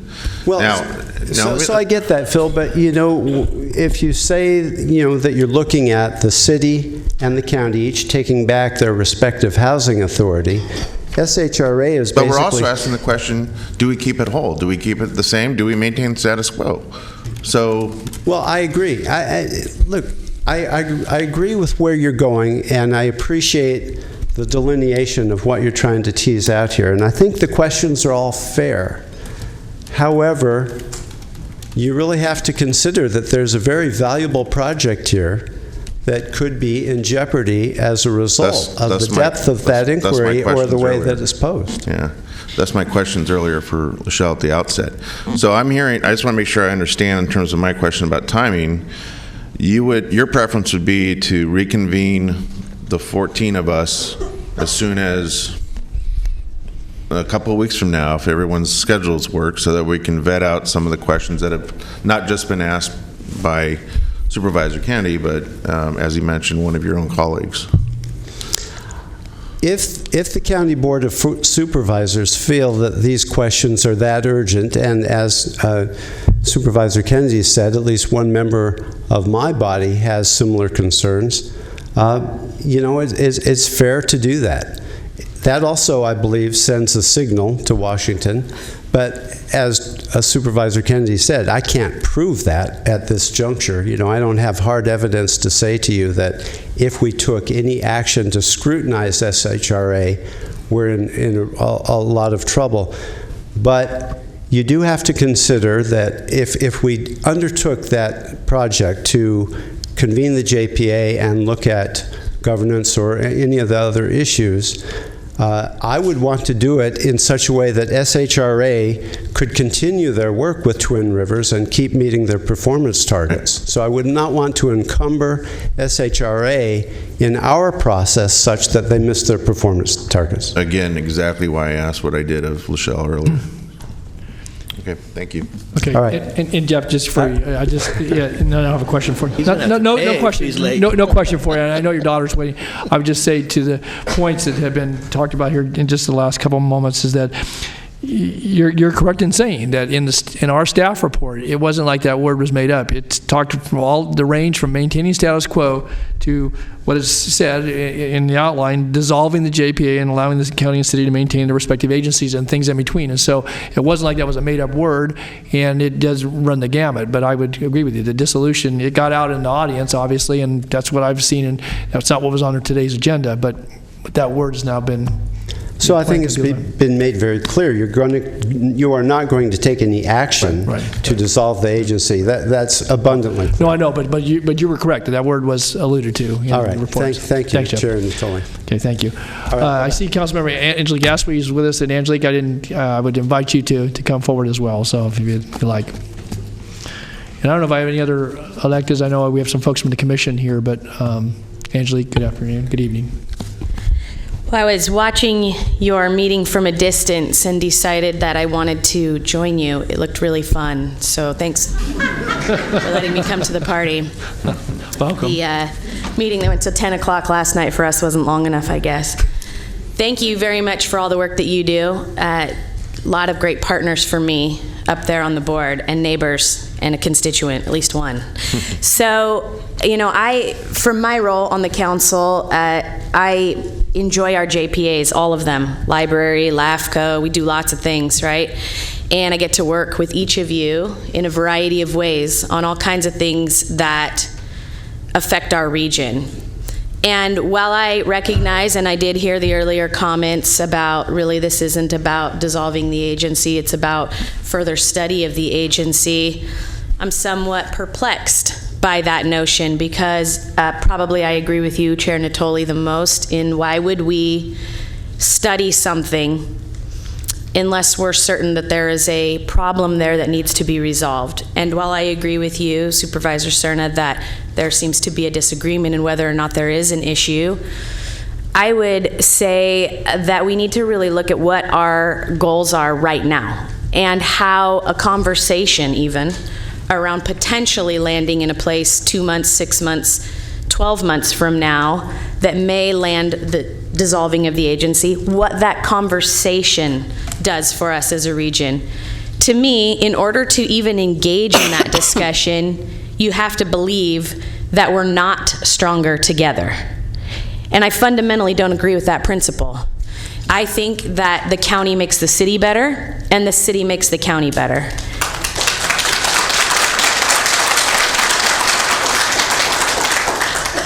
We also drive each other bonkers, but it's a good team. And the other thing I believe is you'd have to think that we would do better at housing without an entity solely focused on housing. How is that possible? How is that possible?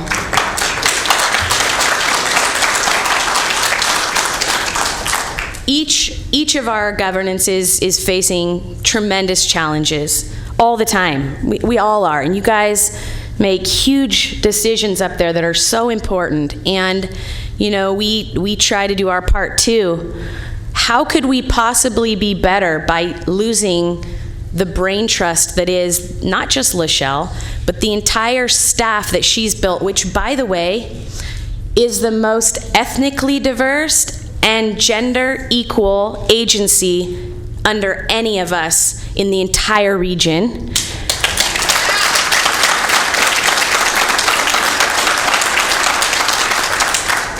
How could we possibly be better at that than they are? It is all that they do. Every single one of them is a subject matter expert working in the best interest of all of us. And we may not agree with their end results, although I do. I think they've done fabulous work, and I could go on and on about the great things that they've done, but I don't think we need to. I think there's a group that thinks they do a great job and a group that thinks they don't. But I think the question in front of you today is, do you need to study whether or not we need SHRA, and if so, what should it look like? And I just don't understand why you would enter into that question when we know we're better with them in the room, and why you would want to consider not partnering with the city of Sacramento moving forward on housing is beyond me. It is a much bigger problem than any of us can solve alone, and we'll be lucky to make a dent in it together. And in the joint session meeting, and I've said this many times publicly, I think the most brilliant statement made of all was the one made by Susan Peters. Supervisor Peters said, "I have hotels in my district. I would love to renovate them and make them affordable housing programs." City of Sacramento set aside $5 million for housing programs. Councilmember Warren has spent a year trying to find a location to do a homeless program. You have a location, we have some money and will. That sounds like better marriage than it does divorce. I would really like to see us work together to that end. And I basically just wanted to come put my body in the room to tell you, yep, there's 9 council members and I'm only one. But I want to partner with every single one of you. If there's something about the agency that we can get better, Supervisor Kennedy, let's work on it. Let's do it. Let's push it to be better. But I think we are well served by SHRA. And just to the point of the council having a person who asked the same question, I heard that question asked too, but to my knowledge, the city is not pursuing this conversation at all. There's no future agenda item and no request to look at it. We are, as far as I can tell, really wanting to move down the road with you in partnership as the lead agencies over SHRA.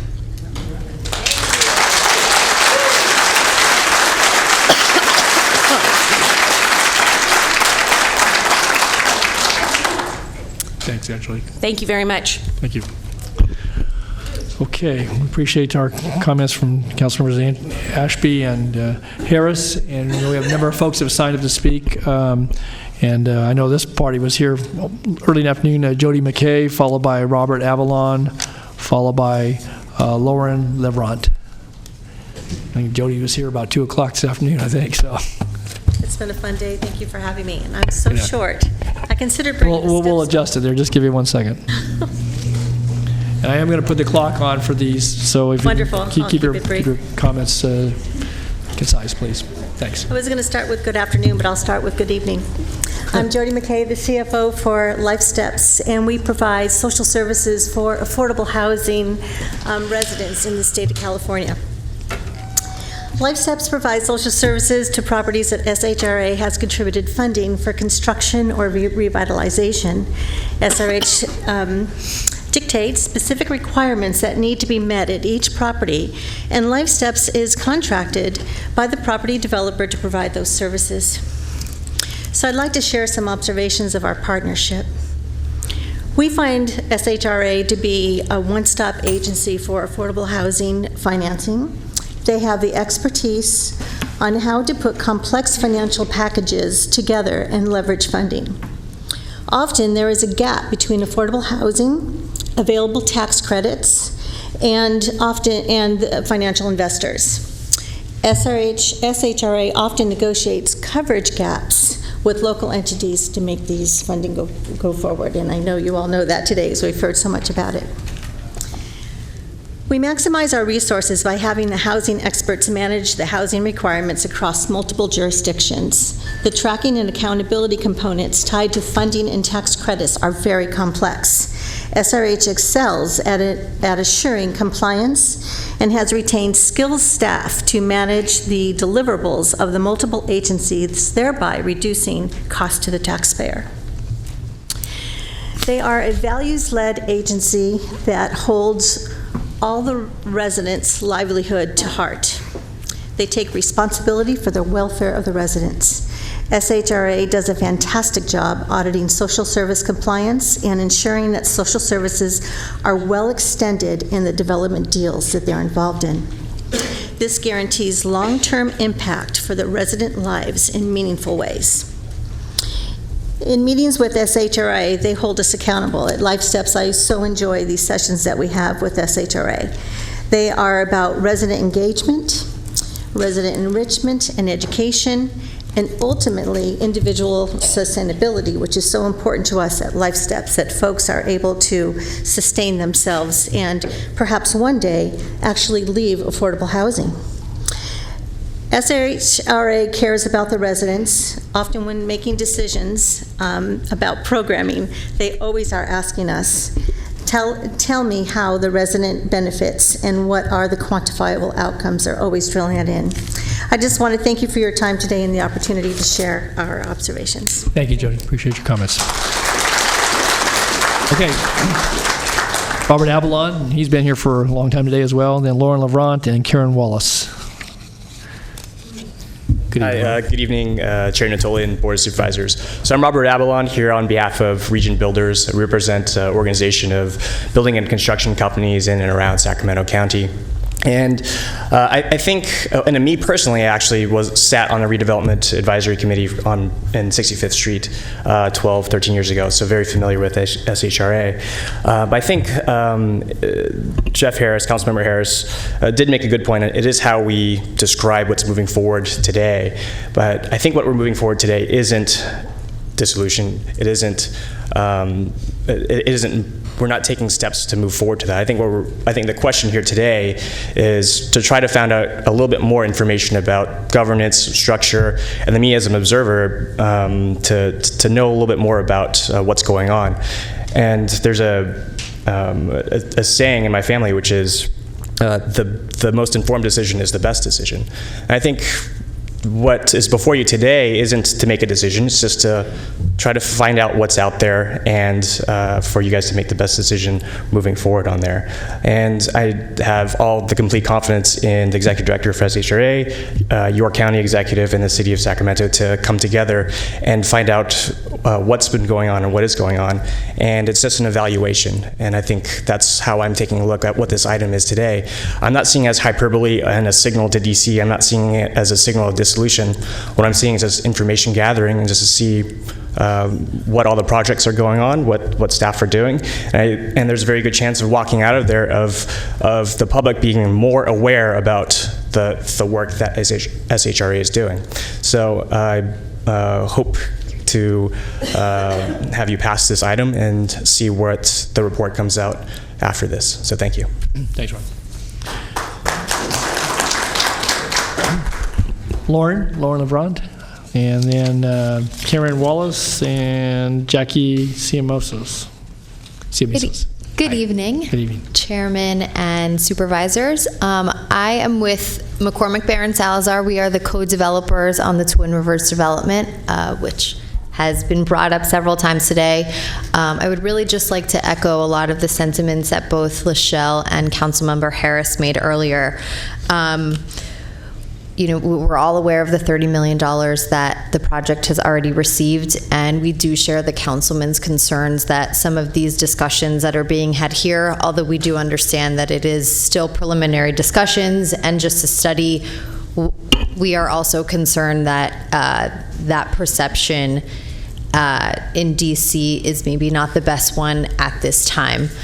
So if there was any way, you know, I know timing is a big issue, but to maybe table the discussion or have it in a different way where it doesn't resonate as some sort of concern with capacity, which is, you know, as Lachelle mentioned, one of the reasons why Sacramento was selected.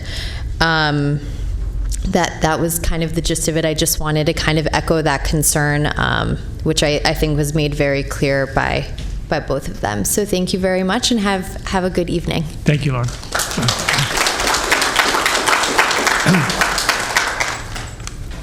Hi, Karen. Good evening, Supervisor Natoli and all of the other supervisors. I'm here, I'm listening to all of the stuff that came before me that really deals with the financing and all of those higher level things, but I want to deal with the heartbeat of SHRA, and that's the people. So we can't forget the people in the midst of all of this. When I was growing up, my grandmother always taught me, if it's not broken, don't fix it. So I'm here, Karen Wallace, here today with 4 different areas that I want you all to look at me. I am a resident of Sacramento, California. I'm a voter in Sacramento, California. I've worked in the housing industry for 30 years, and I am currently the Resident Services Program Manager. And in doing so, part of the things that we deal with are our FSS program, Family Self-Sufficiency, which gives people an opportunity to build escrow accounts. Some of them move on to home ownership. Others do things like go to college. They do great things from the different programs that we're bringing forward for them. Another program that we do is an annual Father's Day celebration. It was one of the things that our former President Obama asked HUD. He says, hey, we need to celebrate fathers. We need fathers to take their rightful place in the home. So SHRA listened to what HUD said, and we started celebrating fathers. We would meet with the managers and have fathers who deserve to be picked and celebrated. And we would celebrate them annually. And it was usually right around Father's Day. By the way, we're going to do it this year, June 22nd. So I invite all of you out to join that fun with us. The other thing is our Jobs Plus program, which was set up for the city, but the county gets the benefit because as we learn about jobs and as we are setting forth life skills classes and soft skills classes, the people who live in the city and the county both will reap the benefits of that. So the main factor with SHRA is that we're unusual because we're joint powers, but also we're unique because we're joint powers. So I want you all to just step back and think about the lives of the people who will be impacted if we make a decision to separate. Angelique Ashby said earlier, we're stronger together, and that is correct. We are stronger together. So I'm going to end with, if it's not broken, let's not fix it. Thank you. Thank you, Karen.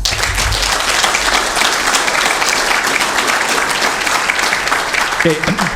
Thank you, Karen. Next is Jackie Ciamiso, and then Greg Wessel, and did I not pronounce that right? No, Well, it's okay. Well, I just didn't know about the spelling, so you tell me how I'd say it. It's Ciamaro. Like see you tomorrow. Oh, well, it looks like S's rather than R's, so That's Ciamaro. okay. That's okay. My apologies. That's all right. I pronounced it right if there were S's, but they were R's, so Right. Ciamaro. Jackie, welcome. So, Chair Natoli and members of the board, Jackie Ciamaro, President of the Employees Association, which represents the technical and professional employees at SHRA. 30% of our members live in and support local commerce in Supervisor Cerna's district, 15% in Supervisor Kennedy's district, 20% in Supervisor Peters' district, and 10% in each Supervisors Frost and Natoli's district. The members, many of which are your constituents that represent in the EA, request that you vote no in directing the county executive to engage with the city and SHRA to evaluate any changes to the Joint Powers Authority. SHRA provides an efficient and streamlined approach to provide affordable housing, and HUD's consolidated planning programs under one umbrella organization. We work diligently to serve thousands of residents in Sacramento and are very dedicated to the community. What happens to the members I represent if the dissolution goes through? What happens to the rest of my coworkers not represented by the association? What becomes of the benefits to our retirees who serve their community proudly? We all have families to support, and we all genuinely love what we do, and we want to continue our public service as one agency. Before you cast your vote, I ask that you truly consider what this really means for our community and the hardworking people that live in your districts and work at SHRA. Think of the wheels that you will set in motion and how it impacts us, the community, and you. Thank you, Jackie. Thank you. Oh, Jackie, Mr. Cerna had a question? Yeah, I have a question. I'm sorry, Jackie. I'll back. Ciamaro, I got it. Thanks for being here. I appreciate you taking the time to give us your thoughts on an important subject. But I want to make sure I heard you correctly. If I heard you correctly, you said you're not supportive of any changes to the JPA. Correct. What if the only change we were hypothetical? The only change we were considering was something similar to what Supervisor Peters suggested earlier, which is the number of the JPA voting members and the frequency with which we meet. That I don't have a problem with. I think what when you put out there that the four options were to maintain the status quo. No, I get that. I just want to make sure that I'm not hearing that there's just a blanket opposition to any changes whatsoever. What if this was renamed as a hearing topic, how to improve the function of the JPA? I don't suspect we'd have chambers full of folks, but that in itself would suggest that we'd be exploring changes to the JPA. So I just want to that's an important distinction. I want to make clear that I'm hearing you correctly. Yeah, I don't. I think that if you guys do vote yes today to explore the JPA and make Lachelle and the executive staff bring all that document together, that you're kind of invoking, or you're giving the opportunity for the dissolution of the JPA that we don't want, because we want to remain a joint powers agency. But I guess what I'm saying is if the intent was, and it was carefully acknowledged, that this is about improving the function of the JPA, I'm not hearing that you're opposed to that. Not necessarily, as long as my members remain employed at the JPA. Okay, fair enough. Thank you. You're welcome. Thanks. Okay, Greg Wessel, and Greg's followed by Maria Avdalis Glastrakis. I get that? And if I didn't get it right, I'm going to do my best here. And then Heath. So, hey, Greg. Good afternoon, Chair Natoli. Good to see you all again. It's been a while since I've been here. My name is Greg Wessel, and I live in Gold River. I'm a retired SHRA executive of 24 years service. I really found it hard to believe when I read the staff reports that even talked and used the word dissolution. So it really kind of surprised me, which is one of the reasons why I'm here. Reading the staff report, I didn't see that there were really good reasons to do so. One would be very hard-pressed to find a more nimble, professional, skilled, and flexible organization dedicated to delivering high-quality, relevant programs and projects to the citizens of Sacramento County and the city, and well beyond, as has been mentioned. SHRA has an impeccable reputation, not only in California, but nationally, for its ability to innovate and effectively and efficiently deliver high-value solutions to the community. One brief example, from all of the many federal community development block grant programs, CDBG programs, HUD selected SHRA and just 4 others to develop the new National Consolidated Plan System because HUD was so impressed with how well SHRA interfaces with the city and the county and many surrounding partner jurisdictions and how well it runs its programs and has done this for decades. SHRA remains a national model for how to do CDBG and other federal programs, including housing. SHRA administers activities for multiple partners. Its well-trained, smart staff does this quite well. Chop it all up and you will have multiple organizations struggling to cope with little continuity or support and high on the learning curve. It would take years to replicate today's situation and service levels. Over the years, your board frequently called out and congratulated agency staff on their excellent hard work, adaptability, flexibility, and professional responses to the many very difficult challenges that SHRA faces. So I asked what has changed, as many people have asked. Am I concerned about retirement and health care obligations? Sure, as a retiree I am, you bet I am, but I am more concerned that the agency I was so proud of working for because of its ability to affect meaningful change in the community will end up on the rubbish heap. I would hate to ever see that. And the community would be much poorer for that. The agency deserves better. Please vote to let the agency continue to do the really great work that it does so well. Thank you. Thanks, Greg.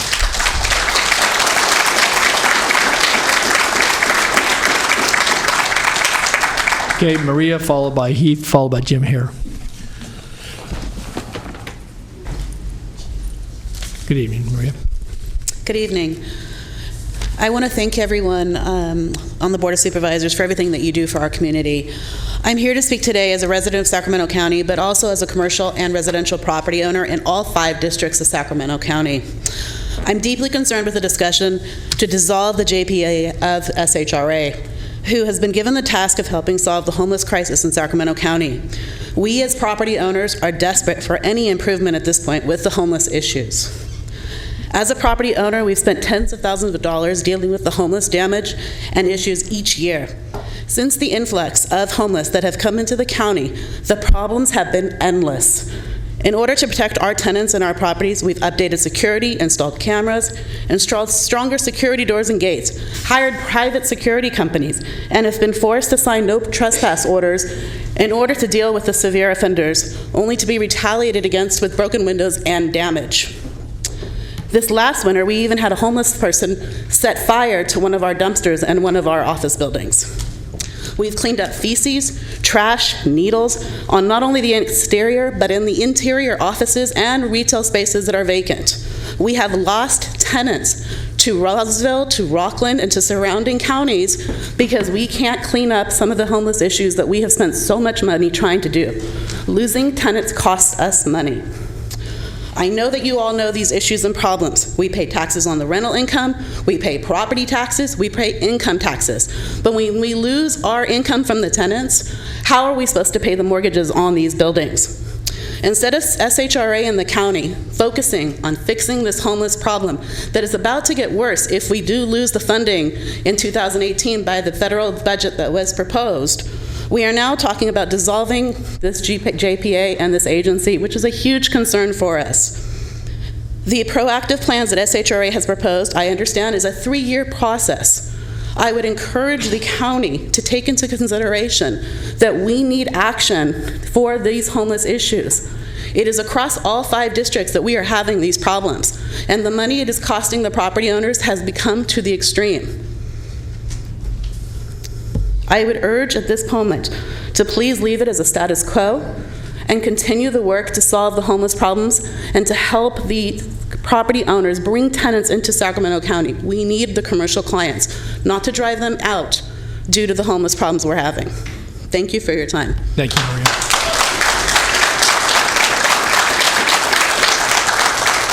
Okay, next, Heath Sharmuga, okay, and then Jim Hare, and then Michael Alcalay. Oh, Heath. Supervisors, thank you for your time. I'm here today, and actually, I was planning on coming when I read what came out in the agenda.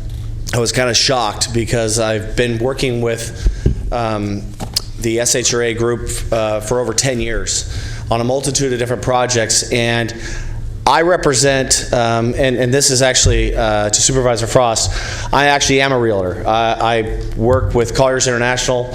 I've been in the industry for 25 years, and I come across a multitude of companies that I work with in the industry.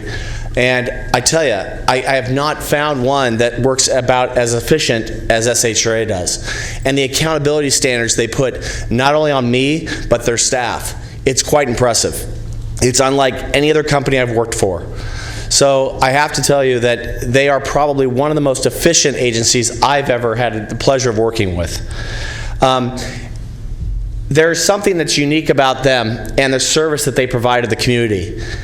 It has always been on their forefront of every single decision they make. It's always about what's best for Sacramento, what's best for the community. And the thought of that agency pulling together the county and the city of Sacramento, working jointly with them to provide more housing units, is exactly what we need. We have troubled times here in Sacramento. We're trying to find companies to come here. Providing more residents, more units, more housing is exactly what we need. I just don't see that happening without the efficiencies of something like SHRA and what they provide currently. So I urge, if there is an issue that needs to be resolved, let's resolve that issue. I agree with Don Natoli, Supervisor Natoli, in the fact that, yeah, there's a lot of things in this report. If anybody bothered to read the SHRA report that was provided, a lot of those answers are right in there, and it's been provided. If there's another issue that needs to be solved, I think we need to solve that issue, and let's deal with it head on and figure out what that exact issue is, deal with it, come through it, and get on the other side and move on to provide more housing for Sacramento residents. Thank you very much. Thank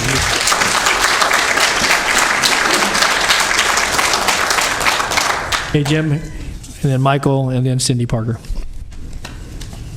Good evening, Jim.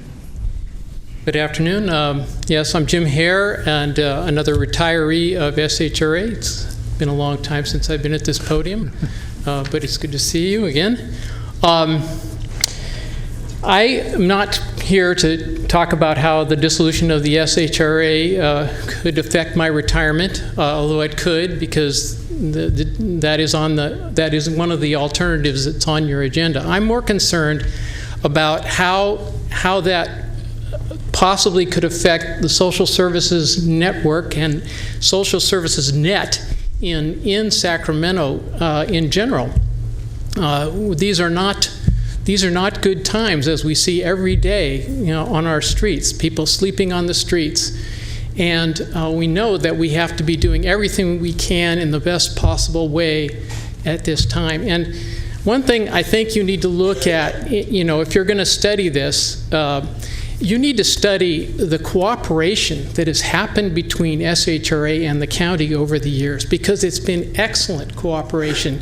One of the last things that I got to do when I was working was cooperate and work with your Department of Human Assistance on which was the recipient of Mental Health Services Act funding, on creating housing for the mentally ill homeless. We had the affordable housing funds. They had the funds to provide supporting services, and we worked together over months, years, to put together a very cooperative program where they felt good putting residents in the units that we were building. And the end result of that process was the creation of many, many units. I got to work on the 10-year plan to end chronic homelessness, and there was just this time of convergence that we really were able to create a lot of units, and it came about through cooperation between SHRA and the county. So if you study this, look at that too. Don't look, at just, what might be broken, but look what has really worked well. You have a hypothesis, I think, underlying your report that things are not going well, or that the social services net could be better improved by the county working alone. And as Ms. Ashby stated very eloquently, I don't believe that's true. I think you could take out from your staff report the item, the line, just line out, dissolve the JPA, and vote on that. Thank you. Thanks, Jim.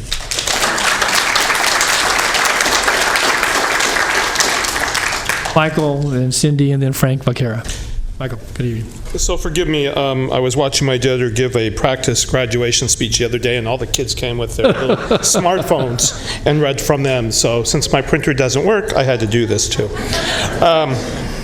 Good afternoon, Chairperson Natoli and Supervisors. My name is Michael Alcalay and serve as a Sacramento County Board of Supervisor appointee to the Sacramento Housing and Redevelopment Commission.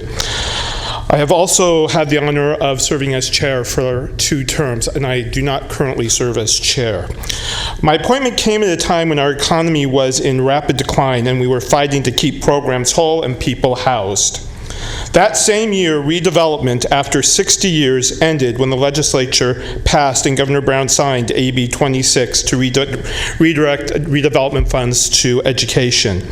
With the retooling of SHRA in the aftermath of the dissolution of redevelopment, the staff and commission recommitted themselves, us, to provide better livable and affordable housing, even as the country continued to see cuts in government programs that greatly reduced funds for housing, social services, and mental health services. These cuts, in my belief, helped to skyrocket homelessness in Sacramento and the rest of the country, which is, I believe, why we're kind of here today, because I'm the second longest serving member of the SHRA, next to Gail Morgan, and have been through the dissolution of redevelopment, through the downturn of the economy, to the city of Sacramento wanting to do exactly what you're doing, but they spent more than $100,000 plus staff time to come back with a report that said, hey, things were okay, here are a few things to look at. So I would hate to repeat that spending of money.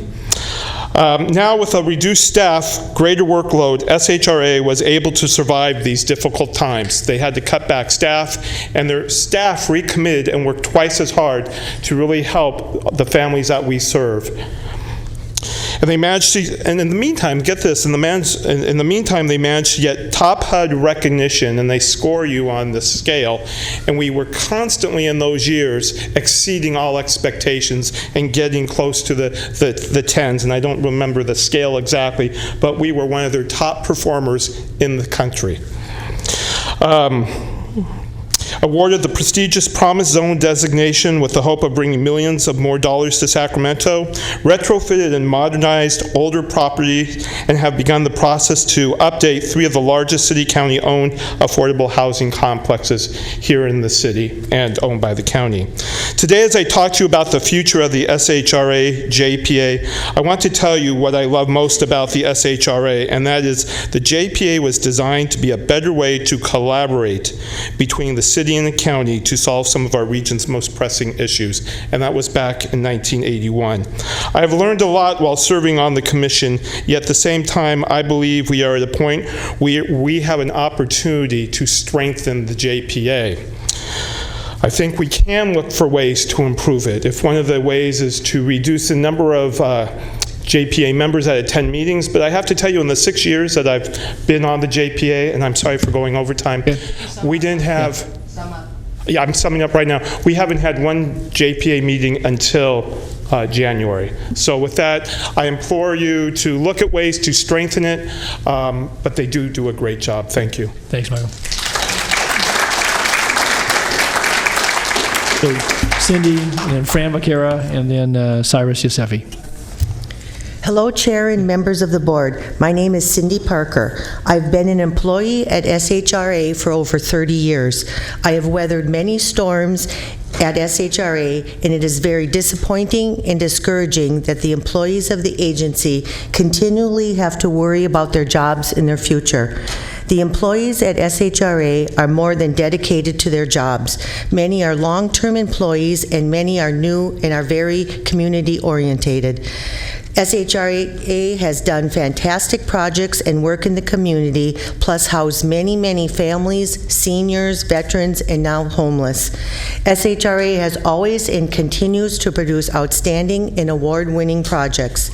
It is a shame that these hard-working and dedicated employees must continually worry about these politically motivated upsets that seem to plague the agency. SHRA has cultivated a very knowledgeable and sufficient staff through the years whose projects and service speak for itself. Yet the agency is continually trying to prove itself. Please consider leaving SHRA a freestanding JPA agency and govern it as the county sees appropriate. Thank you. Thank you, Cindy.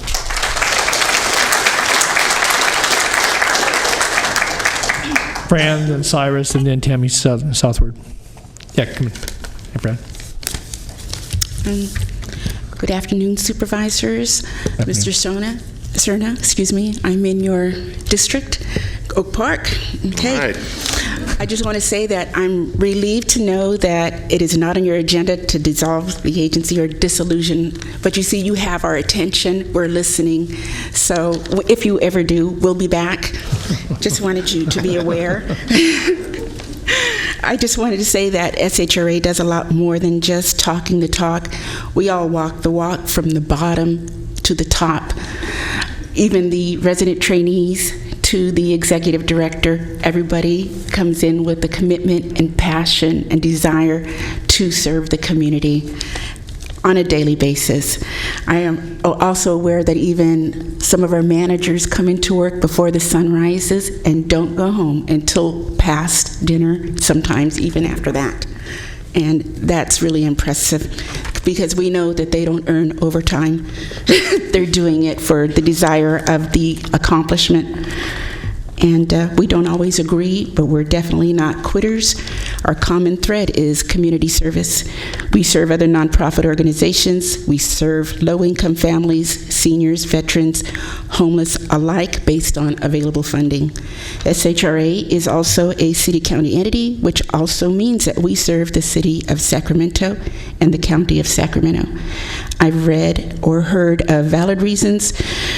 I haven't read or heard of any valid reasons to justify dissolution, but I understand your need for questions to be answered.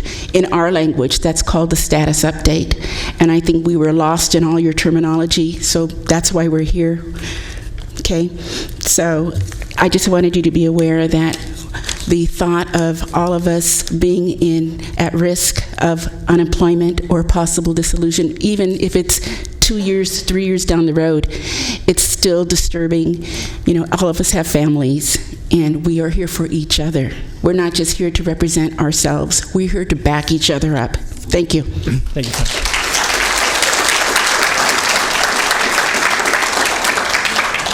Cyrus, good evening. Good afternoon. My name is Cyrus Yousefi. We are a local affordable housing developer, and I have worked with SHRA for 33 years. We have built over 1,000 units of affordable housing with the help of SHRA. Actually, one of these projects, I believe it is in the chairman's district, that would not have happened if SHRA did not assist us. SHRA not only provides the financing for your projects, they are like a safety net. And if you get into trouble, they provide assistance. The project that we have Globe Mills was built in the recession. And if it was not for the active, proactive, and creative approach of SHRA, it would have never been built. 143 mixed-use project, 111 for a low and very low senior income. You cannot replace what SHRA does for the affordable housing. They are not, it's impossible to replace them. I believe what Ms.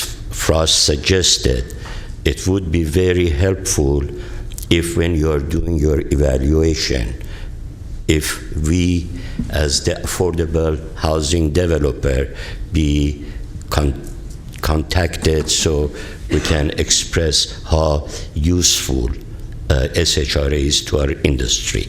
Thank you very much. Thank you, Cyrus.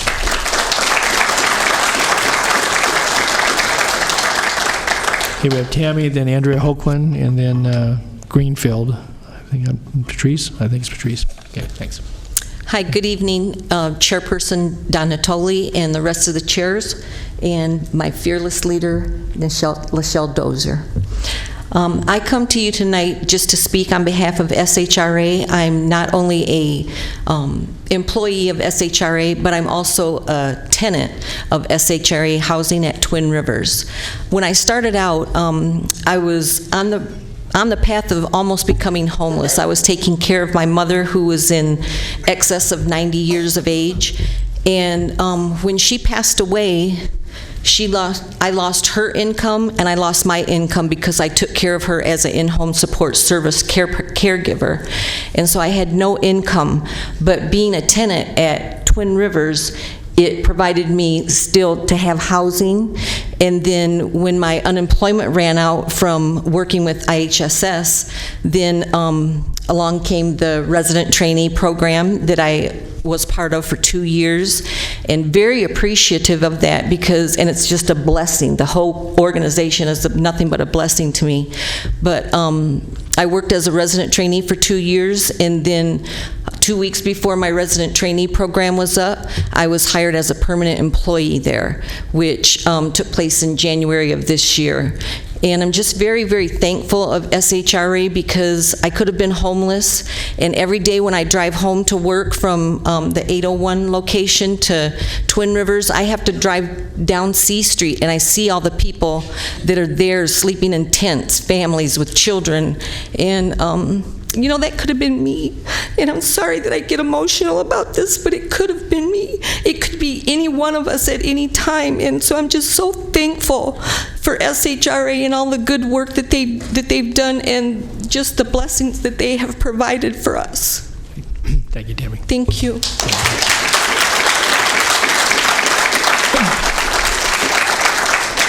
So Andrea, then Patrice, and then Jason, Jasmine. Good afternoon, council members. Hi. Hello, my name is Andrea Hoagland, and I have been a resident at Marina Vista Complex for several years now. I have struggled to become self-sufficient, and now that I have become a part of this special program through SHRA, I'm finally on the right path. Marina Vista has a Jobs Plus program, which is an on-site career center that provides residents with the resources to overcome barriers and meet educational and career goals. Jobs Plus is funded by a special grant from HUD, and I believe that SHRA is a great agency that is helping me change my life. The Jobs Plus program has helped me build a foundation of independence by getting my high school diploma, and has helped me with the opportunity for work through the Jobs Plus with full-time. If not for this program, I would not be thriving in the community and looking forward to new opportunities. In fact, I don't know where I'd be. And now, as a resident ambassador, I can help others in my community by leading by example. Thank you. Thank you.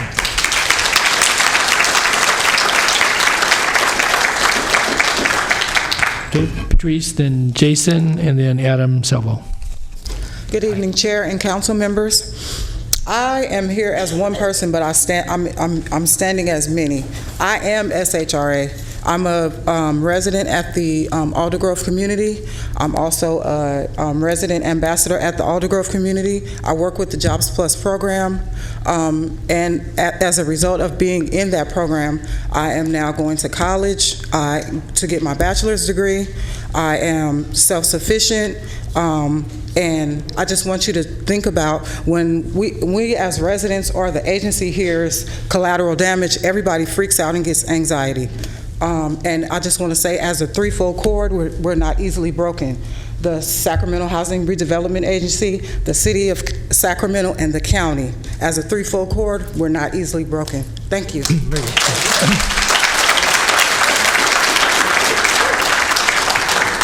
Okay, next is Jason Jasmine, Adam Selvo, and then Deco Gilmore.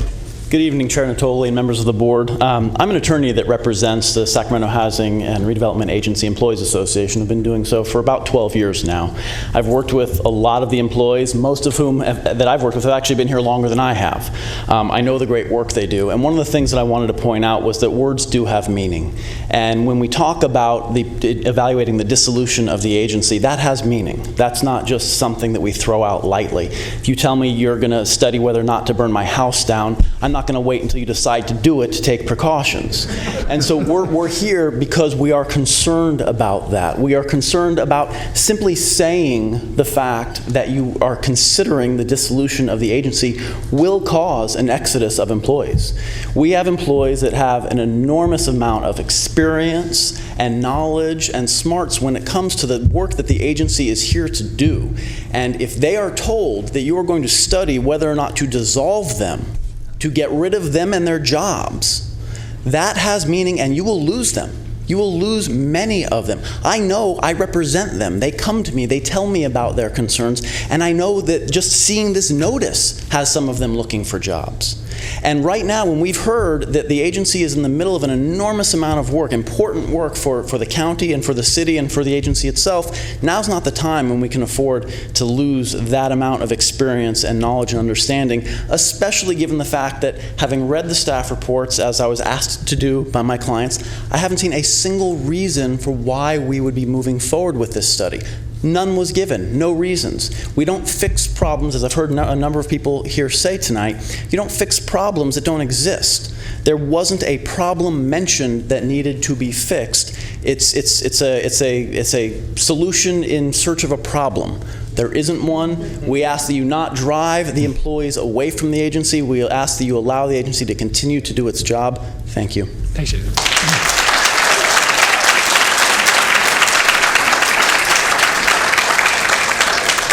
Adam, good afternoon. Good evening. Thank you for supervisors for giving me this opportunity.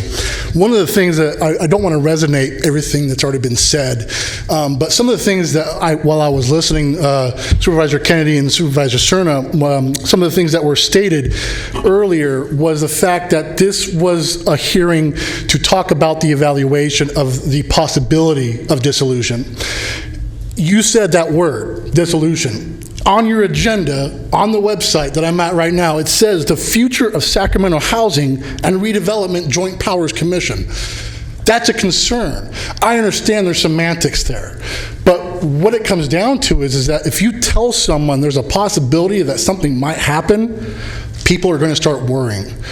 Everybody in this room has already talked about their concerns for what the justification is for this type of evaluation. When I came on board about a year ago with SHRA, I was notified that with some of my work that I've also helped support, that we are been evaluated by HUD, and HUD told us that we exceeded their expectations. That should already tell you that what we're doing is right. If there needs to be changes, that's fine. But typically, if you go to a court of law, Ms. Peters, there has to be reasons why you went to that court before you start hearing people ask questions, right? I don't think anybody in this room tonight has heard why the thought of getting rid of SHRA is in the world. No one's heard that yet. And I haven't heard anybody actually say why they believe or agree with this. Thank you. Hold on. Sure. I just want to make it clear I did not have any part in the development of the staff report. I wasn't consulted about it. I think it was an absolute mistake, and I'll say it publicly, looking at the CEO, that the word dissolution was used. But I will lean back on my previous statement that I think anytime any of us up here ask questions about any of our agencies, whether JPA or not, I think there's an obligation on behalf of staff to reply to that member or members as to what the merits are of asking the questions. We can't ignore that. So I want to make it clear, because you mentioned my name. Right. I didn't have anything to do with any reference to dissolution, the incorporation of that term into the staff report. I think it was a mistake. Thank you. Thank you. Thank you. Any other questions? Oh, good. Okay, I have Deco, and then I have Howard Jones following her, and then Isaac Dozier. Good evening. Good evening. My name is Deco Gilmore, and I am a resident of the Twin Rivers apartment complex that is kind of in question. I've been a resident there for 16 years, and I know that seems like a long time to live in housing. I landed in housing after being homeless with 2 jobs, and I was very happy to have housing. Living in housing has afforded me to be able to work part-time and be a parent full-time. And I have 5 children in college, and 1 graduates next week from Santa Barbara University.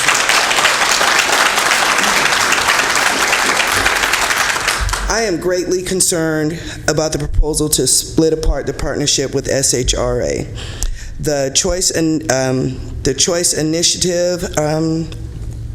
The Neighborhood Choice Initiative, I'm really messing up the name, however, has a partnership of Twin Rivers School District, Urban League, SETA, the City Fire Department, RT, Samuel Merritt College for the Nursing Corps, which are setting up programs in my neighborhood, the Boys and Girls Club of Sacramento, SACPD, Powerhouse, City of Sacramento Library, RFDC. I could go on and on and on and on and on about the partnerships that have developed with SHRA and my apartments. Where we live now, if you are to disband, separate, or veer them off the path they are currently on, it would make a catastrophic change in my neighborhood. We are looking forward to the River District changing and the rebuilding of where I live. It's at the gateway to downtown. It needs to be rebuilt. And to come up with a dissolution of partnership now would just put Sacramento on its butt. It really would. It would change you in a way that you are not prepared for. We're looking forward to the change. We've enjoyed the years that it's taken to come to this point. We're looking forward to finishing this with you and with all of you, and to make Sacramento a great place, especially where I live. Great. Thank you.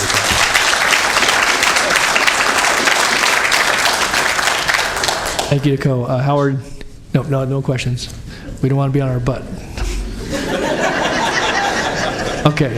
Howard Jones, Isaac Dozier, and Alex Green. How you doing? I'm Howard Jones. Hi, Howard.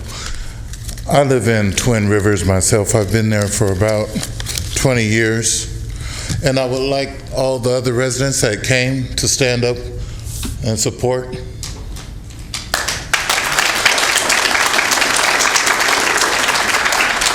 Thank you. We have many housing residents that are in this building and have been in this building.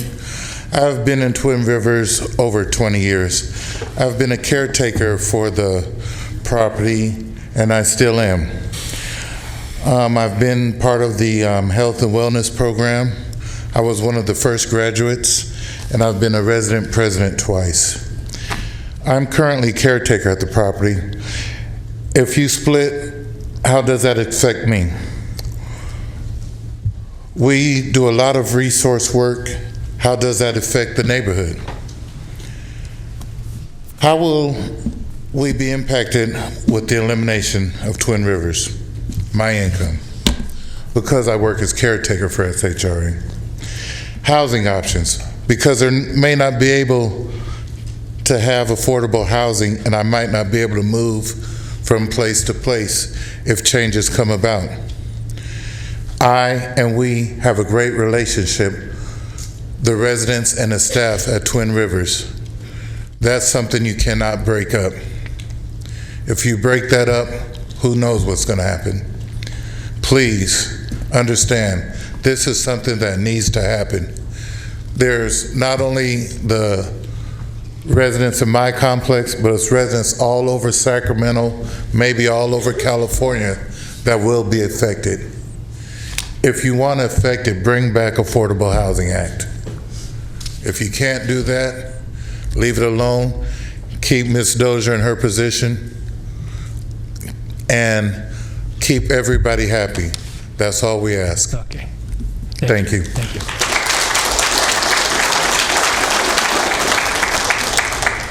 Hi, Isaac. Hello. Good evening. My name is Isaac Dozier. I'm Regional Vice President for Urban Strategies. I come to you as a collaborator and a partner of SHRA and the JPA as it currently exists. Urban is a 40-year comprehensive community development corporation that works all over the country. We're currently serving 23 cities and over 26,000 families, of which 9 of those cities are choice implementation grants. Urban, and to be 100% clear, Urban has received, with partnerships like SHRA, awards for at least 9 out of the 21 choice grants that has ever been awarded nationally. I don't want to rehearse some of the things that were said today, although I thought they were very poignant and important. And I heard you loud and clear, Supervisor Cerna, that today the conversation is just the beginning. But it's a couple things that I want to point out, because there was a lot of speculation about the impact this would have in the White House. While I cannot speak for HUD, what I can do is point out a few facts for you. Because we're working at 9 different cities with choice, I feel like we have fiduciary responsibility as partners to share with you what some of our thoughts are on the impact that this can have. Let me just start off by saying you are a world-class relay team. You haven't been just awarded, you haven't been awarded 1 grant from the federal government. You've been awarded 4 in the last 4 years. So if this was an NBA championship team or an Olympic track team, you'd be in the Hall of Fame. That's something to not take lightly. You have had 2 choice planning grants, an implementation grant, and a Jobs Plus grant, all from the same agency, all under the current leadership. Now, the choice grant at Twin Rivers, in fact, was in a competition with 38 different cities. So make no mistake about it, the competition was fierce. In a mid-major agency such as this one, a lot of people didn't think had a chance. It's through the leadership and the vision that you have in place and this board in support of it, this is how it happened. And so we can't speculate how HUD is going to respond to this conversation, but what the facts are, you have been awarded 4 based on your current leadership capacity. And I know my time is out, but let me say one thing. Okay. There's some real impacts to this work in real time. We're in the process of planning for family relocation, over 200 households. And how the timing of the grant is imperative, because we're working closely with SHRA to prepare those families for relocation this summer. So, Supervisor Cerna, it is important that the staff are squarely focused on the needs of the families and the people that are impacted the most. Thank you. Thank you, guys. I appreciate you coming.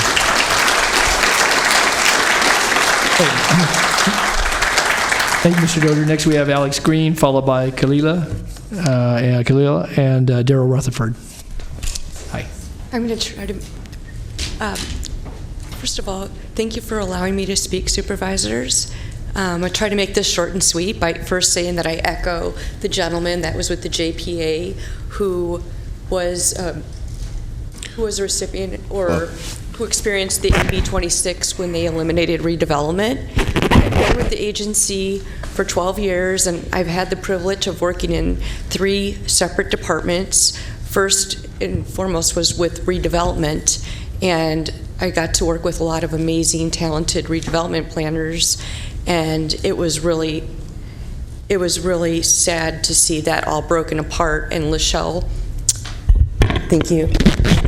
Lachelle relocated all of those employees without a lot of them losing their jobs to different areas.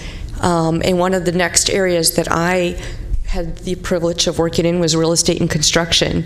And I want to say that it's a small department, but they work as hard as 20 people, and there's only a handful of them. And during the time when they had the dissolution of redevelopment, and we were asked to take over a lot of the vacant properties, we ran into a lot of knots. I call them knots, but it's where properties were not identified by the city or county, and we were asked to take on those properties. Then my last place that I've been now with 2 years in the Housing Choice Voucher program right across from you, it's just amazing to see and admirable to see how hard these individuals work every day. And in college, they used to say the buzzword synergy. Well, I don't know if any of you heard of that word or the definition. It's when two parts of a whole, the whole is greater than the sum of two parts. In other words, 2 + 2 = 5 and not 4. And that's the definition of the agency. I watch these individuals come to work every day and work so hard, and they're just amazing.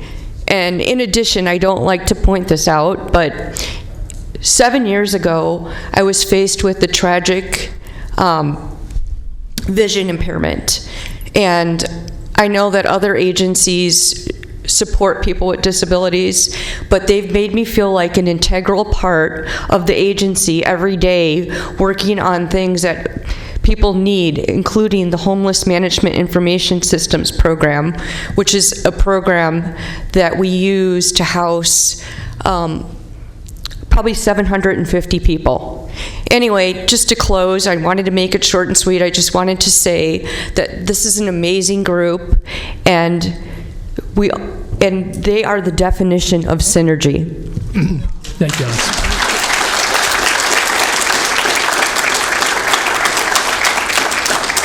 Okay, next Kalila, and then Daryl Rutherford, and then Mark Weiss. Good evening. Good evening. My name is Kalila Hammond, and I am also a resident of Twin Rivers community. Twin Rivers, the SHRA program offers a resident training program that I took advantage of to become more self-sufficient. I graduated that program 2 years ago, and now I am a permanent employee with SHRA. I worked in different departments there, one being a special one with Shelter Plus Care, helping house the homeless and get them off the streets. We have a great organization. We are strong together. And I think the help and the leadership that they bring to us in the Twin Rivers community as being a low-income resident, we need those things. It helped us. I'm proud. I'm happy. I'm very thankful for SHRA. And without those programs, just having the fear of going back to where I came from is kind of disturbing. So let's evaluate and escalate. Thank you. Thanks, Kalila. Okay, next, Daryl Rutherford, Mark Weiss, and Sarah Steinhammer. We just have a few more speakers, and we'll have to go. Hi, Daryl. Good evening, Chair Natoli, Supervisors. Thank you very much for having us here this evening. The Sacramento Housing Alliance is the region's only affordable housing advocacy agency, operating since 1989 and representing over 80 members, 40 of which are organizations and the others are mostly individuals. Given our role, SHA is uniquely positioned to assess and speak to the broad regional needs for our housing crisis here in the region. Staff from both SHRA and county have been working together with advocates, developers, funders, and providers on our housing and homelessness crisis. All of this collaborative work is being carried out in the context of dwindling federal funds and great uncertainty at the state level. As the Board of Supervisors is aware, we are currently in a regional housing crisis. The County of Sacramento has a shortage of over 62,000 affordable rental homes. Federal funding for affordable housing is proposed to be dramatically cut, including elimination of the HUD program, or home programs. And without clear and decisive action, the crisis will deepen. And changes to the JPA, a critical piece carried out in a critical piece of our housing infrastructure, could prove disastrous in a sensitive time. I won't go over all the details that we have commented on earlier, as well as the benefits to a JPA, but I do want to provide a few recommendations, and I know you received our letter sometime this afternoon. While we firmly support the continuation of the JPA, we acknowledge the need for changes to create a more responsive, transparent SHRA. As a result of commentary by our organization during the 24 audit process by the City of SHRA published a schedule of application dates to align applications for funding. The calendar is a step towards the right direction and transparency. However, fixed public project selection goals are still needed, including number of units, level of affordability, location, special needs populations to be served, and funding availability for each application period. All of that information would be available if SHRA would use a NOFA or an RFP process. Finally, we also really encourage you guys to consider establishing a users working group that could serve to increase transparency and to improve the user experience in SHRA funding so that all users concerned are heard and listened to. I also believe that this is a great opportunity for the both elected bodies to come together as the JPA and really work through what these potential problems could be that you could be addressing. And as a conclusion, the city and the county are in the midst of this growing housing crisis and facing potential additional losses in housing funding. This is the time for collaboration, not less. All stakeholders in the process agree that solving the housing crisis is not easy. Let's not make it more difficult. Please mend it. Let's not end it. Thank you. Thanks, Joe.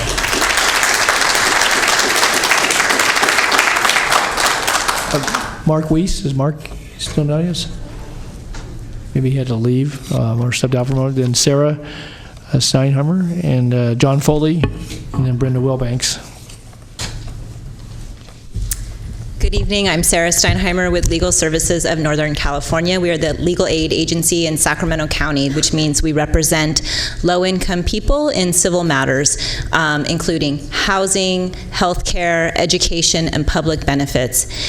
Every year, we have hundreds of clients who are either SHRA participants who, in their Housing Choice Voucher Program or their public housing program, or who are in need of their housing programs and are on their wait lists.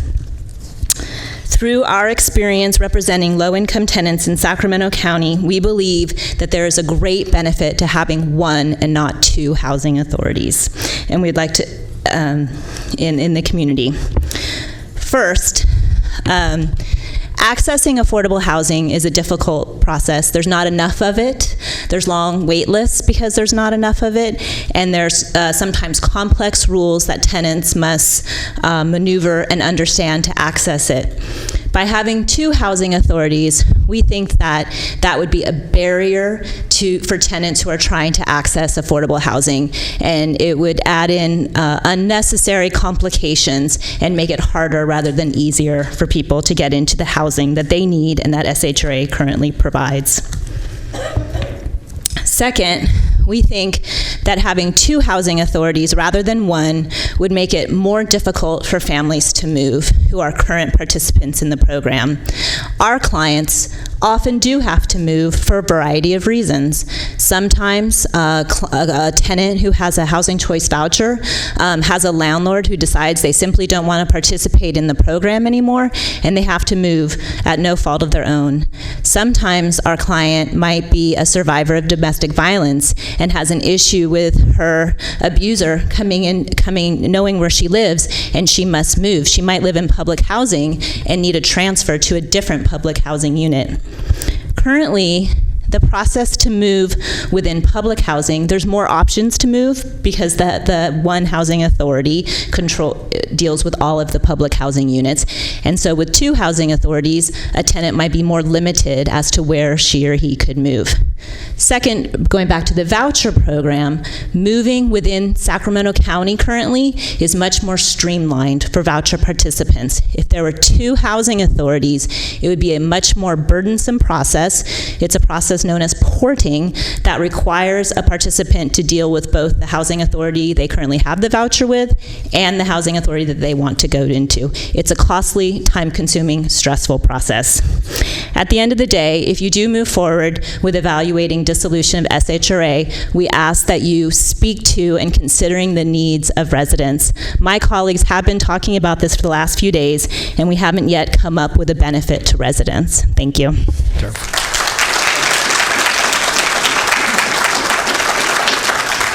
John, and then Brenda Wilbanks, and then Paul O'Daniel. Hi, John. Chair Natoli, members of the board, my name is John Foley from Sacramento Self-Help Housing. I think I do know the problem that you're being driven to or by, and it's the housing crisis. You get calls, your staff gets called every week by people who are surprised and shocked and discouraged that they can't find a place to live, and you're looking for some way to provide an answer to them. You're being responsible civic leaders by feeling like you should know or be able to figure out a direction forward to provide more housing for your constituents.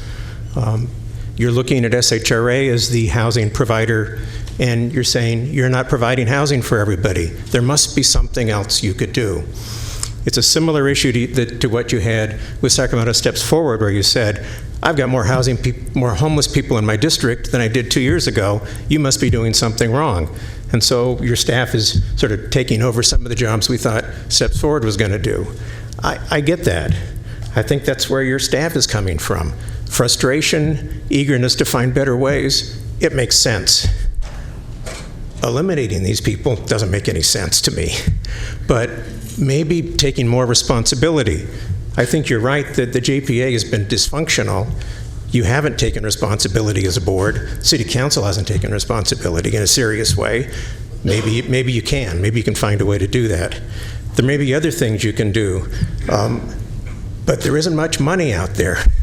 There really isn't much money. And without more money, you're not going to build a whole lot of housing. You've got to find some really creative ways to deal with the fact that people are forced out onto the street. You've got to find some creative ways to figure out a way to deal with the fact that landlords are charging more and more rent and that people's incomes are not going up and are not commensurate with that. And if you're willing to take that on, God bless you. Thank you. Thanks, John.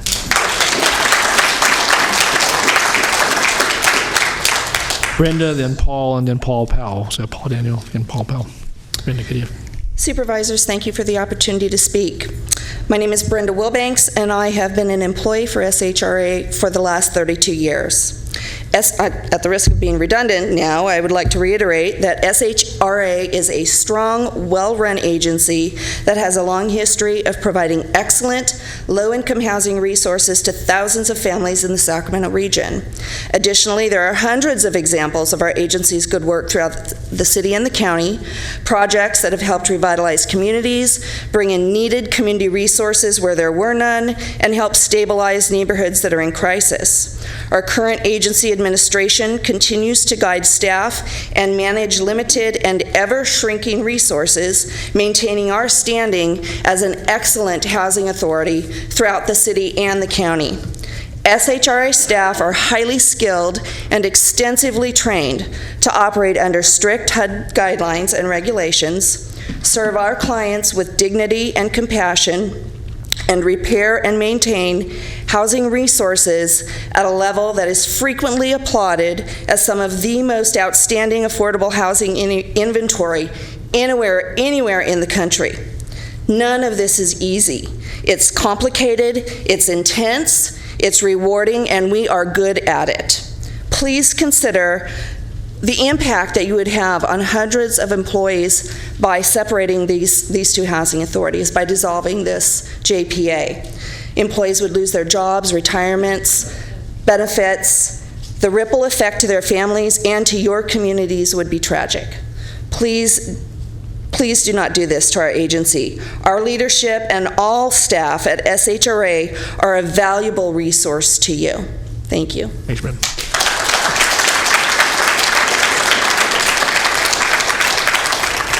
Okay, Paul O'Daniel, Paul Powell, and then Rachel Iscal. Good evening, Honorable Chairperson Natoli, members of the board. My name is Master Sergeant retired Paul O'Daniel, and I'm a constituent of District 4. I'm a 24-year combat disabled veteran, and I've served in pretty much every conflict you can think of since 1989. I'm very involved with the Veterans Administration and personally know veterans who have had difficulty transitioning from their time overseas and ended up homeless.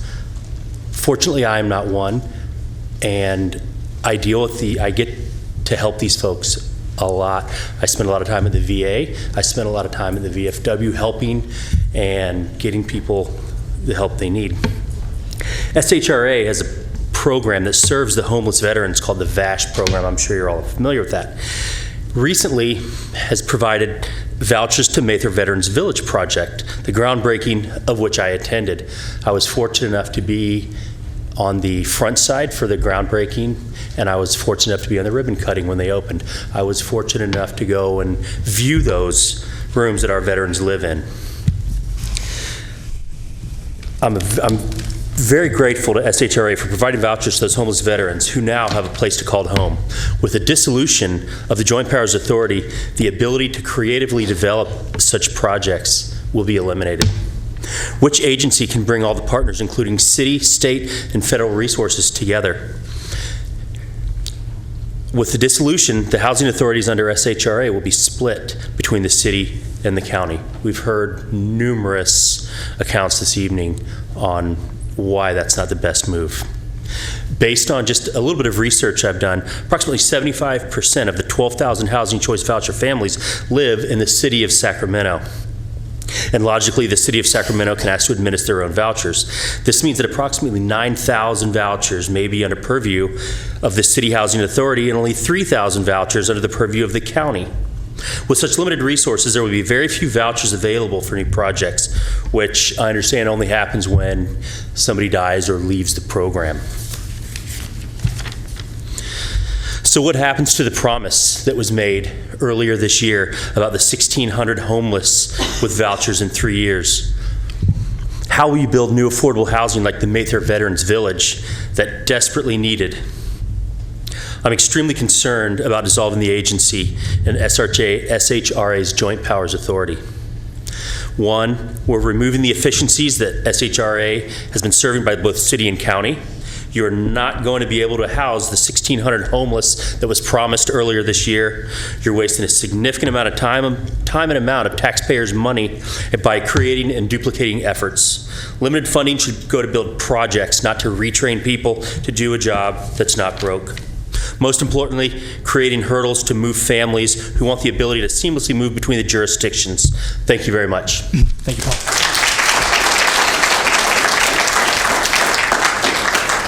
Okay, Paul Powell, then Rachel Iscal, Mel Griffin, and Cassandra Jennings. That's our last four speakers. Good evening, Supervisor. I'm Paul Powell with TLCS, and we're a mental health service provider, and I wanted to speak a little bit about what it's been like to have a joint power authority working in concert with the County Department of Behavioral Health Services, the County Department of Human Assistance, nonprofit providers such as ourselves. In thinking back about the range of housing options that we've been able to develop over the years, two words come to mind about what it's been and what it's taken to develop housing and a housing range, and it's been flexibility and creativity that have been displayed by SHRA staff over these years. I looked at the staff report and I looked at all of the resources that SHRA is responsible, particularly federal block grants, CSBG, CDBG, in addition city funds, tax increment funds, Shelter Plus Care funds. 100 of our residents that we serve in our county funded mental health program live in the community with Shelter Plus Care certificates. Home funds, HOPWA funds. At one point or another, SHRA staff have creatively assisted us to secure every single source of funds on this list. And we've been able to provide services and supports and housing for citizens of Sacramento County with severe and persistent psychiatric disabilities. And I just wanted to impress the dedication and long-term commitment that this county has had and that SHRA has displayed in serving some of the people with the greatest needs, particularly those that were homeless. Thank you. Thank you, Paul.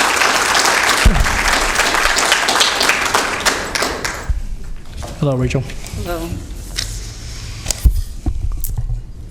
Chair Natoli, members of the board, I am the CEO of Mutual Housing California, a nonprofit affordable housing developer and operated that's based here in Sacramento. We own and operate multifamily housing in both the city and county, and we have development pipeline in both the city and county. We're in full support of maintaining the joint powers authority of SHRA. We're frankly alarmed that the option of the county pulling out of SHRA is being considered and that a full-scale reorganization is being considered at a time when Sacramento is in the midst of the worst housing and homeless crisis in Sacramento's history.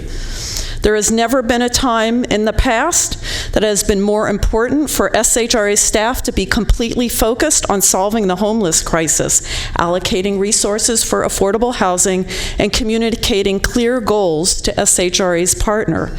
It's not the time to distract SHRA or anyone else in our community that cares about the poor and the homeless. It's not the time to distract any of us from the work at hand. Ever since the state eliminated tax increment financing under state redevelopment law, cities and counties have been challenged in meeting their community revitalization and affordable housing goals. Other small and medium cities and counties have been more challenged in meeting their revitalization, their goals in administering affordable housing programs due to complexity of these programs and scarce resources. However, in Sacramento, after the demise of redevelopment, our local housing agency, SHRA, barely missed a beat. They took a beating, but they barely missed a beat.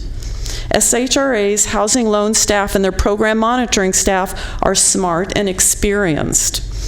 Because SHRA combines the resources of both the city and the county, they were able to retain those staff and quickly figure out how to continue to run programs and monitoring the housing that they have loans on.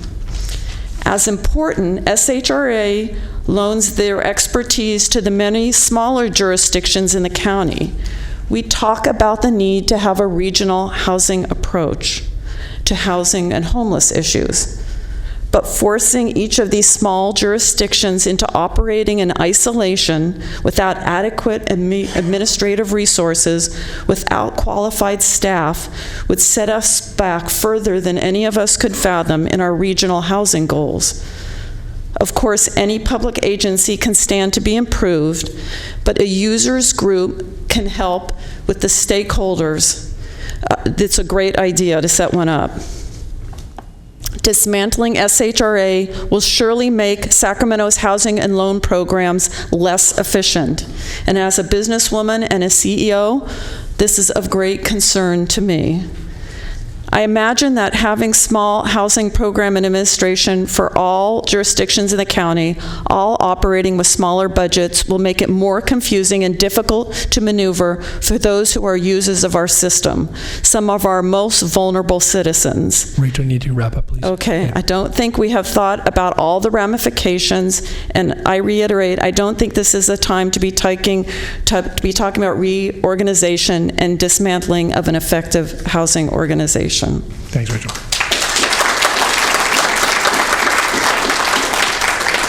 Okay, Mel Griffin. Is Mel still here? There's Mel. And then Cassandra Jennings, and then Mark Weiss if you return.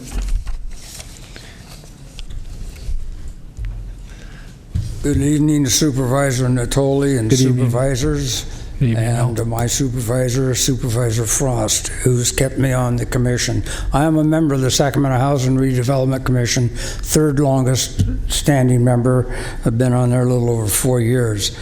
I'll touch on a little bit of my background. I'm the guy who took the County of Sacramento self-insured for workers' compensation, took the program self-administered in the 70s, put all the fire districts in Sacramento County together as a joint powers authority in the late 70s, and managed that. Supervisor Natoli is familiar with all this. Yes. He watched it happen.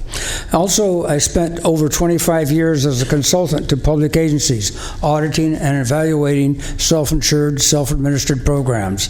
An example of the number of public agencies that are self-insured in California, when I was involved with them, when I was president of the Council of Self-Insured Public Agencies, there were 60 members when I took over as the president in 1976. When my term finished a year and a half later, there were 100 120 self-insured public agencies in that. There's a statewide organization, California Association of Joint Powers Authorities.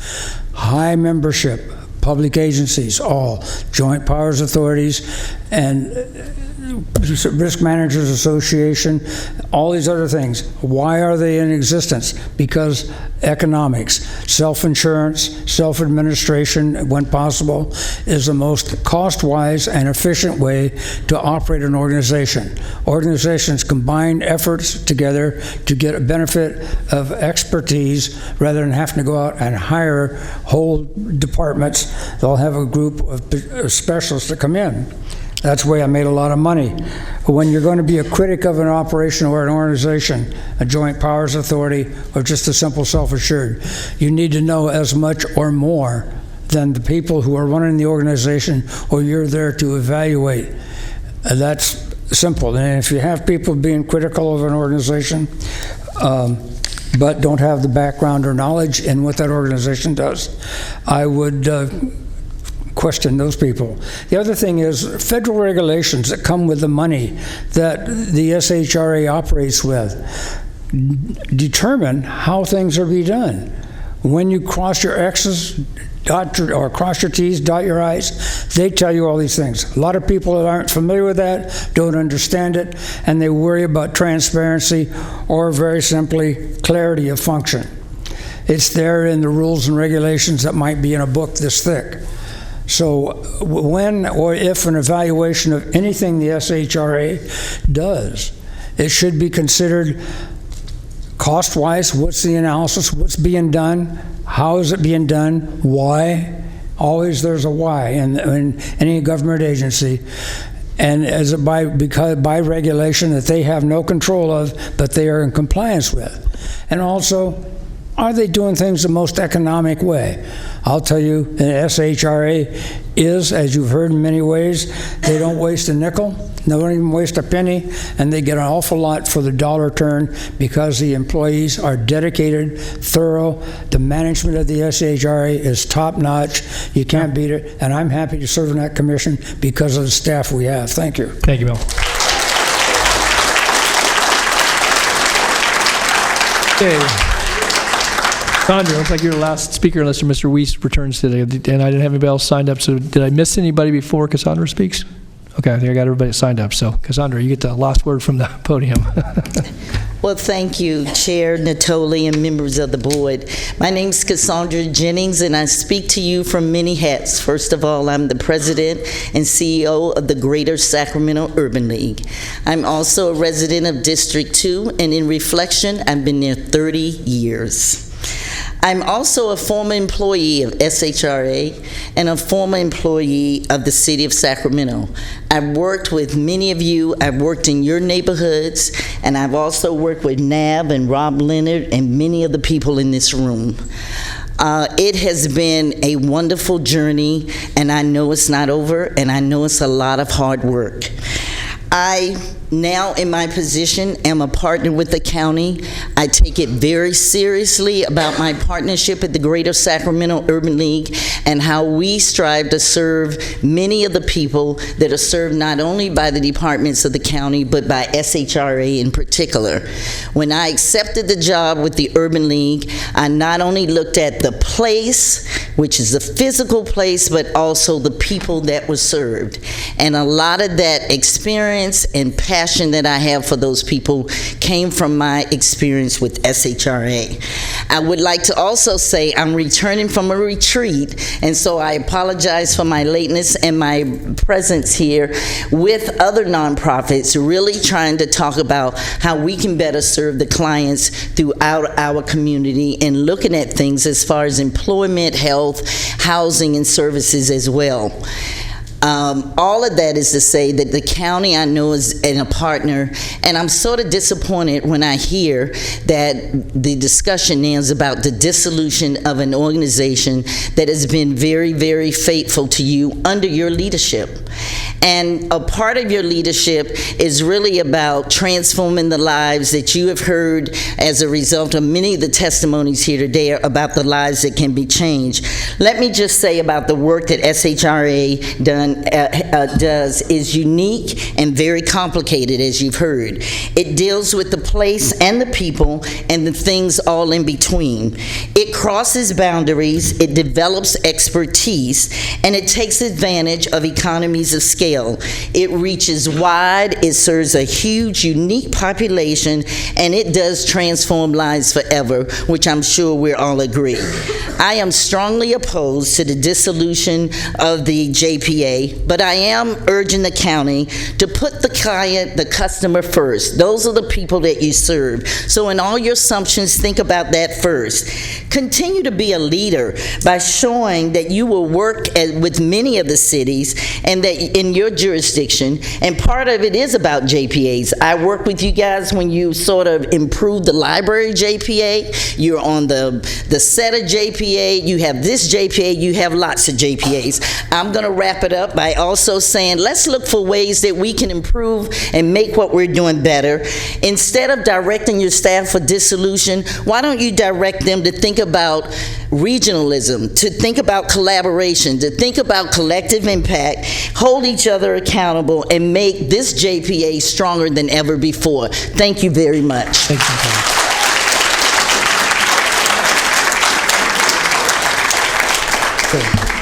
Thank all of you. Thank you, Cassandra. Thanks for all your testimony and your patience here. And I know we're going to come back to the supervisors. I see Supervisor Kennedy. Oh, do you want to talk to Cassandra? No. I think you punched up after. Yeah. So we'll go, Patrick, maybe some other questions, certainly comments by supervisors, but Patrick, you're on. Thank you, Mr. Chair. Okay, so let me say one thing, and that's, life's full of regrets. I regret using the D word. My intention, let me explain my intention for bringing up and specifically saying, looking at dissolution, because I also said status quo, by the way, which not a lot of people wanted to talk about tonight. I wanted to genuinely have an open, honest discussion about every option, and not, I wanted to convey that my mind is open, and I want to have that discussion and not come to a conclusion and then back into it. And I felt like by laying out every possible option and looking at them all, that's how we have a honest, open discussion about the future of the organization. Okay, I wish I'd never said dissolution. That being said, I do think that we can look at SHRA and we can do things better. That's not to say we don't have great employees, and that's not to say SHRA is not doing great work.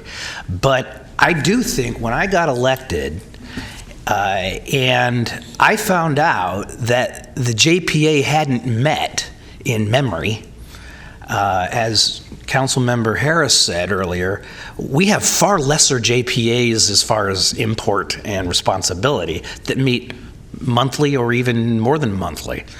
And this one hadn't met in memory, even Don's memory. And so, I do think that it's our fiduciary duty as members of the JPA to look at the governance issues, and something wasn't working. And then when I came on and I found out not only had it not met in memory, but it specifically hadn't met since the R was removed and there was no more redevelopment, which to me should have triggered an automatic, we need to get together, regroup, and figure out where we're going as an organization. Never happened. So early on in my tenure on this board, I asked for that meeting, and I was denied it for 2 years. I think that's fundamentally bad governance. It's my responsibility as a representative of District 2 and of the county for oversight, to hold our JPAs and the bodies that we govern accountable. How can we do that if we never met? If we don't meet? So I do think that there are some issues of governance that really do need to be addressed here. I agree with Mr. Foley, and with a lot of this comes out of frustration because we do have a housing crisis in Sacramento and California.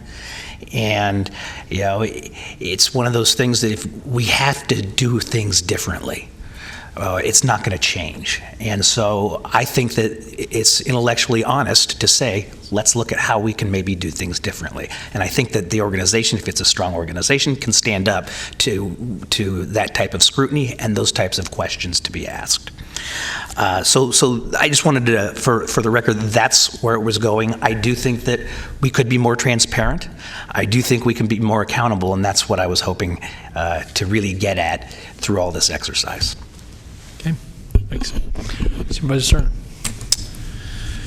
Thank you, Mr. Chair, and let me start by thanking everyone again that has taken time to join us here for now several hours to have, I think, what I would hope would be a good conversation for the balance of this meeting between the members up here, but certainly it's extremely important for us to hear all the various constituencies and sub-constituencies associated with this subject, including the employees that I agree with many of the speakers who go over and above, the residents of our various communities, those that have retired from the organization that I think rightfully point out a strong legacy of great work here in the city and county of Sacramento.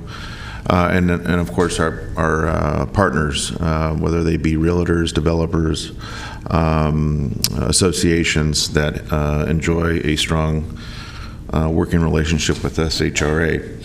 I also want to mention too, before I get to, well, first of all, let me ask the city or the county attorney, should we be thinking about a motion? I know this is about direction, but I know I would feel more comfortable with a motion given the nature of this particular issue, so that it's very clear to the public, to executive staff of both SHRA and the county, what it is that we're directing staff to do.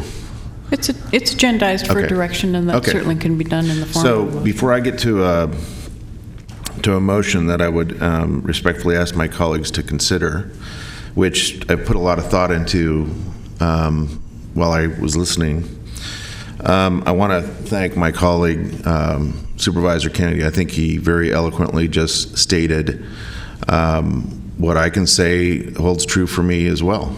And I think to some degree, maybe a large one for all of us, what our responsibility is in terms of oversight, and the fact that, yeah, what we choose, what we sign up to do when we ask to be, have the voters place their trust in us, it's not easy. We're never going to make everyone happy all the time. But fundamentally, if we're given a charge to address a challenge as complex as homelessness and affordable housing, and we take inventory of the resources we have available to us, and we're dissatisfied for one reason or another, our constituents are dissatisfied, I think we have an obligation to be bold and to ask questions about how we do it better. And that's not always painless. As I stated earlier and hopefully made clear, that I was not a party to the development of the materials for this item, but it doesn't mean that I don't agree with, again, my colleague about a need to perhaps be bold at this point. And so that brings me to a motion for general direction to our staff that is going to look very, very different than the direction that's in the board letter as written. But I think it does get to a number of issues. I think it gets fundamentally to the frustration that Supervisor Kennedy has expressed more than once this evening, about his request that he deserves an answer to. And it is unacceptable that over the course of 24 months, after making repeated requests about why aren't we meeting, where is the oversight that lies with us as your supervisors and city council people, when that goes unanswered, the level of frustration builds, and we get to a place like this. So I think in my motion you'll hear an attempt to get at that. You'll also hear in my motion a concern for timing and the workload that is on the plate of our SHRA staff, given what has been made mention of multiple times today in terms of the activity at Twin Rivers, the housing choice vouchers, and all the other work and grant processing, and no one even made mention, I don't think, of promise zones. That's another thing that our staff should be proud of, and that requires them to continually work very hard to help implement. So it attempts to get at that. And then fundamentally, my motion is going to, if approved by this board, hopefully address what is really at issue, which is how do we be a better JPA? How do we be responsive to our clients? How do we be responsive to our constituents in a time when, housing vacancy rates are as low as 2%? There's a very unacceptable amount of affordable housing at every level in the county, in the city, in our region, in our state. So it attempts to do multiple things. So without further ado, here's what I'm suggesting. The recommendation as currently written in the board letter starts with the preamble sentence, direct the county executive to engage with the city manager of the city of Sacramento and the SHRA executive director to evaluate the following. So that would stay the same. There would be two parts to what follows. The first would be evaluating the following. One, the merits of establishing the member-limited convening of the SHRA JPA Board of Directors, and by member-limited, I mean something smaller than 14 of us, and that's not unusual for those that may not be as familiar with governing bodies as we might be. That's pretty common, and that has to do with making sure we're not too big to manage, and certainly given our schedules that we keep it at a manageable size so that we can meet on a regular basis. And also in that, we'd be looking at the rationale for an equitable representation from each jurisdiction, from the city and the county. I don't know. With regular meetings. With regular meetings, and whether that's monthly, quarterly, I want to leave it intentionally general so that you're going to go look at that.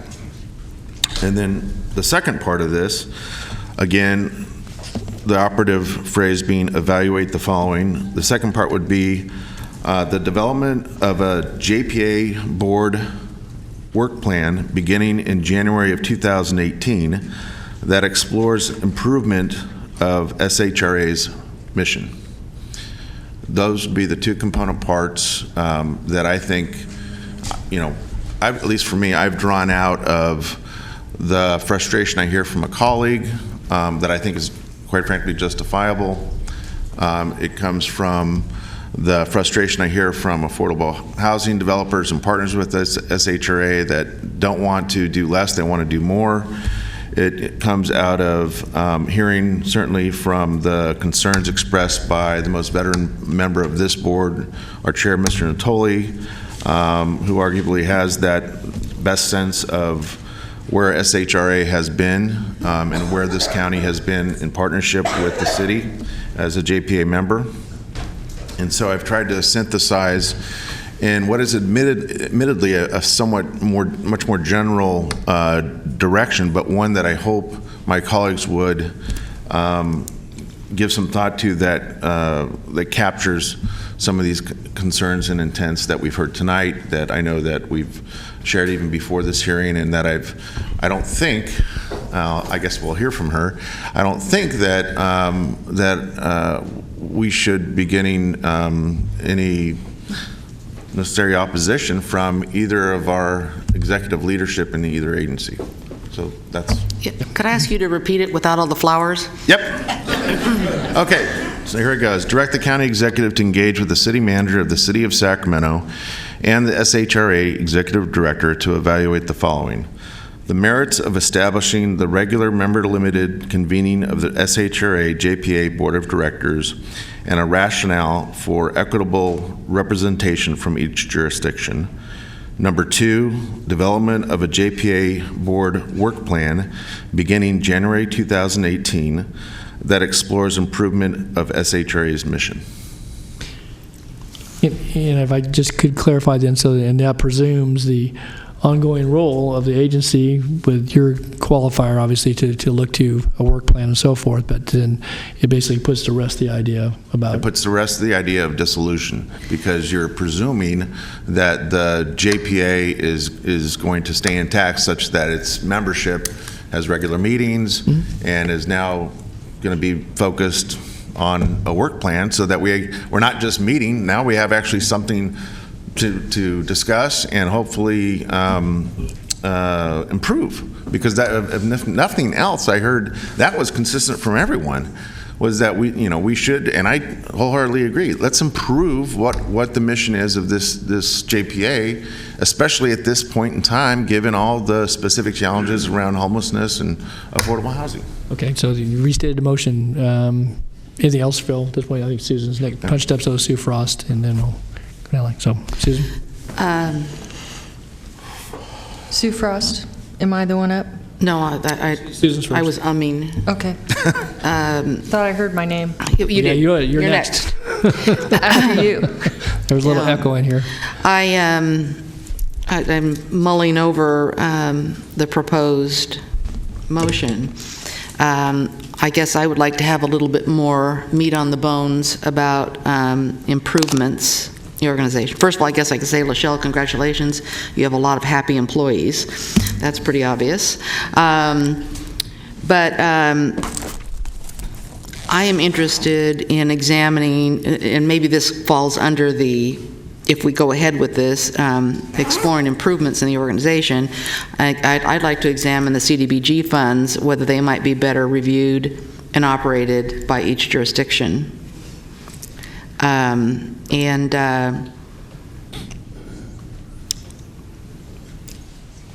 I guess the smaller JPA board, which I talked about, yes, you've got that. And then the other one is I'd like to know more about the scope and terms of being provided to jurisdictions other than the county and the city of Sacramento in that work plan. Can I ask a question about that? About those two things, if I heard you correctly, Supervisor Peters. If there was not a parenthetical, but a comma after work plan, including however you choose to phrase the specific scrutiny of CDBG, I defer to your wording. And also, what was the other one? Scope and terms provided to jurisdictions other than the county and city of Sacramento. And having that thoroughly asked and answered. Could you repeat the last one and tell me? Okay, so his part of it is a JPA work plan for this new board that explores improvements in the organization, and its first meeting should be in January of 2018. Right. And what I suggest is that we add, there's a couple things I would like to make sure that we look at if we do this. The last one you suggested. Scope and terms provided to jurisdictions other than the county and city of Sacramento. You talking about the in-county or all? No, I'm talking about the document that was provided to us that shows us providing services in Solano County and, Yolo County and Placer County and... But that also included the 5 other cities? Yeah, all of that. Yeah, 6 other cities, excuse me, okay. I said for jurisdictions other than the county and city. I didn't know if you, unincorporated area of the county and the city of Sacramento. Right. Okay. Just understand what you were making. Yeah, it's all about details. Your turn. Yep. Okay, you're up, Supervisor Frost. Okay, so I guess I came into the public service picture in 2012 when, right at about the time when they had just dissolved redevelopment. And having listened to all the input from everyone here, I realize that there is a lot of passion around what the employees and what your organization has done, and I really appreciate that. I know you guys have worked hard and done a good job, and I personally did not see this as a path to dissolving SHRA as much as I saw it as a path to, as a, you know, we've lost redevelopment. SHRA has evolved over time. We have a growing homeless problem. We lack affordable housing and no money to build it. And we have growing costs, and it's our responsibility as a board to seek out efficiencies, to look at what we're doing and what kind of results are we getting, and to take a hard look at everything to see how we can improve it. That's what the County of Sacramento did over the last 14 months when they were looking at our homeless situation and hired a special coordinator to identify recommendations moving forward. And now in our budget discussions, we're going to be talking about investing millions more into four initiatives that the board has endorsed. And I didn't, you know, I guess Supervisor Kennedy's mentioned he wishes he wouldn't have used the word dissolution, but and I respect that. But take dissolution out of it. I don't think what he requested was a bad thing, to take a hard look at I think we should be taking a hard look at everything to figure out how we can maximize our resources to solve these problems. And I think my thoughts relating to reaching out to all the stakeholders is because I know that SHRA has done a good job, and we want to hear from everyone. There might be ideas that come up that we're not even thinking of, but now we're looking at a proposal that basically sets all that aside, all the information gathering and taking the hard look, and basically concludes, you know, that we need a couple things, and let's move forward in a manner without even looking at it. And so, and it identifies a couple small things out of there that could be impacted, but doesn't take a look at the whole picture. I thought the staff's recommendation was reasonable, and aside from amending it to include, you know, a survey, I felt like that was a reasonable request that would give us all the information we need to make an educated plan moving forward with SHRA. I mean, we could take dissolving it out of the conversation and just do the information gathering. I don't think it's a bad thing to gather information. So I'm not sure. I mean, I guess I respectfully disagree with changing the whole direction of what we were thinking about doing here, and maybe just say, can't we just do the information gathering? Are we afraid of what we're going to find?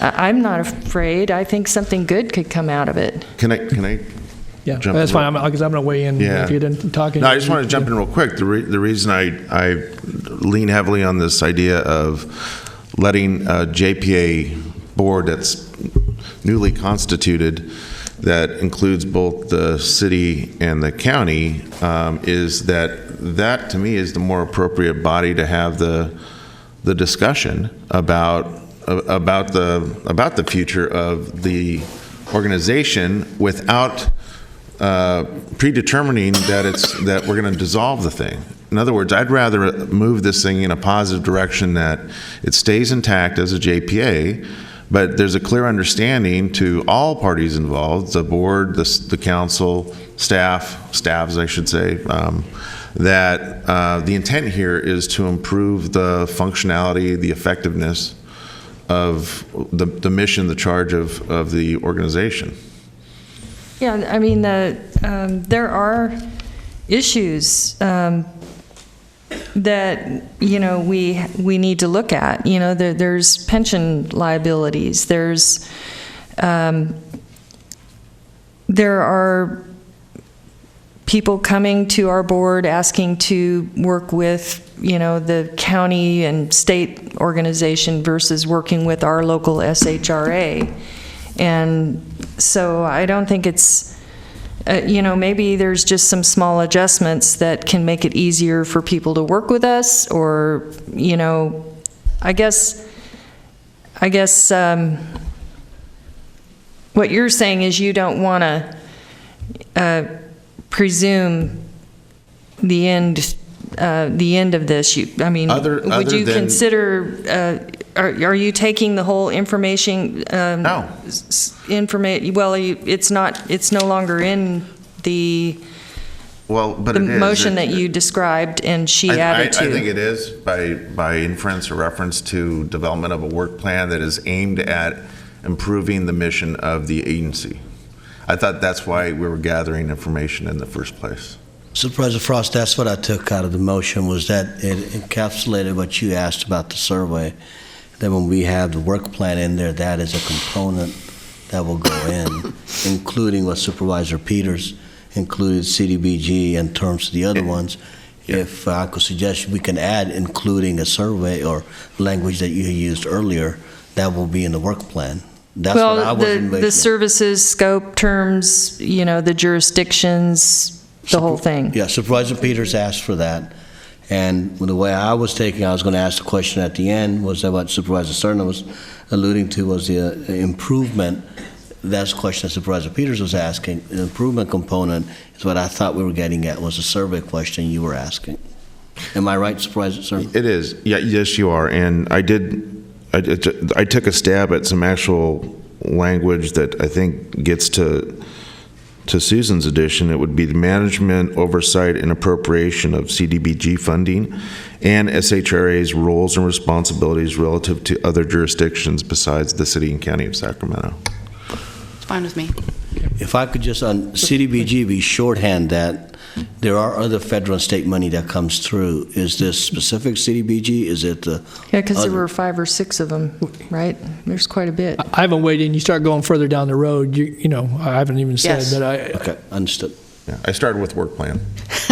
Well, all I'm just was, fleshing out the work plan. That's just it. We're just picking one out of all of them. If there's comfort in the term work plan, then I'm happy with that too. Well, and I think but the question, that's fine, you sorted it out, but then that takes us down a bit of a different path than when I understood your motion. A work plan, and then everybody kind of puts in their ideas about the work plan, that's fine.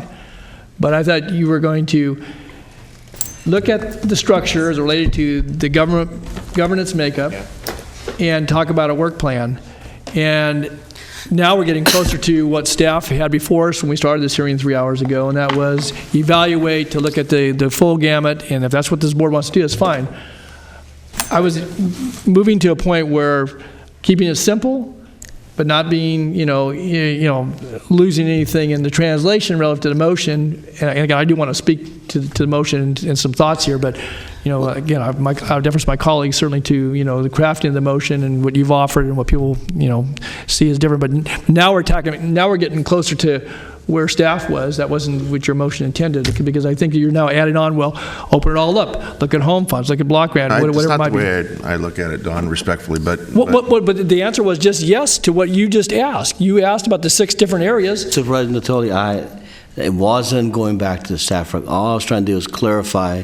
Supervisor Peters asked the question. It's all still, the way I'm understanding it, it's good conversation. I think what Supervisor Cerna proposed was that all that goes in the work plan, and some of the components of the work plan, I understood that the other supervisor wanted to make sure that in the work plan they were in there. This is not pre-assuming, it's not going down. And this is what the new JPA would address. Stays whole. Yeah. Stays whole. Yeah. That's the premise that I took. But you called out the block grant, which I got that, but then it started going, well, what else? The only reason I asked that is that block grant is one very specific thing. Yes, it gets into the whole confusion about it. But again, the intent is to hold JPA, the governance of JPA, look at the membership, that we need to change it, and then there's a work plan behind it with the input that the 2 supervisors brought. That's how I took it to mean. Yeah, I don't even know what the board representation would be. I don't know what percentage that would look like. So that's what you're saying is we're still doing information gathering. We're just adding that. That's the direction for their work. Come back and tell us what that looks like. Yeah. And the other thing I think not to be lost in this, Supervisor Natoli, the date that I've heard is that it's January 1, 2018, or sometime after that to come back on this. You know, that gets to the that timing, eases the pain. the timing issue. And does SHRA's fiscal year begin calendar? Yes, it does. It runs calendar, so I thought that was kind of an interesting way to look at it as well. Okay. I'm going to share a few thoughts before you take the motion up. Obviously, you've offered one, and folks have weighed in. And I want to just first say to my colleague, Mr. Kennedy, that I think his frustration certainly was well placed in his request for a meeting. It began, and it wasn't Lachelle that could call the meeting. It required the concurrence of both the city and the county leadership to do that, and that didn't happen until this past January. And again, it was a long meeting, and nonetheless, though, I think we had all 16 of us, or excuse me, all 14 of us here, and spent a good deal of time with the community talking about homelessness, but certainly this issue was touched upon then. And as I've listened this afternoon, thought about it, I think, some of the things that really rung true, at least in my view, and I think it really points us back to wanting to be the best we can be. I think, we're darn good as the agency. I think it's been exemplified by the work, and I would just say that you could go to almost every corner of this county, and it's 7 cities, and you could see in those communities, in the people that live in those communities, the people that work in those communities, if you went back down through it, you can see where it's been touched by the work of the agency, by the cities and the county in their work. And it's not just in housing, it's not just in economic development, it's in the hope that's been restored for folks, it's in the work that's been done in the infrastructure, it's been done in a multitude of programs, everything from senior meals to children's programs to serving folks with developmental disabilities and mental challenges. It permeates in a very positive way, and I guess the thing that really coming into today's hearing, that in reading the reports, and that's why I said very early on that when I read the summation that was provided by the agency and that by our staff, that as what one person said, it was like, what are we searching for here? Not just beyond the questions that were asked, but this team, at least in my view, has been one that, again, has continued to up its game, that it's worked very hard. This body, as a board, whoever sat on it, even in times before I was elected to this board many years ago, it wasn't like this agency went rogue. It didn't do things, behind the curtain for one entity versus the other, but it had this dual reporting requirement of the housing authorities. The agency was a umbrella agency, and then all the various funding streams that funnel down through that have continued to do good work, certainly through and under the direction of this board, of county leadership working in concert, and then all the partners. I mean, many we heard from today, but there are countless partners over the organizations big and small, some from within this community, some from outside, and I think that the talent. The collective talent has really produced good results, and not that that was in question, but I think that it's important, certainly from my perspective, to state that. And how I view it is that we've had a very, very good team, and that team's owned by the people of the cities and the county of Sacramento, and that we represent the team owners. And I think part of that, obviously, is for those folks to come together on a regular basis, either in this setting or together or in City Hall, and make sure that whether it's Lachelle, whoever occupies that seat, and folks that work in the agency, and whether they work there a day or work there for 35 years, is to hopefully have the guidance and I think the direction that comes out of the decisions we make, but also the support. And I think that where in the communication that I saw over the last a couple of weeks, and certainly even here today, I think there was certainly a question mark because of not only maybe a word or two, but words, and I think discussions that were taking place, that somehow that support was waning for not only the mission, but the work and the service that we provide and the people we serve.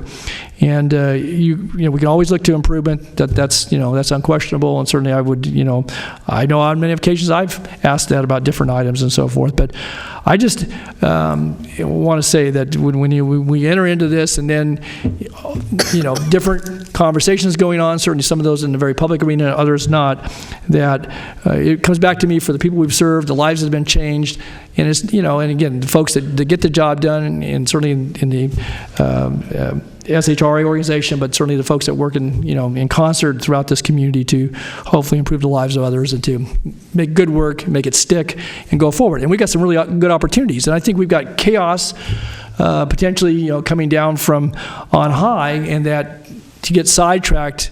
And I think that your motion may offer some opportunity to do that in a way that's coherent, it doesn't send a bad message to people in this community, the agency staff, nor to anybody else that's looking on who would look for just one reason to say, we don't need to send that money to Sacramento because they haven't got their act together. We can send it someplace else, or we'll do it with something else with it, because we know that even in the best of times that you're in a competitive situation. So I don't want to do anything that would jeopardize. I don't think anybody in this board, I know you don't, want to do anything that jeopardizes that, and that would get us sidetracked from the good work, but certainly allow us to look to improvement. And that's why when I think we start parsing this just a little bit and start thinking, well, look at this and this and this and this, a board can have those questions, you can talk about it, but I don't want to divert the attention nor the work effort that certainly this staff and working with our staff we can ill afford, and all it takes is one misstep, and we could find ourselves in a situation where we forfeit large sums of money that could be invested in this community and the lives of people that we serve. So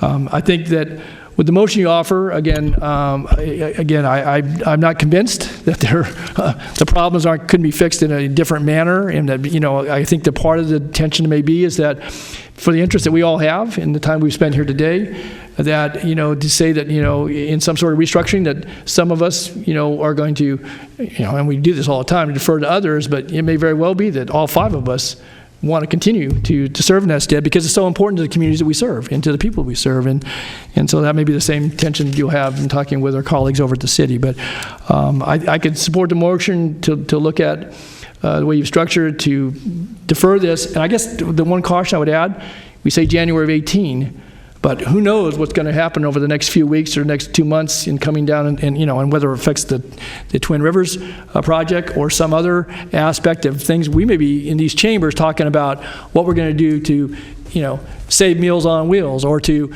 do something else that serves seniors or the disabled in this community. And that's where I want to put my time, because those are folks that own the agency. We're the representatives for those folks. And I don't want to get sidetracked with some conversation about, when we meet and how often that is. We need to have good governance, but I want to make sure we stay focused on the ball, because there's too much at stake. Has been, is now, and will be, and I think that some difficult times loom. And so I guess I would just add that as a caution. If we say January 18, maybe that's the date we hit, or maybe that's not a date we hit if we go forward with your motion. So I think with this administration, you pick a date. I mean, yeah, we're at risk after January 20th of this year, as far as I'm concerned. Yeah. But they didn't cut the budget yet. So second the motion.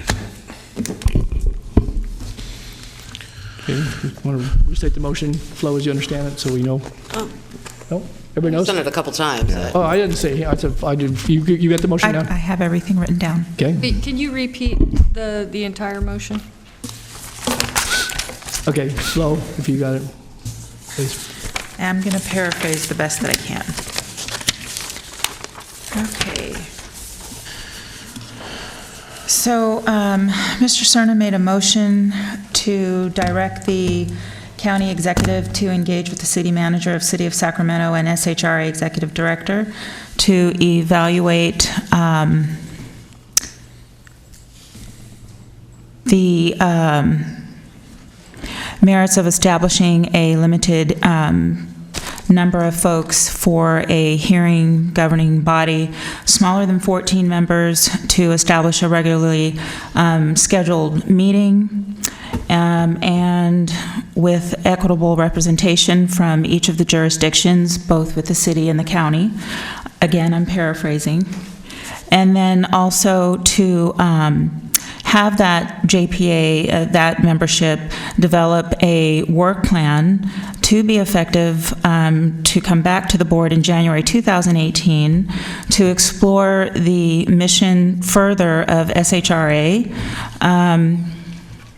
with an amendment adding Supervisor Peters' recommendation to include in that work plan a review of the CDBG funds and SHRA's role and scope as it's related to the other jurisdictions that are outside of the city and county. So that would include the unincorporated areas in the county, also looking at some of the other jurisdictions. All, not some. All jurisdictions. And then also we added the survey. Hold on. Oh, no, you did. Let me restate it. Let me restate All right, well, that's really important because that's what we did. That's all. All right. Restate your motion. Okay. And the secretary can Direct the county executive to engage with the city manager of the city of Sacramento and SHRA executive director to evaluate the following. 1, the merits of establishing the regular member-limited convening of the SHRA JPA Board of Directors and a rationale for equitable representation from each jurisdiction. 2, the development of a JPA board work plan, including management, oversight, and appropriation of CDBG funding and SHRA's roles and responsibilities relative to other jurisdictions outside of the city and county of Sacramento, all that explores improvement of SHRA's mission. So it's just CDBG, it's not all the federal and state funding programs that we're working with other entities with? It is just what I said, Sue. So to Don's point. So we're not interested in all the other stuff? It's what I just said. So to Don's point about going any further, I'd love to get a 5-0 and instead of a 4-1 out of this motion. I don't think if I begin to go down the path of more specificity here, you begin to predetermine the work plan. That's not, I think it's important we stay general enough here to give the staff that we're asking to go explore this concept to then be able to set up the architecture for the reconstituted JPA to do that initial work. That's why it's so general. I would agree with that. Okay. That's my second. Yes, a second. Any other comments or questions about the motion? No. No. Good. Okay. Nothing further then, please vote. Unanimous vote. Okay. That wasn't thoroughly exhausting enough for all of you. Thank you for being with us, and we will be back some months from now with some ongoing discussion. So, all right. Thank you all. Have a safe drive home. And anything else further come before the board? Mr. Gill, we're still in session. We're going to have to stay. So if you could just exit a little more quietly, please. Give us a moment here. I know we have to report back. Yeah, please exit quietly. We're still in session. We've got a couple of reports here. Nothing agendized for action, but under county executive's comments, I believe we have another unrelated item. Just give it a moment.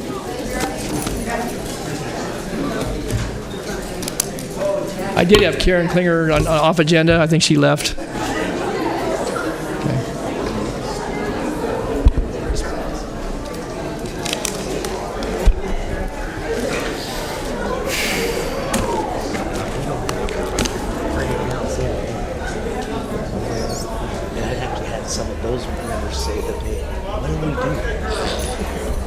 Okay, one more item that I would like some clarification, and I have a suggested path. It's just a path. It's for you all to discuss. It's on the TO applications that have come in. You're asking at 7:50 on. I know. But we did so good in the last one. I think I know. That's fine. We can get to this one. Yep. So what I'm suggesting for you guys to discuss is that you have, as you know, 148 applications. You got a lot of stuff that's coming in. How about if the board selects a committee, could be 2 board members, that works with the chiefs, with economic development, whoever you want to designate, that comes up with the criteria to narrow the list down to be presented back to you. So that's option one. Option number two will be for a full day that we set up for folks to come and give you their input and for you guys to evaluate what you guys would like to do. Either picking option one or option two, my recommendation is that you allocate the money in the June budget, $1 million, and make your decision in July who you want to allocate, whether you want to go committee or you want to go direct appeal to you guys. And I kind of wanted to spark this conversation, get some guidance, and then provide the support that you guys need in moving through the 148 applications. So I talked a little bit with Supervisor Natoli on how to bring this forward. So Don, well, right, and there are some, probably, widely held views here on the board about how much time to invest and so forth, but we got a pretty resounding response, and so I guess we had a couple options, maybe some other hybrid of that, and if we don't do it in the midst of the budget deliberations, we can set the money aside. I do think that if the board retained it, again, and using whatever filter board members choose to do on their own, that we can, set a one-day hearing and give everybody a couple minutes if they choose to. I don't think everybody's going to show up and work our way through it. I think one of the things that hampers us a little bit is that obviously the volume and the fact that we've got this mixture of such a variety, everything from capital projects to organizations serving people and then a whole host of things, economic development and municipalities and park districts and nonprofits, big and small, and so that potpourri. If you're going to tell a committee to go do some evaluation, what are they scored against? I mean, and you've got some folks have asked for 20,000, some have asked for 250 or 300,000.